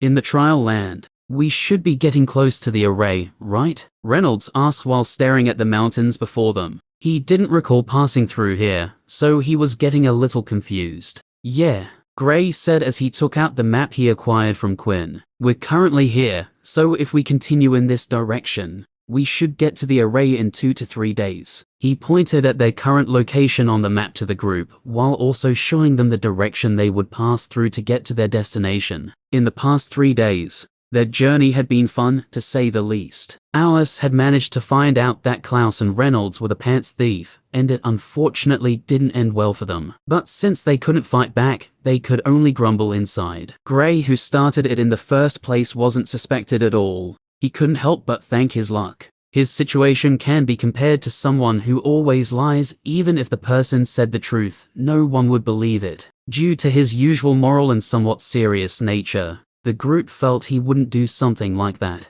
But in the case of Clouse and Reynolds, even Blake, who wasn't in the trial land, wouldn't believe them if they said they weren't the pants thief. I'll miss this place though. Although it had been dangerous on some occasions, it has been mostly fun, Clouse said with a sigh. He had already started missing the trial land even though they haven't left yet. I won't, Gray said with a long face. Although he acquired some great things here, they almost caused his death. The only thing he remembered doing here was running. He was already tired of it. So naturally, he didn't even want to stay here for too long anymore. That was the reason he picked this route. It was shorter than the rest. No, I haven't. I also haven't forgotten how many times I almost died, or had to run for my life, Gray said ironically. But you're alive, stronger than you were before. That shows the treasures you acquired helped you. Clouse continued, not agreeing with Gray's view. Not stronger, faster. I ran so much that my speed almost doubled, Gray corrected with a little hint of dejection. The others didn't run as much as he did.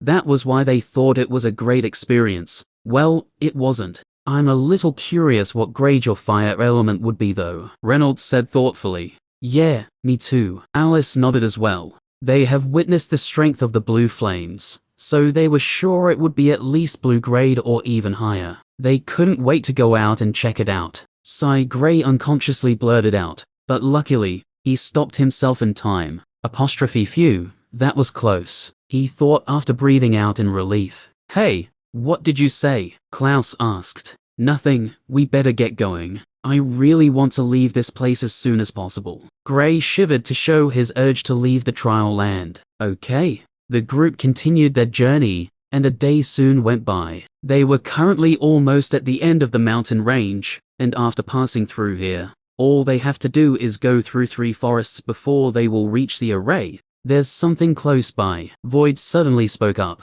Void had been relatively quiet lately, and although Gray speaks to him once in a while, he rarely spoke at all. Where? Gray stopped and asked curiously. Although he wanted to leave, he also knew that whatever Void senses had never been ordinary. If he could get something great just before leaving this place, it wouldn't be bad. Reynolds, who wasn't looking at his front while walking, bumped into Gray, who suddenly stopped. Why did you stop? He asked grumpily while holding his nose, which hit Gray's head. Clouse and Alice also stared at him curiously. Seeing how he was staring in a particular direction, they felt something was up. There's something here, Gray said to the group. Something like? Clouse asked. I don't know, but it's a treasure, a good one, Gray said seriously. The trio stared at each other before looking at Gray again. The only question in their minds was, how did he know there was a treasure here? And he could even tell it's a good one. Don't ask. Are you guys interested, or should we continue on our journey? Gray asked the trio.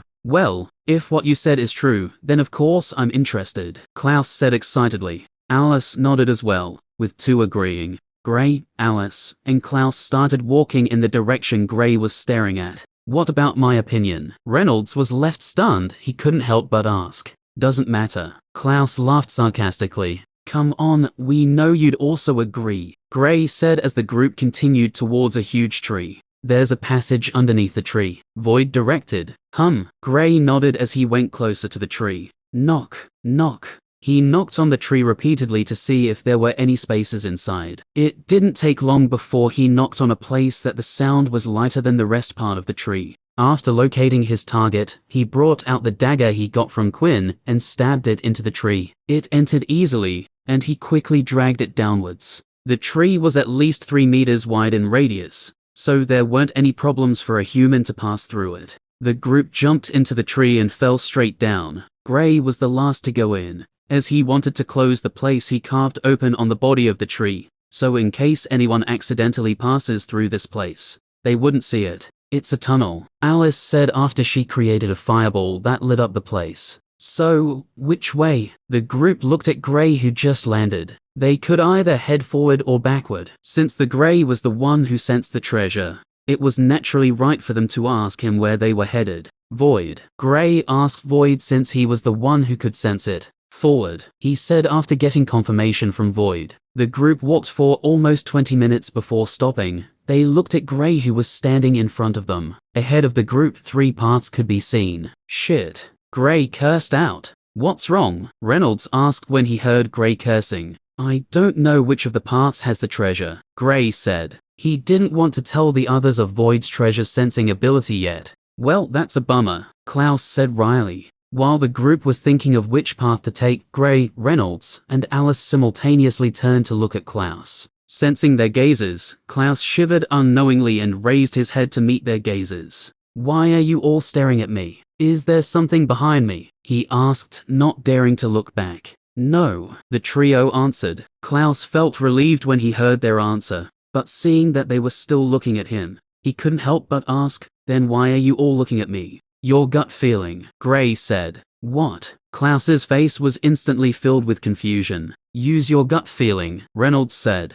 FUCKU. Do you think it's an ability or something? It can't be controlled, it just happens. Clouse explained after cursing at them. Well, we need it now. It's better than randomly walking into any of the paths. Who knows, you might get it right, Gray persuaded. Although relying on Clouse's gut feeling wasn't really the best decision, there had been multiple times where it had been correct, so there was no harm in taking the risk. Clouse naturally refused Gray's persuasion and Reynolds as well. It was only after Alice decided to persuade him did he agree. The one on the left, he quickly blurted out before Alice got to him. He knew how she persuaded people, and he didn't want something like that to happen to him. Good boy, Gray said mockingly before heading into the path on the left. Chapter 186. The group cautiously went into the tunnel, given Gray's experience. He was almost 100% sure that there would be an obstacle of some sort here, or even worse, a creature.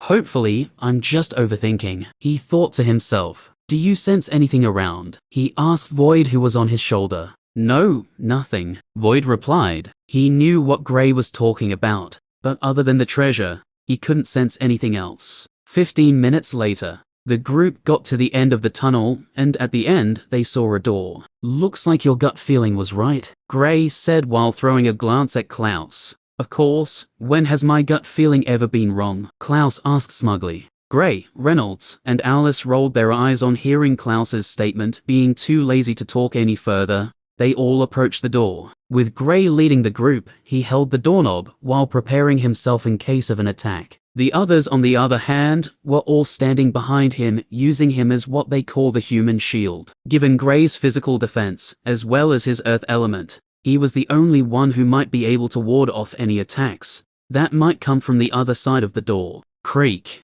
The door slowly opened with a creaking sound. Gray and the group immediately retreated, while also preparing their attacks. But after waiting for almost a minute, nothing came out through the door. Come on, bud, go check it out, Clouse said while pushing Gray forward. Gray glared at him, but he shamelessly continued speaking. What? You're the only one with great physical defense, as well as the earth element. You don't expect us to send Alice, do you? Gray shook his head, but he still went forward, since he knew he was the one who had the best reaction among them, as well as the best defense. With a flick of his wrist, a blue flame lit up ahead of him and floated through the door, slowly revealing what was past the door. Phew, it's just a normal gigantic cave, Gray said sarcastically and cautiously advanced towards the cave. Getting past the door, he was greeted by the sight of a hugely spacious cave. His flame couldn't light up the entire cave, given how big it was. On the places he could see, there were moss and weed on some parts of the ground,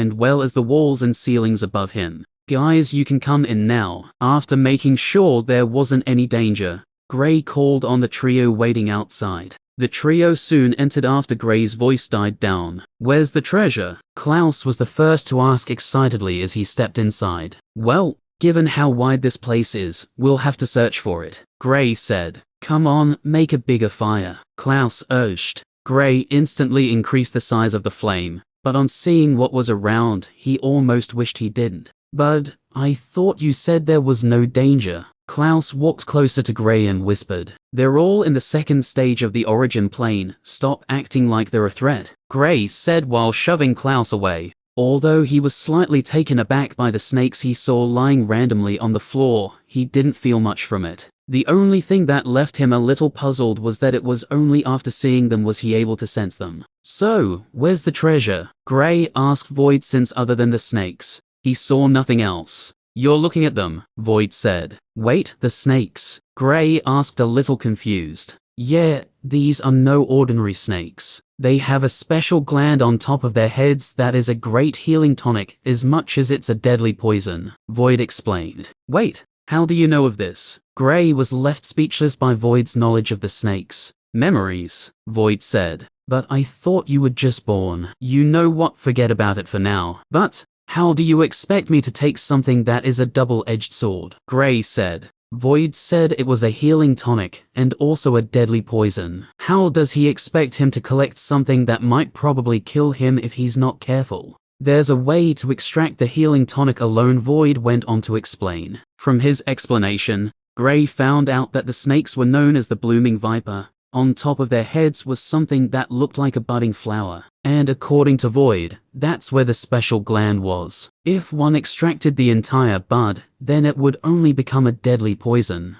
The only way to extract the healing tonic is through a somewhat special and perilous way, sucking it out of a living blooming viper. If the snake was dead, the gland will automatically turn into a deadly poison. After hearing the method from Void, Gray felt a little dejected. Coming here, he had high hopes for the treasure they will find. But now, not only did he have to deal with snakes, but he also had to suck a special healing tonic from the top of its head while it's alive. I feel like this is a wasted journey, Gray said, shaking his head. Of course not. Did I tell you this healing tonic can save a dying person as long as there's a breath left? Void said. Gray contemplated on the matter and felt having something like that wasn't bad, since they didn't know what awaited them in the future. There would always be times where their lives might be in danger. Maybe this would be what will save them. At least it's better than nothing. Gray could only helplessly nod his head. He went on to tell the others about the snake as well as the process of extracting the healing tonic. There were only about 15 snakes on the ground, and surprisingly, even after sensing the presence of humans, they didn't attack. Wait, so you're saying we have to suck out a healing tonic from the head of those snakes? Clouse asked while pointing at the snake closest to them. Yup, Gray nodded. And there's also a deadly poison there as well. Clouse asked another question. Yup, so how do we know if what we're sucking is the healing tonic or the poison? If we don't die. Okay, I think Gray has gone mad, Clouse said after he was done with his questioning. Yup, me too, Reynolds said, feeling maybe there was something wrong with Gray's head. Come on guys, do you think I'll take you through all this trouble just for fun? Gray said, trying to convince them. Well, I might, and since I might, there's a chance you might as well, Clouse said while strangely waving his hand. Gray glared at him on seeing his antics. I'm being serious. And I'm just joking. I know you wouldn't do all this for fun, but the thing is, why haven't we heard of this snake before? Clouse asked. He trusted Gray, but he hadn't seen or heard of a blooming viper before, so he naturally felt a little doubtful. The others also felt Clouse's question was reasonable. Because they're very rare, Gray said. If they're rare, then how did you know of them? Alice asked this time. Him, Gray said, pointing at Void. Knowing that they were about to ask how he knew through Void, he quickly explained to them that he could communicate with him, and that he was also the one who sensed the treasure. He also didn't forget to warn them to keep it a secret. He warned Clouse to be precise. The others were sensible enough to keep it a secret, but given how much Clouse talks, he wasn't too confident in his ability to keep a secret. I know, I might talk a lot, But it doesn't mean I'm a fool. I know what to divulge, and what not to, Clouse said angrily. He felt upset due to the fact that Gray didn't trust him enough. He knew he talks a lot, but that doesn't mean he'll go ahead and tell others his Frian's secrets. Gray felt a little bad inside when he saw Clouse's angry look. I'm sorry. I didn't mean it that way. Clouse's face only brightened up after hearing Gray's apology. It's okay. I mean, I wouldn't trust me with a secret either, he said nonchalantly. Gray felt the world spun around when he heard that statement. Haha, I'm joking. Clouse laughed on seeing Gray's face. He had always been carefree, so he knew Gray didn't mean to offend him. He also knew how massive of a secret Void's treasure sensing ability was. If others heard that there was a special cat that could sense treasures, the fight for who would acquire him would have no end. So, let's begin, Gray said after everything was sorted out. The group went on to catch the first snake. It wasn't easy though, since they had to make sure the poisonous fire it was spitting out didn't touch them. Unlike most magical beasts, the snake was small, stretching only 3 meters long, and wasn't even up to 4 inches wide. Reynolds was the one who caught the first snake. After catching it, he passed it over to Gray. He was a little scared of the extraction process, so he didn't dare to. Gray collected it, gulped in fear, but since he trusted Void, he steeled his heart and brought the head of the wriggling snake closer to his mouth, just as he was about to suck on the bud. Wait, Void yelled out. Chapter 187. Clouse and the others were puzzled on seeing that Gray stopped, just as his mouth was about to touch the head of the snake. Is anything wrong? Gray asked while moving the head of the snake away from his mouth. He was a little frightened by the thought of if there was one mistake with Void's extraction process, and he accidentally sucks out the poison instead of the healing tonic. So when Void stopped him, he didn't hesitate in any way. Where would you put the healing tonic after sucking it out? Void asked while staring at Gray strangely. Oh, I forgot about that, Gray said truthfully. He checked his storage ring to see if there was anything inside that could be used to store the healing tonic, but he unfortunately had none. The few healing tonics he brought with him had been used, and the bottles had been discarded by him. Does anyone have bottles we can use for storing the healing tonic? He asked the others. Oh, so that's why he stopped. I thought it was something else, Clouse mumbled under his breath. Well, Gray asked on seeing that none of them was saying anything, and Clouse seemed to be mumbling to himself. Clouse and Reynolds shook their heads, just like Gray. They've also discarded the bottles after using the tonic, and since they didn't bring much in the first place, they ran out about a month ago. Luckily, they didn't get into any precarious situation since then. How many do you need? She asked Gray while going through the bag. 15, Gray said after counting the number of snakes present in the cave. Okay, here you go. Alice threw a bottle to Gray.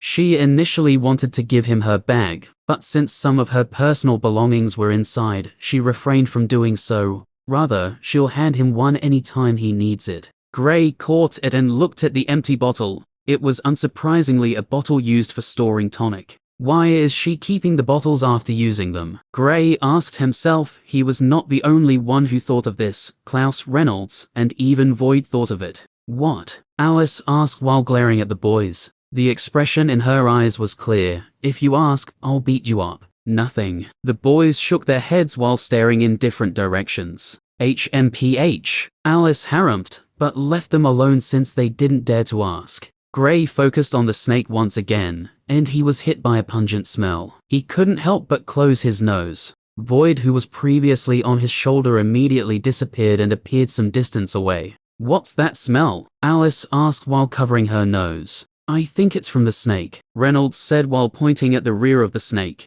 The snake was currently wrapped around Gray's hands, and the tail was almost at his left shoulder. Presently, fluid could be seen coming out of the snake's tail and falling on Gray's hand. He instinctively wanted to let go, but on sensing that other than the smell, it wasn't harmful, he held on. Since the snake was long, it had wrapped its head with its body as well, covering it from sight. Luckily, Gray held onto the neck tightly, so there was no way it could escape. That's like an ultimate weapon, Clouse said while staring at Gray in pity. The smell coming from the feces of the snake was terrible, giving one the urge to throw up. The others were having a better time since they distanced themselves from Gray. while also covering their noses. But Gray, who held it in his hands, was having the worst time of his life. The smell was surprisingly stinging. It felt like tiny ants crawled into his eyes and started stinging him repeatedly. Gray hurriedly used the hand he previously used in holding onto the body of the snake to try and free the head from the body the snake used in wrapping it up.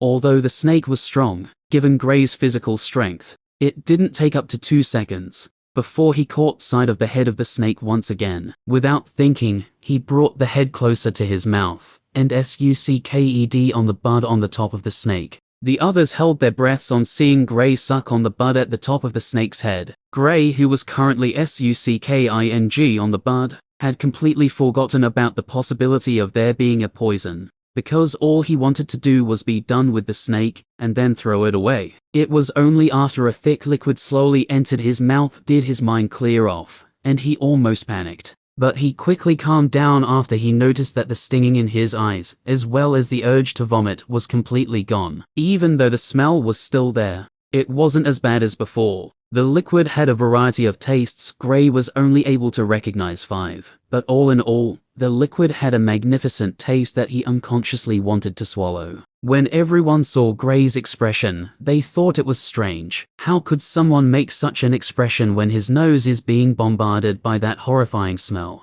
"Don't swallow," Void hastily yelled to Gray when he saw his expression. Void's voice came right on time. Had he been a second late, then Gray was sure he would have swallowed it. Even though he was stopped, he managed to swallow a little bit of it. Just before he closed the lid on the bottle, a strong and sweet floral scent wafted out of it into the air. The scent was soothing and made one's mind clear after taking in a breath. Clouse, Alice, and Reynolds all took in a deep breath when the scent passed them. "I feel energized," Reynolds said slowly. It was unbelievable that just the scent from the healing tonic could make one feel energized all of a sudden. If the scent was this powerful, how powerful would the liquid be then? "Amazing, this truly is a treasure," Alice said with her eyes closed, still savoring the floral scent. "Yeah, a true treasure," Clouse nodded. His mind was exceptionally clear, and he felt since the snake could make something as sweet as this, then it had all the right in the world to also make that horrifying smell it released earlier.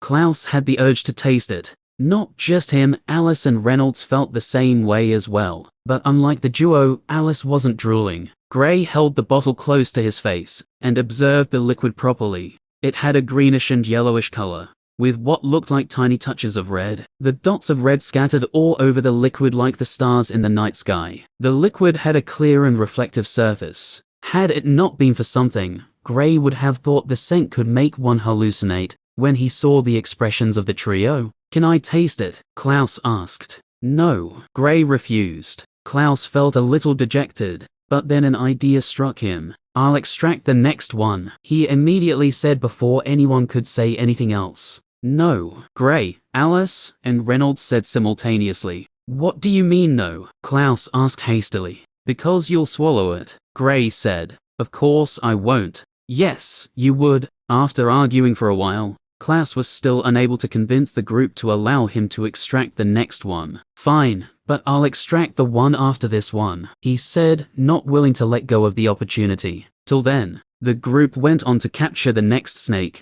which, like the first one, defecated once it saw it couldn't break free from Gray's grasp. But the smell didn't mean anything to him. Although it was horrible, the reward outweighed the smell, so he braced himself and quickly sucked on the head of the snake. Just like the first time, everything turned better after the liquid flowed into his mouth. After tasting it for the second time, a thought came to his head. How would it taste like if I were to cook with it? Gray threw the thought to the back of his head as soon as it came, but since the thought had successfully come to his mind, it was almost impossible to forget about it. After storing the second one, they went on to catch the third snake, and Clouse finally got the chance to extract the liquid, although it was only after the group warned him repeatedly not to swallow it. They didn't only warn him, but they also threatened to beat him up if he dared to swallow it. Even though he was warned repeatedly, Clouse still almost swallowed it the moment he tasted the liquid. The taste was just too sweet that he had to keep the liquid in his mouth for almost 1 minute before putting it in the bottle. After Clouse sucked on the third one, Alice did the fourth one, and just like the previous two, she also almost swallowed the liquid after tasting it. Reynolds was the one who extracted the fifth one, and he too fell for the same thing. Had it not been for the thought of being beaten if he swallowed it, then he would have swallowed it. Chapter 188. That's the last one, Gray said after watching Clouse extract the last healing tonic from the last snake. That wasn't in an earthen cage. So soon. I thought there were more, Reynolds said with a hint of sadness. He didn't expect the snakes weren't that many. Given the sweetness of the liquid as well as the feeling they get from breathing in the scent, he didn't mind doing this for another hour or so. Well, unless there's a way to make the previous ones create another healing tonic, that's all, Gray said after looking around to confirm there was none left. Wait, can't we just capture them and train them till they create another one? Clouse asked after letting go of the snake. The snakes were relatively quite calm, and only attacks whenever they were threatened, so it would be very easy to train them. I don't think that's possible, or is it? Alice asked while looking in the direction of Void. Since she knew Gray could communicate with Void without others knowing about it, she felt very intrigued by the black cat. Added to Void's space element, she felt it was very unique. They still had no idea Void had 3 other elements, and since Void rarely fought, they felt he was only attuned to the space element. Gray also stared in Void's direction along with the other boys. No, these snakes can only make one healing tonic their entire lives. Look at the head of the snakes, you'll see the bud on it is gone, Void explained. Also, don't think of capturing it so you could breed them to acquire their offsprings. There are special conditions they must go through before they can acquire the healing tonic, and I don't think anyone knows of the conditions, he added when he noticed that Gray didn't immediately give up. Oh, Gray exclaimed lightly. No, Clouse, we can't capture them. Gray told him the reason for it. Well, that's a bummer. What now? Clouse asked. Going back to the academy should be our next choice of action, Gray said. He felt there wasn't anything left for him in the trial land, so getting out of here and going back to the academy was the next possible thing to do. He also wanted to go back to Red City and search for the whereabouts of his mother. It had already been so long, and he didn't know what happened to her. The others nodded to his suggestions, and all turned to leave the cave. While they were walking on the pathway before getting to the spot where they had to choose which path to take, Clouse suddenly came up with an interesting topic. Gray, if you were to cook with one of those liquids, it would be quite an unforgettable experience, he said while licking his lips. You also thought of it. I thought I was the only one, Reynolds said in surprise. When he tasted the liquid for the first time, he thought of Gray's cooking, and his imagination ran wild. He even planned on telling Clouse, so they would team up together to plead with Gray to use one of the liquids. What are you all talking about? Alice looked at them weirdly. She knew Gray was a great cook, and had gotten a taste of his food once, but it had been a while now. Great minds, they say, think alike, Clouse said with a laugh. So, are you? Reynolds asked with an excited expression. I still don't know yet, Gray said with a hint of uncertainty. The truth was, the idea of cooking with it was quite tempting. Wait, you want to cook with one of the healing tonics, which according to Void, could save someone who's at the brink of death? Alice asked, feeling bewildered by the audacity of the boys. Who would freaking think of using such a life-saving item to cook? Sometimes she felt the boys all had a screw loose or something. They've never seemed to amaze her with some of their weird ideas. Yeah, pretty much. The boys all nodded simultaneously.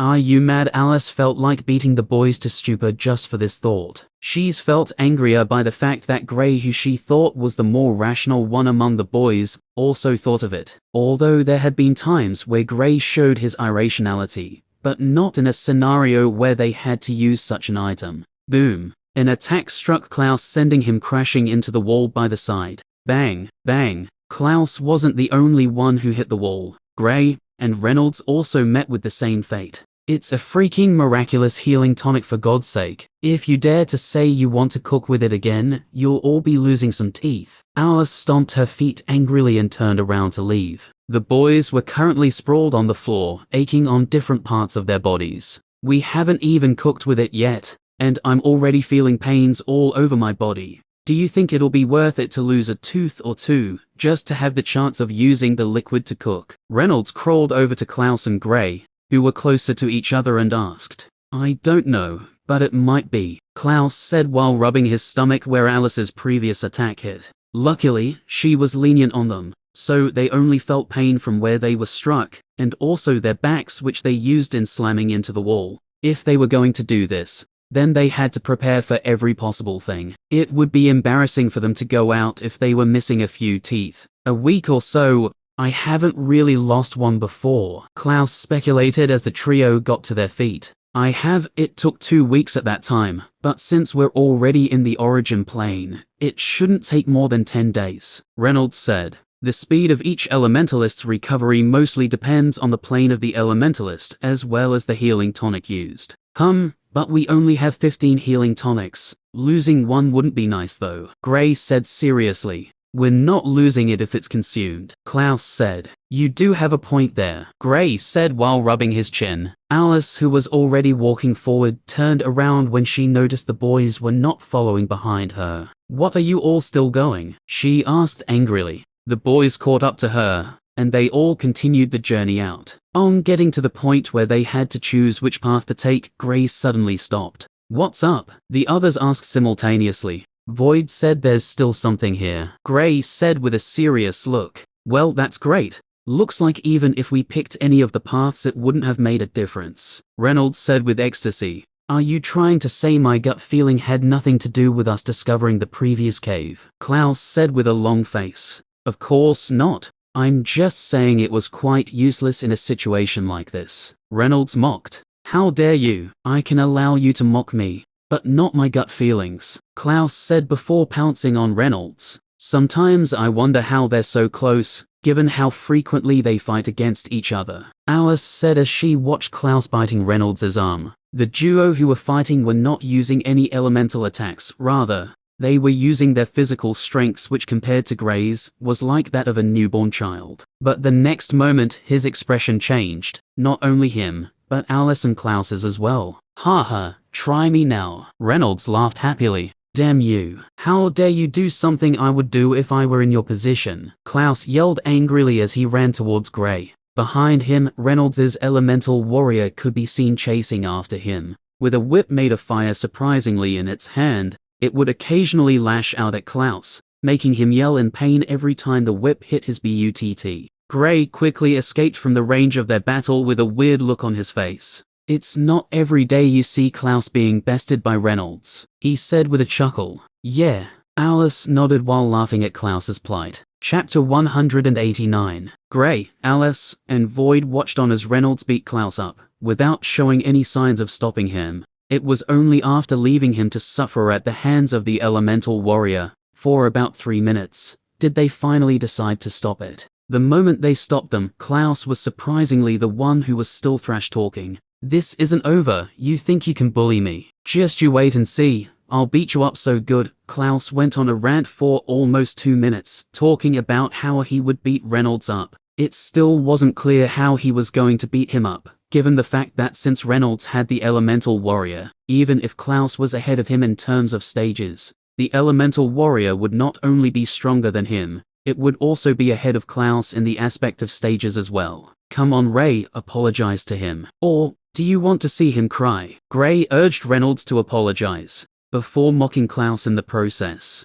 Clouse, who just kept quiet, exploded once again, and this time, Gray was his target. Gray quickly apologized, along with Reynolds. Only after the duo praised his handsomeness did Clouse decide to forgive them, although he felt a little weird when Gray praised him since Gray was clearly more handsome. It felt strange. Can we go now? Alice, who had gotten tired of standing and watching the boys' show, said while tapping her left foot on the ground. The boys nodded and quickly went towards the path on the right. When choosing a path previously, they followed Clouse's gut feeling and entered the path on the left, but since there was a chance each path might have a treasure, they didn't need to deliberate over which path to take anymore. They followed the long path, but just like the first one, they were cautious. After 15 minutes of walking, they got to the end of the path, but this path unfortunately didn't have a door which they could use in advance. A dead end? Clouse asked. I think so, Reynolds responded.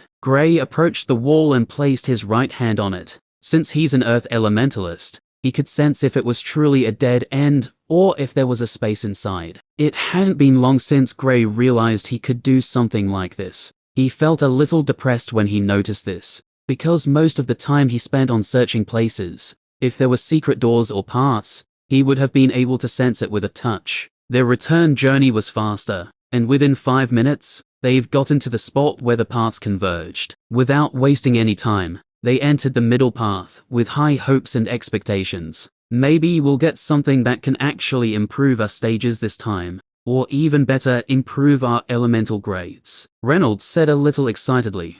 Don't get over yourself, acquiring the Great Earth Essence liquid was pure luck. Gray shook his head at Reynolds' high expectations, but he couldn't deny it though. He too hoped they would acquire something great, just like the life-saving tonic they got from the previous path, or even better. Speaking of the Great Earth Essence liquid, Clouse and Alice turned to look at Gray. Do you still have them? Alice inquired. What? Gray asked with a confused look. The Great Earth Essence liquid. Clouse was the one who spoke up this time. Of course, other than the time we refined it previously, the rest are still intact, Gray said calmly. Can you please give one to my dad? Clouse asked with a somewhat anxious look. Gray was the one who acquired it, so they naturally didn't have the right to them. They were already feeling grateful to him for giving them one each, so asking for another one was a little too overboard from their point of view, given the value of the item. Sure, Gray replied nonchalantly. Huh. Clouse was left dumbstruck by Gray's answer. Even though he wished Gray would give it to him, he didn't think he would agree so easily. He didn't even think about it. Clouse felt touched by Gray's kind gesture. You're a true friend, he said with a teardrop coming from the side of his eye while approaching Gray. What are you doing? Gray asked as he saw Clouse coming towards him. From this day henceforth, I've decided to help you get any girl you finally fall in love with, Clouse declared in a low voice while hugging Gray. Get away from me, and what makes you feel I'll need your help then? Gray said while pushing Clouse away from him. I think you've forgotten about this. Gray pointed at his face and flashed a smile. Well, I'm impressed, but it's not all about being handsome. There are some criteria you'll need to fulfill, Clouse said with a grin.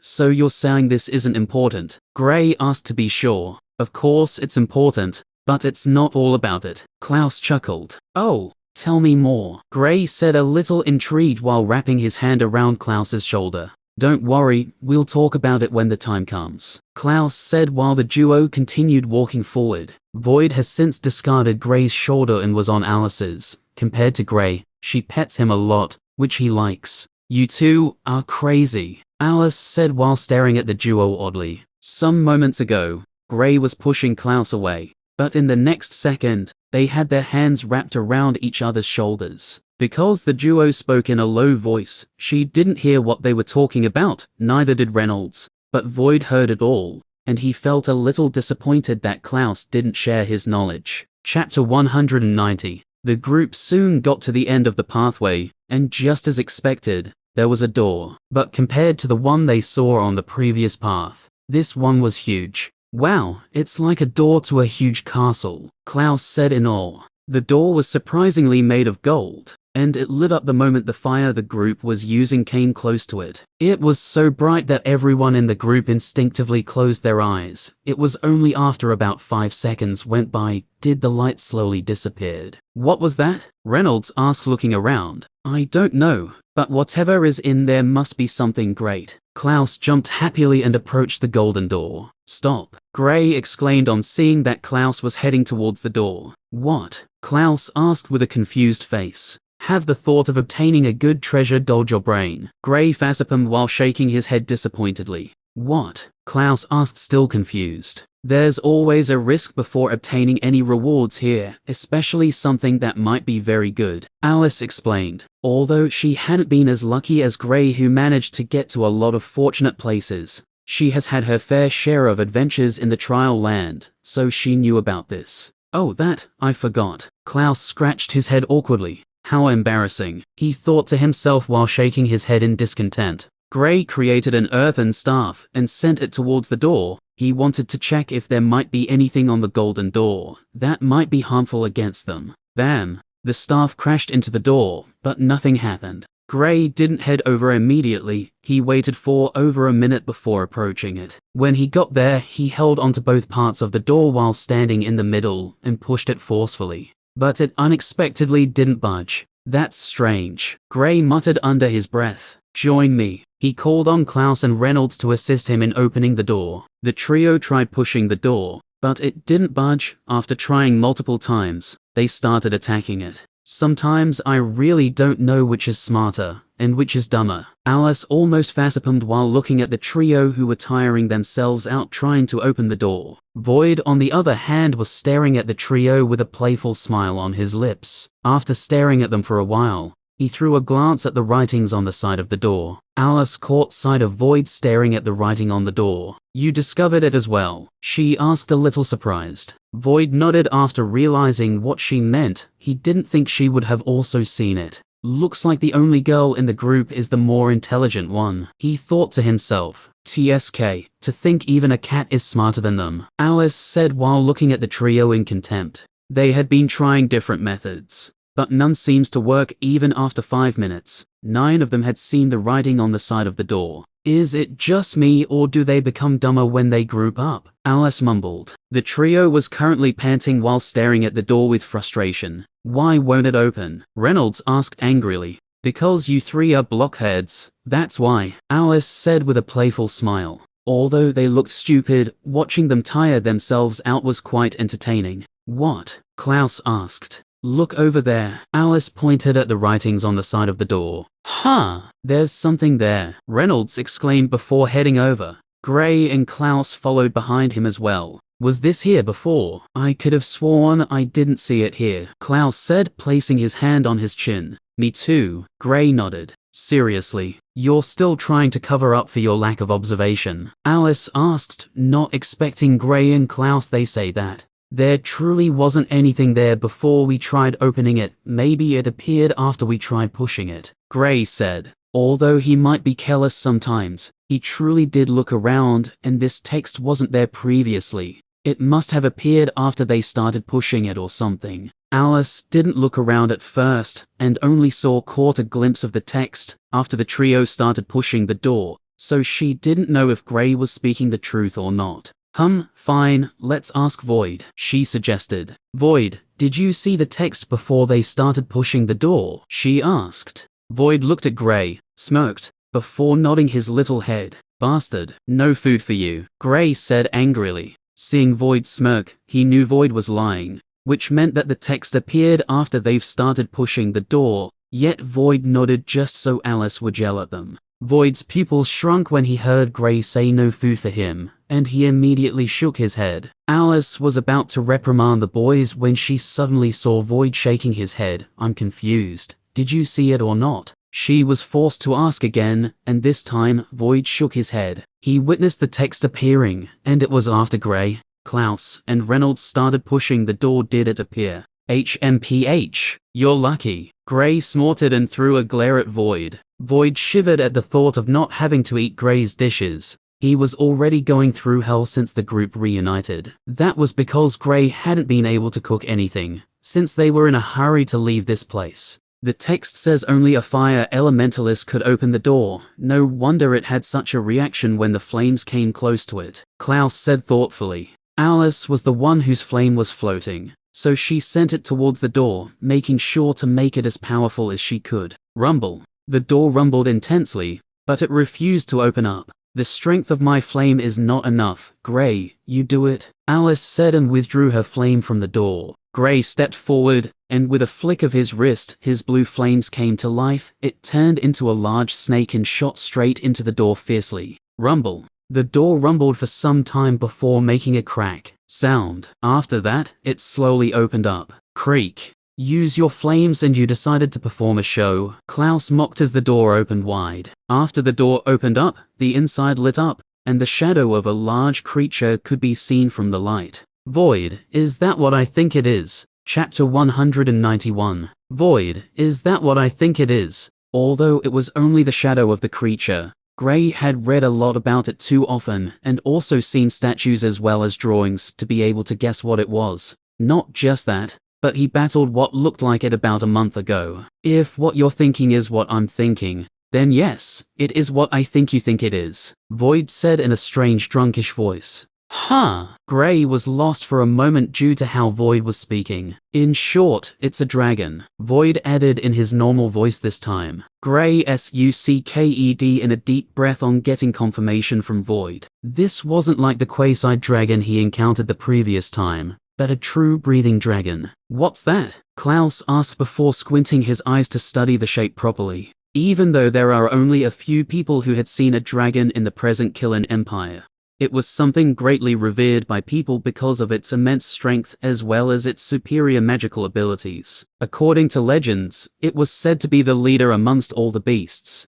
It looks like a dragon, Reynolds said after studying the shape. Yeah, Alice nodded. Clouse had also figured it out as well. The trio gasped in surprise and anxiety. They currently had the opportunity to see a dragon. Of course they would be nervous. But there's one thing that was currently overshadowing their nervousness: excitement. The excitement of seeing a dragon was unimaginable. They were still youngsters, so it was normal to be excited when one sees a legendary magical beast like a dragon. Had Chris not been in the Lunar Academy, then they would just be as excited whenever they saw a griffin as well, but because they've seen it too frequently, they've become numb to it. Sometimes, they even forget it is a legendary beast. Since it's a dragon, doesn't that mean there will be a lot of shiny things? Void's pitch black eyes lit up at the thought of there being shiny things. Since it's a dragon, that means we're in danger if it wakes up, Gray thought, and he unconsciously took a step back. The quasi-dragon, which was not a true dragon, was already so overpowered that had it not been for the strange array in the lab, then they would have died under its attacks. Now, this was a real dragon. Even if it might be restricted by an array, there would be no way it would be weaker than the quasi-dragon. It would definitely be stronger. We need to leave. We need to get in. Gray and Void came to a conclusion simultaneously in their heads, only both were contradicting each other. Huh? What do you mean we need to leave? Void asked disapprovingly. There's no way we're going in there. Are you tired of living? 'Cause I'm not, Gray said seriously. While the duo was arguing about whose decision was right, Clouse slowly walked into the cave. Gray, who was still trying to reason with Void, almost passed out when he saw this. Clouse, what the hell are you doing? He asked in a hushed voice, fearing that if he speaks too loudly, the dragon might hear them. I'm going to see the dragon. Also, why are you speaking that way? I can barely hear what you're saying, Clouse asked with a confused look. Get back here right now, Gray said in the same hushed voice. What's wrong with you? Reynolds couldn't help but ask when he saw Gray's behavior. Have any of you thought of the possibility of the dragon being far stronger than us? Gray looked at the group as he asked. The others shook their heads. They truly didn't think of it. Being too excited, they forgot the dragon was a magical beast who would most likely attack them if they intruded. I've fought against a beast that seemed to have evolved. It wasn't a dragon, but it wasn't far from it. Gray told them about the dangers he faced when fighting against the quasi-dragon. Of course, he decreased the level of the quasi-dragon, so it wouldn't sound like he was overpowered, being able to survive against it. Gasp. On hearing the story, the trio gasped in fear and shock. They didn't think that Gray would have such an experience in the trial land. Not just that, but he survived, although it was with the help of an array he knew nothing about. It was still amazing to be able to escape. Do you all still think it's a wise choice to head in? Gray asked after seeing their reactions.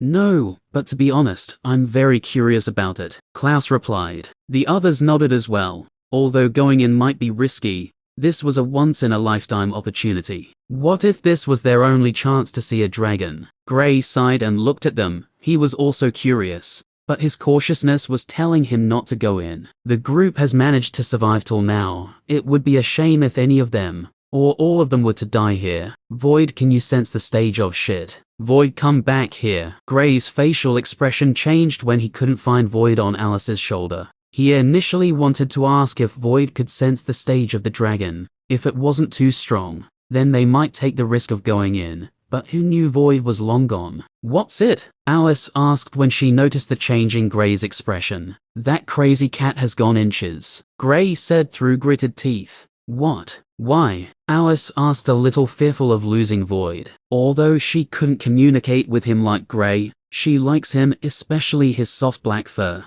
Apparently, just like dragons, he too loves shiny things, Gray said while rubbing his temple to try and calm the headache he was feeling all of a sudden. Since there's a dragon here, then there would be shiny things as well, Alice said. Gray nodded with a tired face. Void is once again about to put him in a perilous predicament. His only prayer is that the dragon shouldn't be too strong, so they might be able to escape. Inside the cave, Suo's shiny, Void said, looking at the glittering shiny objects on the floor with drool dropping from the side of his widely open mouth. He didn't even put the over 6 meters creature in his eyes, all he was seeing were the shiny things. Chapter 192. Outside the cave. What do we do? Alice asked, a little scared for the little cat's fate. He should be fine, Gray said, waving his hands. What? Alice, Clouse, and Reynolds exclaimed simultaneously while looking at Gray with a little hint of disbelief. How could he be so cruel to his pet?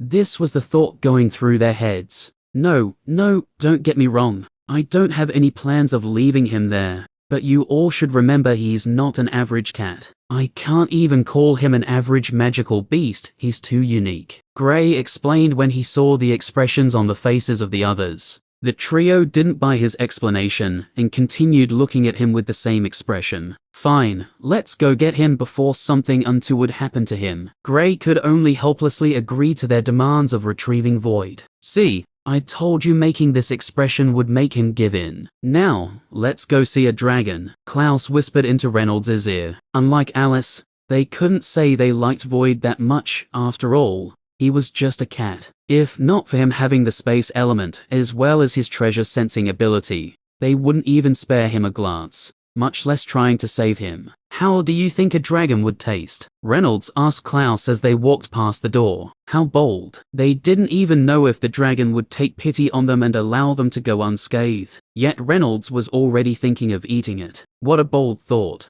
Given its superior quality, its taste should be exquisite, Clouse answered after a while. Gray and Alice, who were walking alongside them, felt their scalps tingle. Clouse and Reynolds were seriously planning on how to eat the dragon. How the hell does their brain process work? Gray, do you think we would be able to beat the dragon? Alice asked. They had only walked for a few seconds, but it felt like days had passed. They were like an army who knew death was coming, but can't flee. If we're truly able to beat it, then we'll be having dragon soup for dinner, Gray said jokingly. Alice paused for a moment. The three of them are the same. She shook her head wryly. Before hearing Clouse and Reynolds speak of eating a dragon, Gray didn't think about it, but after the initial fright from the thought, he found out it wasn't a bad idea. I mean, not everyone could say they've eaten a dragon before, right? Void, are you okay? Gray tried to speak to Void, but his response was the same as before, so shiny. Void currently doesn't say anything else.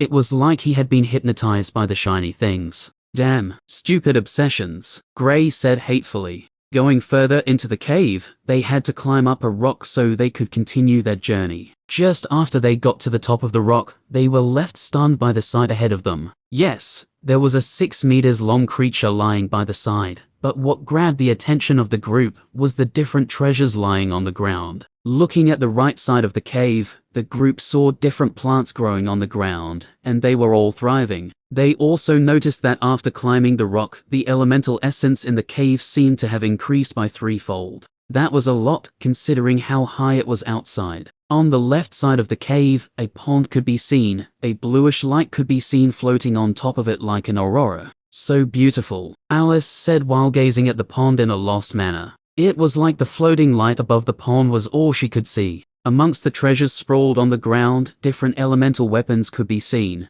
There are even elemental defensive weapons. These defensive weapons could make one almost immune to a specific element, although that mainly depends on the grade of the weapon as well as the strength of the attacker. Unlike offensive elemental weapons, these were much harder to forge, and no one amongst Gray's group had ever seen one before. It took the group almost a minute to fill their eyes with the things sprawled all over the place. The fire which they were previously using as a source of light had been put out, since this place was quite bright, although not to the extent of when they were outside, they could see properly. Guys, look, Reynolds said in a hushed voice, while pointing to the 6 meters creature that was lying not too far from the pond. Looking at the dragon closely, the group guessed if its tail was added, then I would measure at least 10 meters in length. They couldn't get the proper height of it, since it was lying on the ground with its eyes closed. But even in this position, it still measured over a meter high. Its bat-like wings as well as its hind and forelimbs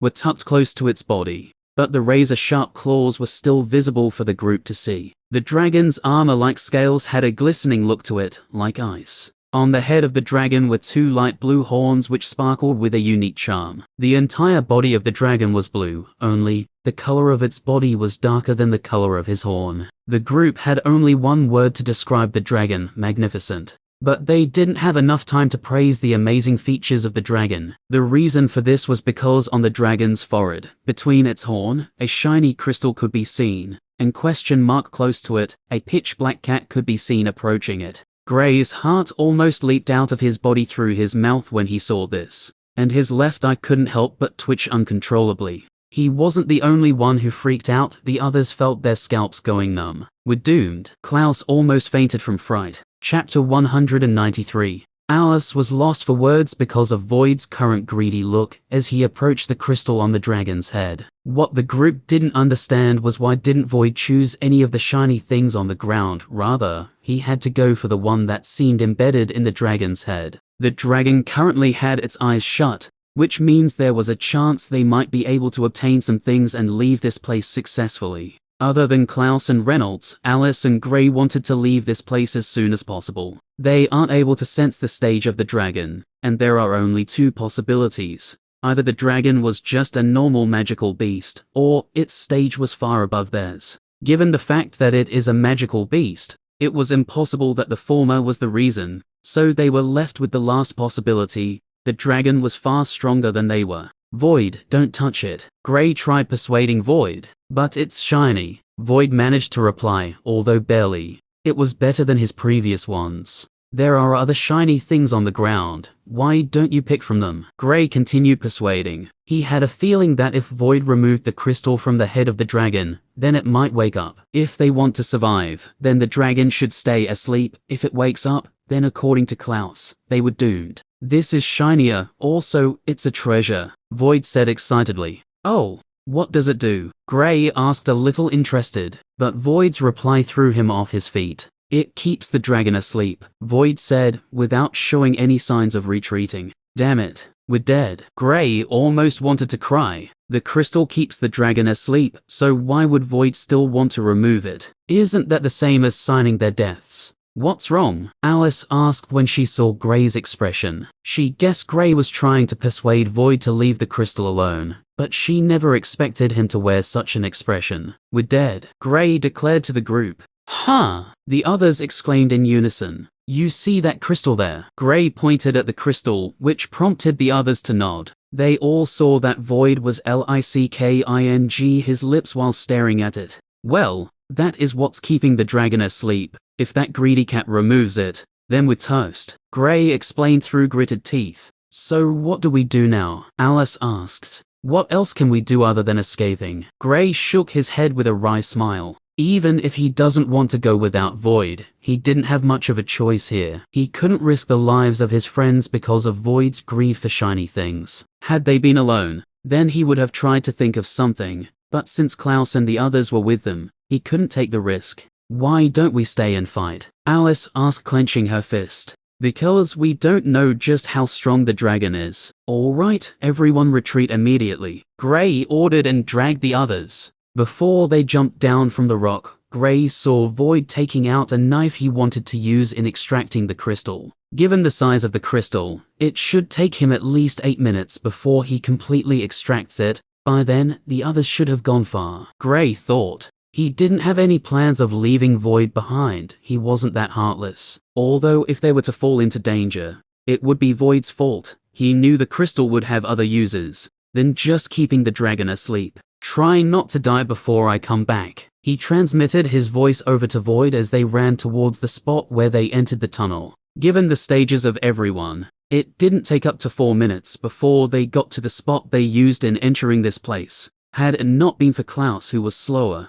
they would have arrived a little sooner. Gray made the rock beneath them rise, taking them closer to the surface. Before long, the group could be seen coming out of the hole in the big tree. Take this, follow it, and you'll get to the array soon. Wait for me there. Also, run as fast as you can. I'll try to delay the dragon, Gray said hurriedly while throwing the map to Alice. Before any of the others could comprehend what was happening, an earthen wall appeared, blocking the hole that led inside the tree. This was not a normal earth wall. Rather, it was the advanced form of it, which was not only sturdier but thicker. But this naturally wasn't enough to stop the others. While they were coming, he also made a small defensive array beforehand, while also enforcing the wall with a thick ice wall as well. It would take the trio outside at least 6 minutes before they can break all 3 defenses. Boom. Clouse and Reynolds were the first to attack the wall. Even though Gray told them to leave quickly, they didn't plan to. Guys, don't worry about me. Do you think I'm tired of living? Go to the array.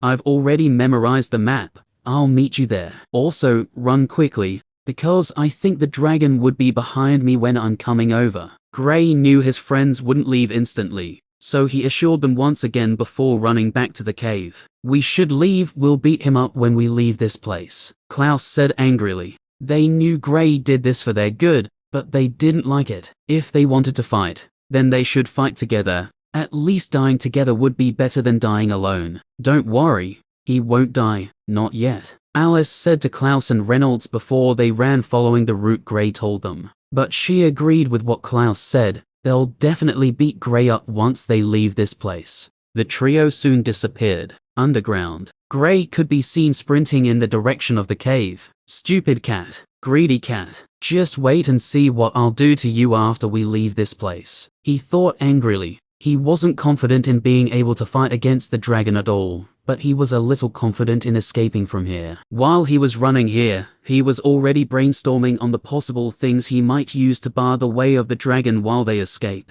And he had thought of a few, but that would all depend on the strength of the dragon. Sigh, I really need to keep his obsession in check, or else it will be the end of me one day. He shook his head once again. The time he spent coming back was shorter than the time he spent when the group was leaving this place. He was naturally faster than them. Added to his wind and lightning element, his speed was unbelievable. He got back within 2 minutes. When he got there, Void hadn't been able to remove the crystal completely. Void, leave it alone. He tried persuading once again. When they were here previously, he thought of stopping Void. But when he recalled the space element, he knew even if he tried, it would be useless since he can't catch him. I'll need to think of a way to keep him at bay. Void's obsession with shiny things was causing him a massive headache. Chapter 194. Gray could only helplessly watch on as Void continued trying to remove the crystal. Well, I still have some time, better not waste it, he thought as he dashed in the direction of the herbs on the ground. Since he couldn't stop Void,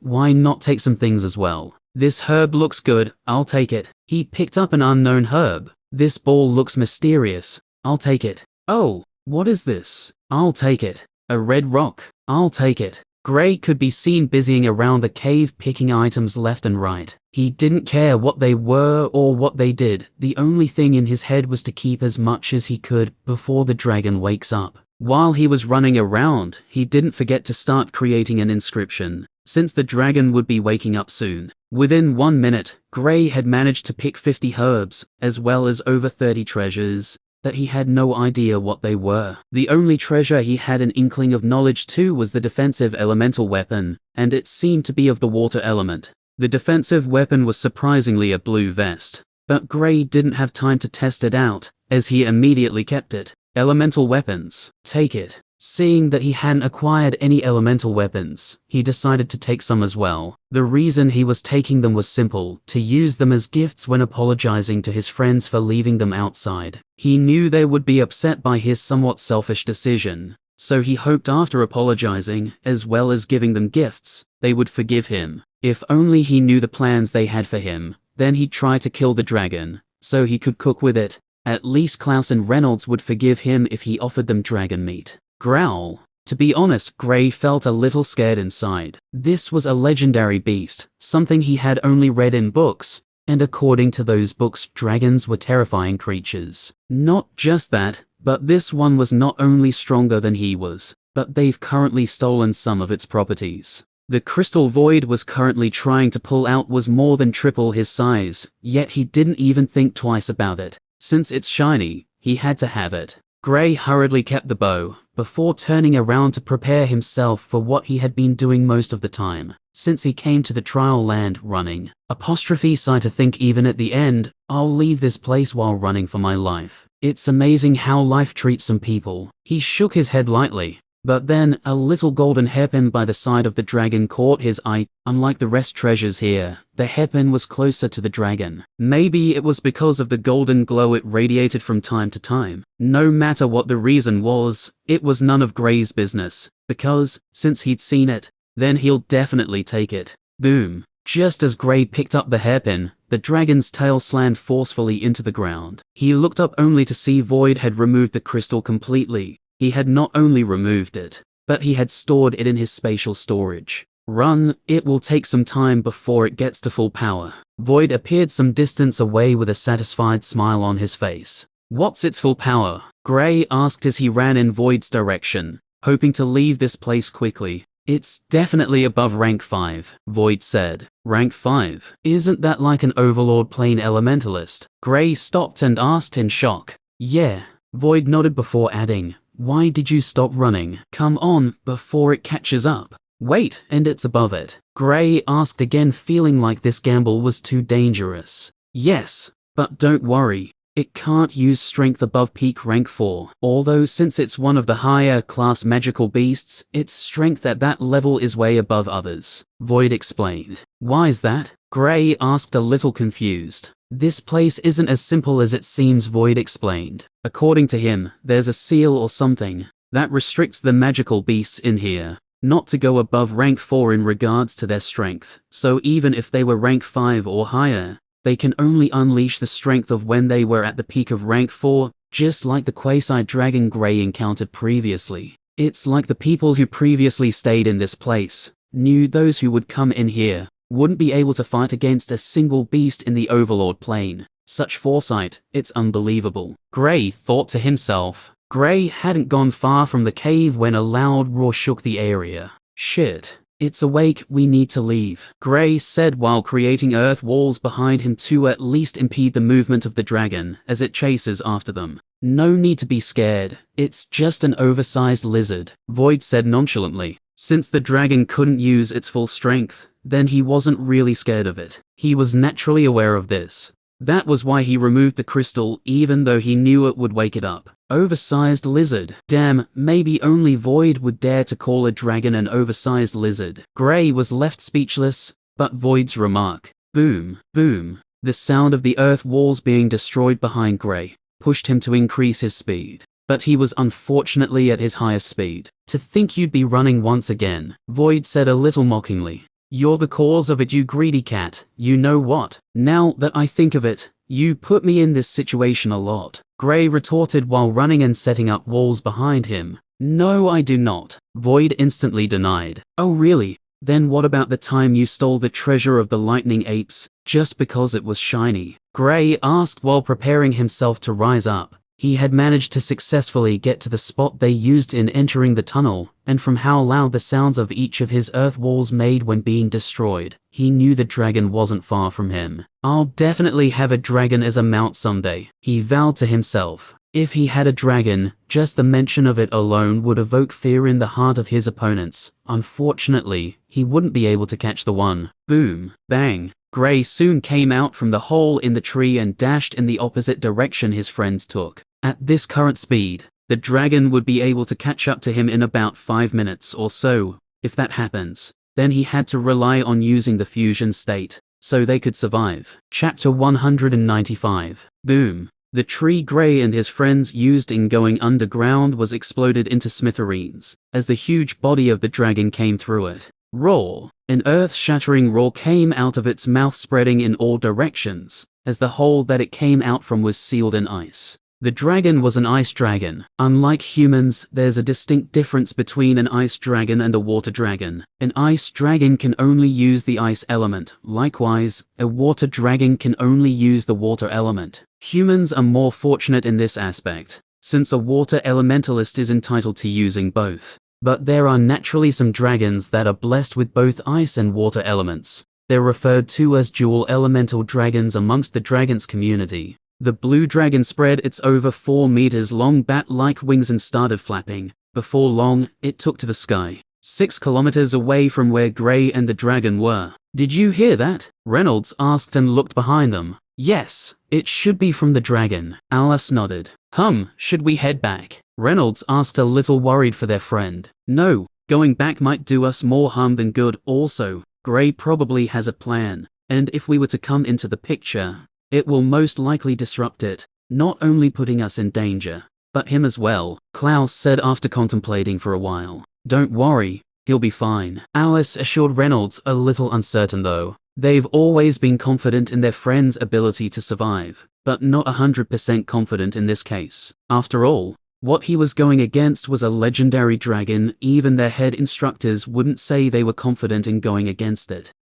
Reynolds nodded with a sad face. "But we're still going to beat him up, right?" "Of course." Clouse smiled evilly. Of everyone in the group, except for Alice, Gray was the one who rarely gets beaten. Since an opportunity has presented itself, he would definitely take it.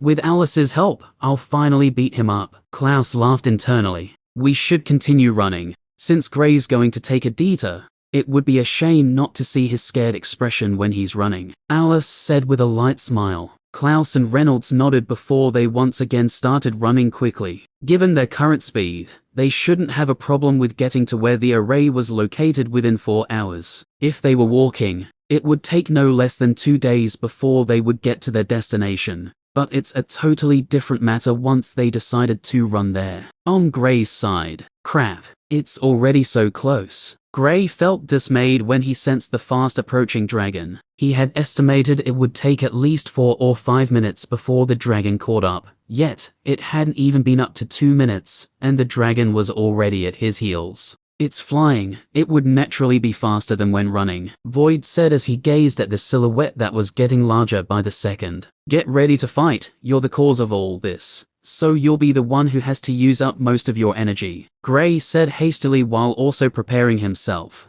He didn't want to carelessly use the fusion state this quickly, since he would have to exit it mid-battle. So, Void would have to do most of the work before and after he uses the fusion state. "Relax, I got this," Void said confidently. 1 minute later, "I don't got this. I repeat, I don't got this," Void yelled as the dragon sent him flying towards the ground. Unlike the quasi-dragon, a real dragon didn't have any problems with matching up to his speed. Also, given the real strength of the dragon, it had more experience than Void, who wasn't even 6 months old. Hearing Void's words, Gray almost wanted to snicker, but their current situation didn't allow him to. "Done," Gray said excitedly as he completed the 3rd inscription. Compared to the time he fought against Quinn and his group, now, he could use 3 inscriptions without suffering much of a side effect. He could even use it for a prolonged time without tiring out. Boom. He attacked with all 3 inscriptions instantly, but the dragon casually formed an ice sphere around itself that was able to easily block the attacks. The only way the attacks from the inscriptions could affect it slightly is if Gray were to use the fusion state, since his attack power would increase then. But it was still too early for him to use it. It hadn't even been up to a minute, yet they were already forced into such a perilous situation. "Stop playing dead and attack. You're the cause of all this in the first place," Gray said while stomping his feet on the ground. The moment his feet touched the ground, the spot where Void landed on shot up quickly, sending Void flying straight at the dragon. Roar! The dragon roared before spitting out a stream of ice at Gray, who was running. "Shit, too strong," Gray complained before he turned around and threw both hands in front of him. At first, before the ice got close to the firewall, it would melt due to the intensity of the heat. But after the dragon noticed this, the stream of ice it released suddenly turned bigger and colder.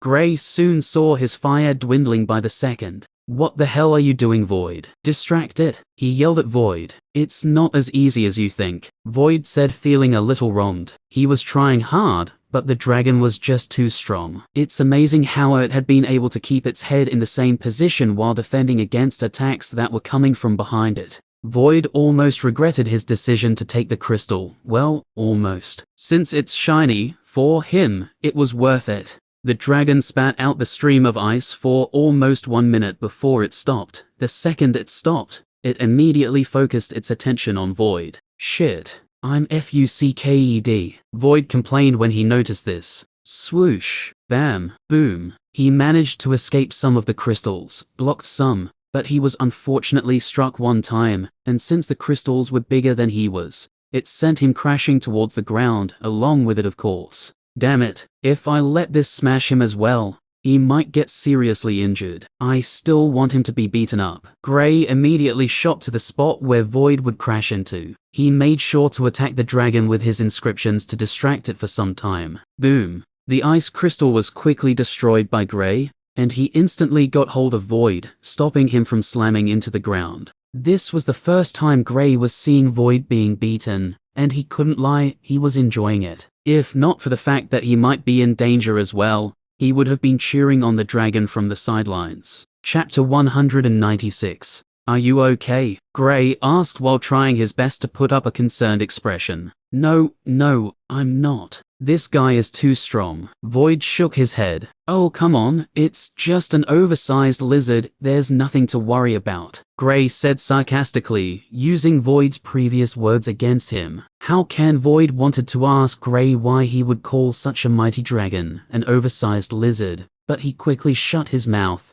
when he recalled the scene of him telling Gray it was an oversized lizard not too long ago. I get it. I messed up, no need to rub it in my face, he said. Apologize after fixing this, Gray said while giving him a boost so he could continue fighting against the dragon. This time though, he decided to help out as much as he could, although he still planned to allow the dragon to beat Void up on some occasions. But he would distract it whenever he notices it might seriously hurt him. Thank you, teacher. Gray couldn't help but thank Chris when he saw how important inscribing was in this battle. Had he not been an inscriber, then things would have been a little too difficult for them, given how powerful the dragon was. Even with the inscriptions frequently distracting the dragon, it didn't stop it from beating them. It was completely dominating the duo, and if things continued like this, they would most likely die under its attacks. Isn't it time to use that technique yet? Void asked after he was once again pushed back by the dragon. He was the main attacker in the battle. Although he couldn't fly, his space element gave him an advantage which allowed him to stay in the sky for long periods.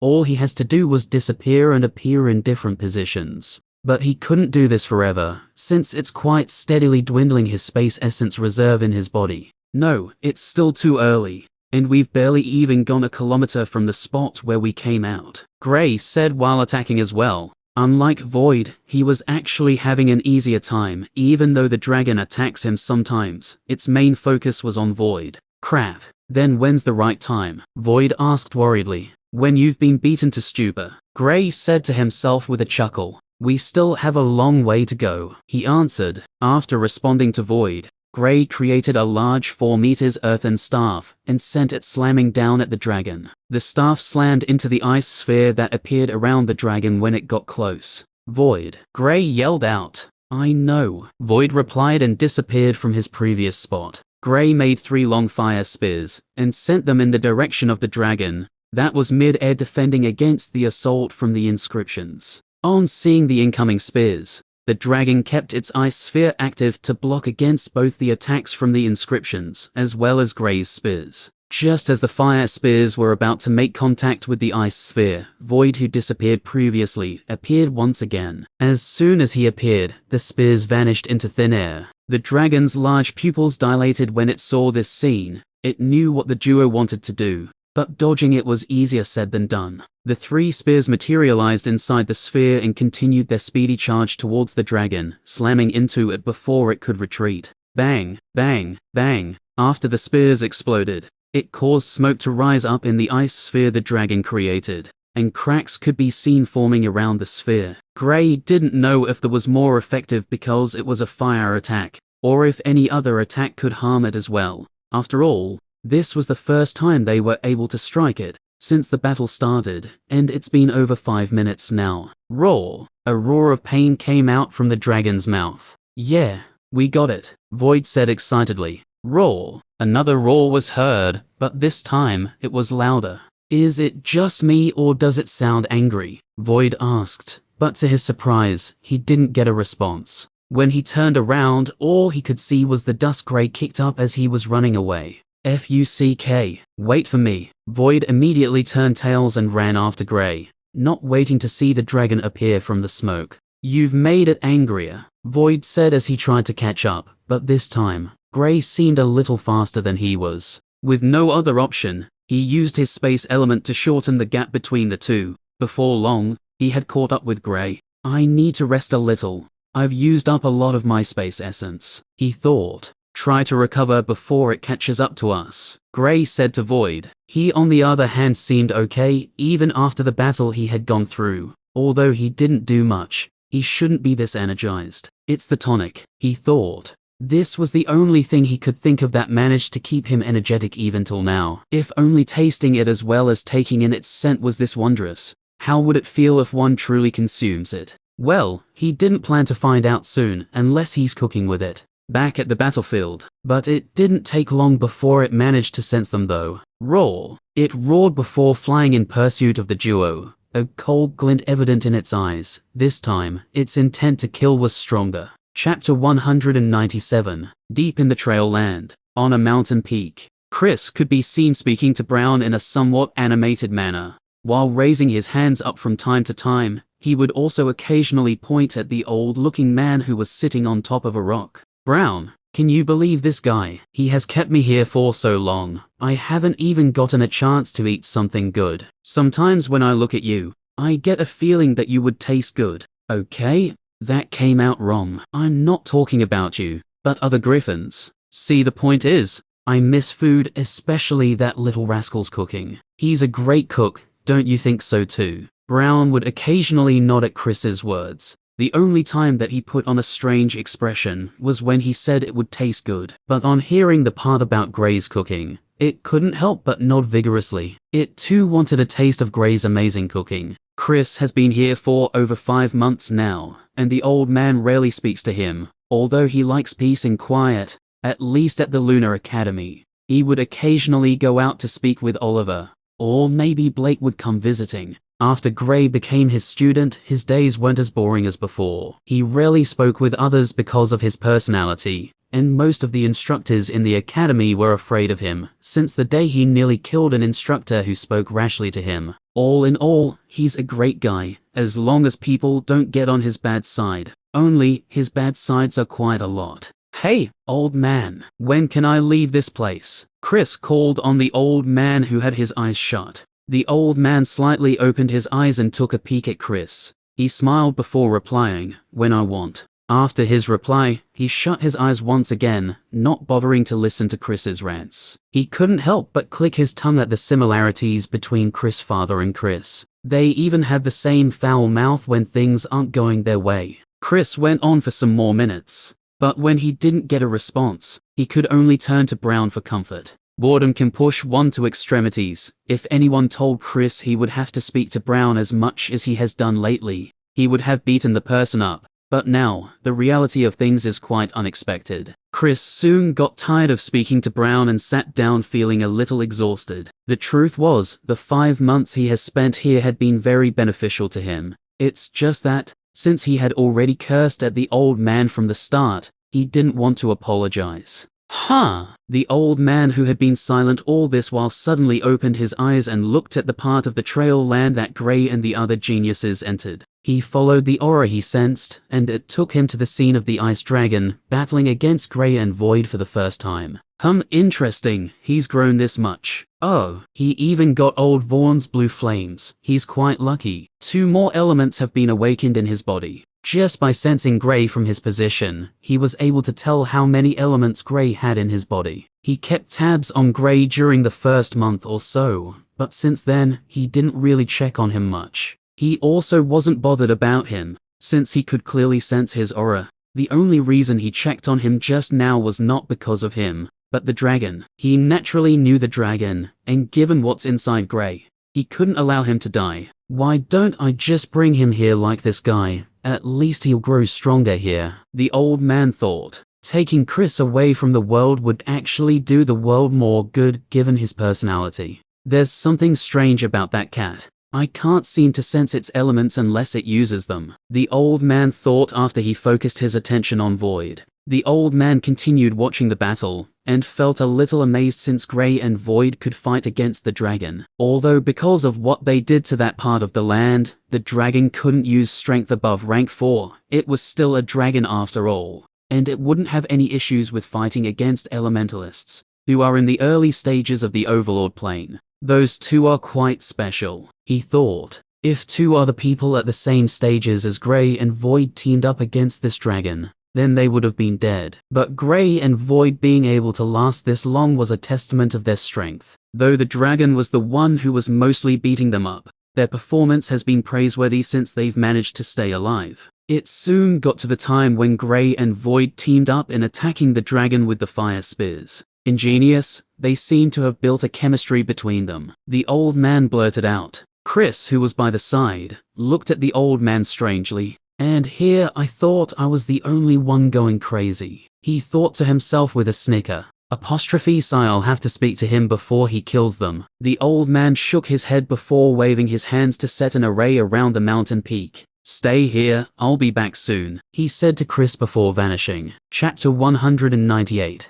Chris watched on as the man disappeared before chuckling to himself. Brown, it's time to escape, he said as he walked closer to the array. Hopefully that old man stays out long enough for me to break this array, he thought as he started looking for a way to break the array. This array was more advanced than the ones he's familiar with, having more nodes that connect, making it difficult to break. But there's one thing few people knew about him. When it came to learning, he was a genius. With the knowledge he had in arrays, although it was shallow when compared to this one, he was confident that if he was given enough time, then he would be able to break it. He soon focused fully on breaking the array, while the old man was gone. At the battlefield, the ice dragon roared angrily before pursuing the duo who were currently out of sight. But before it got far, it sensed a familiar aura getting close to it and stopped. Why have you come? The dragon spoke in an ice-cold, detached voice. You're just as cold as ever, Ethanth. The old man appeared mid-air, standing before the dragon.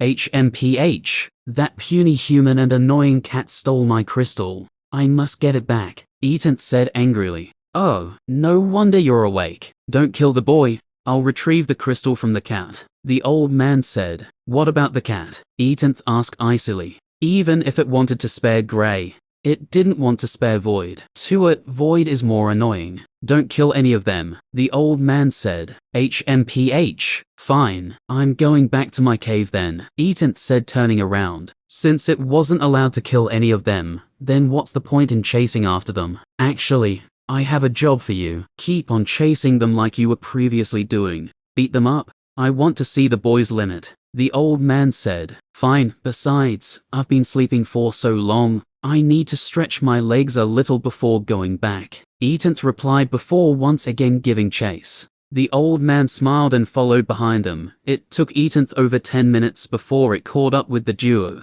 His speed is terrifying. The old man was left dumbstruck by Grey's speed. Given Ethanth's speed, he should have been able to catch up to them within 5 minutes even after the delay. Yet it took over 10 minutes. When he was at Grey's stage, he paled in comparison when it came to speed. I should go back, Ethanth knows what to do, the old man thought before disappearing. He made sure to secretly retrieve the crystal from Void's spatial storage, and to his greatest surprise, accessing Void's spatial storage without him knowing was quite difficult. Even given his strength, he still had to be careful. Other than the difficulty in accessing it, he was once again shocked by what was inside of the spatial storage. Now I get it, it likes shiny things, the old man thought when he saw the items. Although there were good items in the spatial storage, most of the items inside were shiny. Some weren't even useful, yet Void kept them. Some seconds later, he appeared back at the mountain peak, but there were no signs of Chris or Brown. Sighed to think he broke it this quickly. The old man sighed before sitting down on top of the rock and shutting his eyes. The array he set up was actually a test for Chris. He knew Chris was knowledgeable about arrays, but due to his personality, teaching him was difficult. He was already having a hard time teaching him about cultivation. If he were to teach him about arrays as well, then he might probably die from headache. He spread out his spiritual sense outside his body, and within 10 seconds, he was able to sense Chris's aura. Although Chris hid it, it wasn't a challenge for him. But what surprised him was the fact that after he sensed it the first time, it was suddenly cut off. It was like Chris was never there. Oh, smart. He managed to sense me. The old man chuckled before disappearing. 3 minutes later, he could be seen with Chris in tow. Chris had an angry expression, but since he couldn't fight back, he could only helplessly follow the old man back. But storms were currently brewing in his mind, with multiple questions running through it. Although he didn't get far, he was able to recognize this place. After all, it was just like the other side where the geniuses all explore, only it was more intact. This place is definitely that place. But how come there are people this strong here? I thought it was abandoned. You're quite good to be able to actually break this array within such a short time. The old man praised before fixing the array once again, but this time, it was more complex. Where are we? I recognize this place. I've been here before. Chris asked seriously. Oh, try breaking this one and you'll get an answer, the old man said before shutting his eyes again. At least with this, Chris would be too busy to complain to Brown about how bored he was here. Void, it's here again, Gray said when he saw Ethanth getting closer to them once again. As Ethanth flew through the sky, snow fell from behind it, making the area colder. I haven't even been able to get a proper rest, Void complained. Well, it's not my problem, Gray said while preparing to attack. Do you think it will let us go if I return the crystal? Void asked.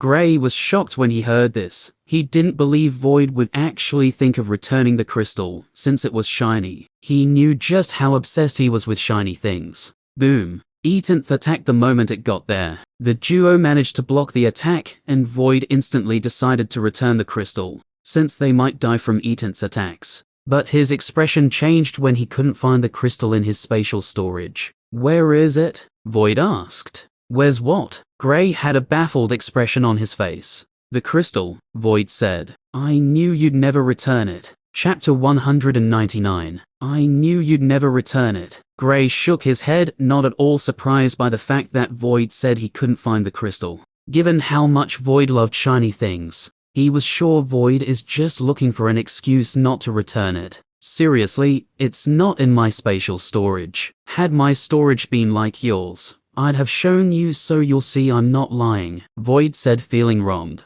The crystal truly wasn't there, but since there's no way for Gray to assess his spatial storage, there was no way for him to prove his innocence. Yeah, right, less talking, more fighting. Gray didn't believe a single word Void was saying. Boom. Gray's fireball was destroyed by the jet of ice Ethanth sprayed out. Damn it, Void said in frustration before joining Gray in attacking Ethanth. Unlike the first time, this time Ethanth didn't fight the duo mid-air, but after dealing with Gray's fireball, he flew down, landing not told far from them. The ground where it landed was slowly covered by snow. Roar! It roared before its horns lit up. Ice energy slowly started converging in the middle of the horns. Shit. Don't let that thing release that, Void warned when he sensed the energy converging in between Ethanth's horns. No need to tell me that. Gray shot a fireball at Ethanth, before sending out a lightning bolt as well. Void, on the other hand, quickly shot out 3 arrows made of black mass at Ethanth's body, hoping to stop it from completing whatever it wanted to do. Seeing the black arrows, Gray was slightly taken aback, before recalling that Void also had the darkness element. Sometimes, he tends to forget about this due to Void's heavy reliance on his space element. When Ethanth saw the black arrows, it created an ice wall, as well as the previous ice sphere it used in protecting itself. It was familiar with the darkness element, and knew of its corrosive properties. One defense wouldn't be able to stop the arrows from coming. 2, on the other hand, might just be able to do the job. Gray's attacks were the first to strike. The lightning bolt first struck the ice wall, but it was unable to leave any marks on it, before the fireball crashed into the ice wall, with intense heat. Bang! The fireball exploded, but the result wasn't what Gray was hoping for, although there were some slight signs of damage. It wasn't enough. Void's arrows were the last to get there. The darkness element is regarded as one of the slowest elements, but its high damage made up for it. The first arrow struck the same spot Gray's fireball hit, making it easier for it to corrode through it. With 2 seconds, it had managed to appear on the other side of the ice wall, with the other 2 arrows going a little slower, since they hit a more resilient part of the wall. Ethan sneered on seeing this and enforced the ice sphere, which was its second means of defense. If this didn't stop the arrows as well, then it would think of something else to do. Gray didn't stay idle. The moment his first 2 attacks died down, he had already prepared another attack. This one was a mixture of the lightning and fire element. It wasn't fusion since the elements weren't fused. He only used the lightning element to bolster the speed of the spear he sent through the hole Void's attack had created. Swoosh! The fire lightning spear made its way straight for the hole on the wall, as the arrows ahead of it were trying to open up another hole on the ice sphere as well. Everything happened within a matter of seconds, from Gray's first attacks to Void's darkness arrows, then to Gray's fire lightning spear again. The duo's understanding had grown a lot over the time they've spent together, so they were very good when it came to working together. Boom! The fire lightning spear struck the ice sphere, and a crack appeared from that spot, all the way to the other side of the ice sphere, running all around it. Crack! Crack! Bang! A second later, the ice sphere exploded, giving room for Gray's fire lightning spear, as well as Void's 3 darkness arrows, to head straight for the dragon. That wasn't even up to 2 meters away from the attacks. Unfortunately, Gray and Void didn't see what they expected. Duck! Gray yelled and dived to the ground, covering his head with both hands. Void was more relaxed since he just vanished and appeared 10 meters away from his previous spot. When he looked up, he saw what looked like an ice beam, shooting off the energy mass Eatonth gathered between its horns. Get out of there! Void yelled when he saw ice shards coming out of the ground as well, following the path of the ice beam, which had Gray lying directly under it. The cold radiating from the ice beam, which was just only 1.5 meters above Gray, was intense. Luckily, he was able to fight against the cold, after he circulated his fire essence around his body. He thought he could dodge the attack by just lying down, but he felt a chill when Void told him what was coming. He couldn't stand up since he was sure he'd be frozen to death if he makes contact with the ice beam. With no other option, he could only roll on the ground. Since they were in a forest, he also had to maneuver past the trees on the side. All the trees that the ice beam came in contact with were currently frozen solid, with no sign of returning to their previous state anytime soon, and ice shards could also be seen around them. This part of the forest currently looked like it was going through 2 seasons at the same time, with one part being covered in ice and snow like it was winter, and the other part still having fresh green leaves like it was summer. Chapter 200. Gray managed to escape the range of the attack on time, but as soon as he stood up, all he saw was a white flash coming straight at him. Before he could react, it struck him on the chest. Bam! Gray's figure was sent flying, and Void couldn't help but shake his head at Gray's misfortune. While he was previously rolling to try to escape the ice shards that were coming out of the ground, because of the trees he had to maneuver past without standing up, he unfortunately rolled within a few meters from his attacker. Eatonth, who was about to stop its ice beam, instantly swung its currently snow-covered tail at Gray. In such a short distance, Gray didn't have any chances of reacting before he was hit. Luckily, Gray not only has a strong body, but Eatonth went easy on him since it was told not to kill him, or else it wouldn't have had any issues with breaking most of his ribs with just that attack, even though his body was stronger than most people. Bang! Gray crashed into a tree hard on his side before falling to the ground. Void instantly attacked, in hopes of distracting Eatonth to buy Gray as much time as he could, but because of the huge gap in strength, he was quickly overwhelmed and sent flying by an ice pillar in Gray's direction. Gray, who was just standing, was forced to catch Void. Because of the suddenness, he could only put his body on the way before holding Void with his hands. After Void hit him, the force not only sent him staggering back, but also increased the pain he was feeling on his chest from Eatonth's previous attack. He groaned lightly in pain while his face winced because of it. Void, how about you return the crystal to it? I'll even allow you steal the shiny crown of the Emperor. After regaining his footing, he tried to convince Void to return the crystal, since that was the current best course of action. Initially, he thought this was going to be like the Quasi Dragon, when even though they were overpowered, it wasn't by much. But now, he really wished he had tried everything he could to stop Void, although it might be futile, since he couldn't keep up with Void's speed. When he's using the space element, at least he would have known he tried. Who knows, maybe he might have been able to stop him. Shiny crown? Void asked, a little excited by the possibility of stealing a shiny crown. Shit, I shouldn't have said that, Gray thought to himself. Now he had to make sure not to go close to the Emperor or else Void might get him in trouble. But the funny thing was, he had only seen the Emperor once, and at that time,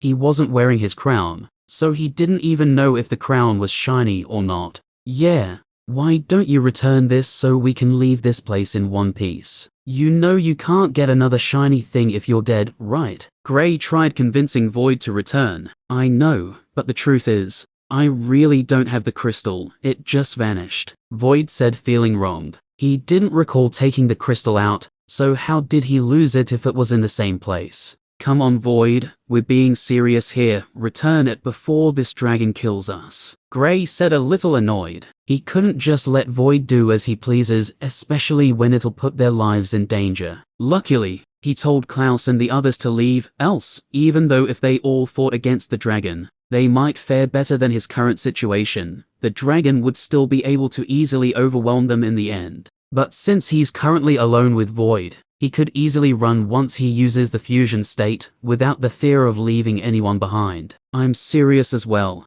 It just disappeared. I swear it on all things shiny, Void said while sending out an attack at Ethanth. Since they're speaking via the mind link, they could communicate faster than when people speak openly. So although their small conversations seemed a little long, it all happened in a short time. Gray created a large boulder that he sent at Ethanth. Wait, you're being serious? He asked to clarify. He wasn't really too sure if Void was lying, but since Void could swear on all things shiny, which is probably the most precious thing to him, there might be a chance that he's right. But he didn't believe him completely though. Yes, I still want more shiny things. I don't want to die now. Although I know we have a small chance of escaping, I really can't find the crystal in my spatial storage, Void explained. That's strange, if it's not with you, and given how the dragon is still chasing, it shouldn't be with it as well. Then who has it? Or is there a chance you brought it out while we were running previously and misplaced it? Gray asked. He found Void's words baffling.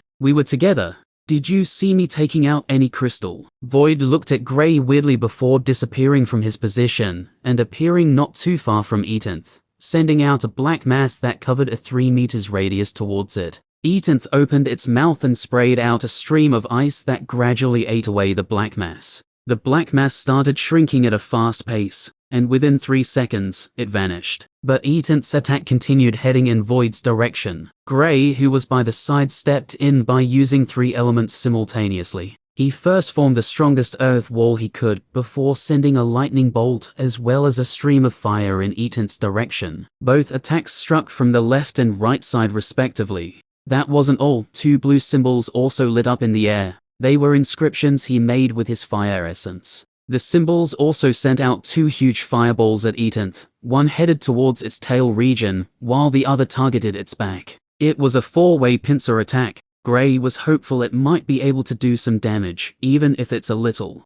Void, again. Gray called on Void to repeat the same trick they did the first time. Ethanth's attack struck the earth wall the same time Gray's 4 attacks got to it. Seeing them, it quickly formed its protective sphere once again. Void, who previously disappeared, appeared outside the sphere, and it sneered. It wouldn't fall for the same thing twice. It quickly came out of the sphere, taking the path where his ice stream was going, heading towards Gray. It all happened so fast that just after Void moved all of Gray's attacks into the sphere, did it leave it. Gray smiled on seeing this, as well as Void. Unknown to Ethanth, Gray also released a 5th attack with a 3rd inscription, but it never appeared, since Void kept it the moment it sent out the attack. Boom. This is it. The end of this video. Hope you enjoyed and have a wonderful rest of the day. The Silent Ruptor's out.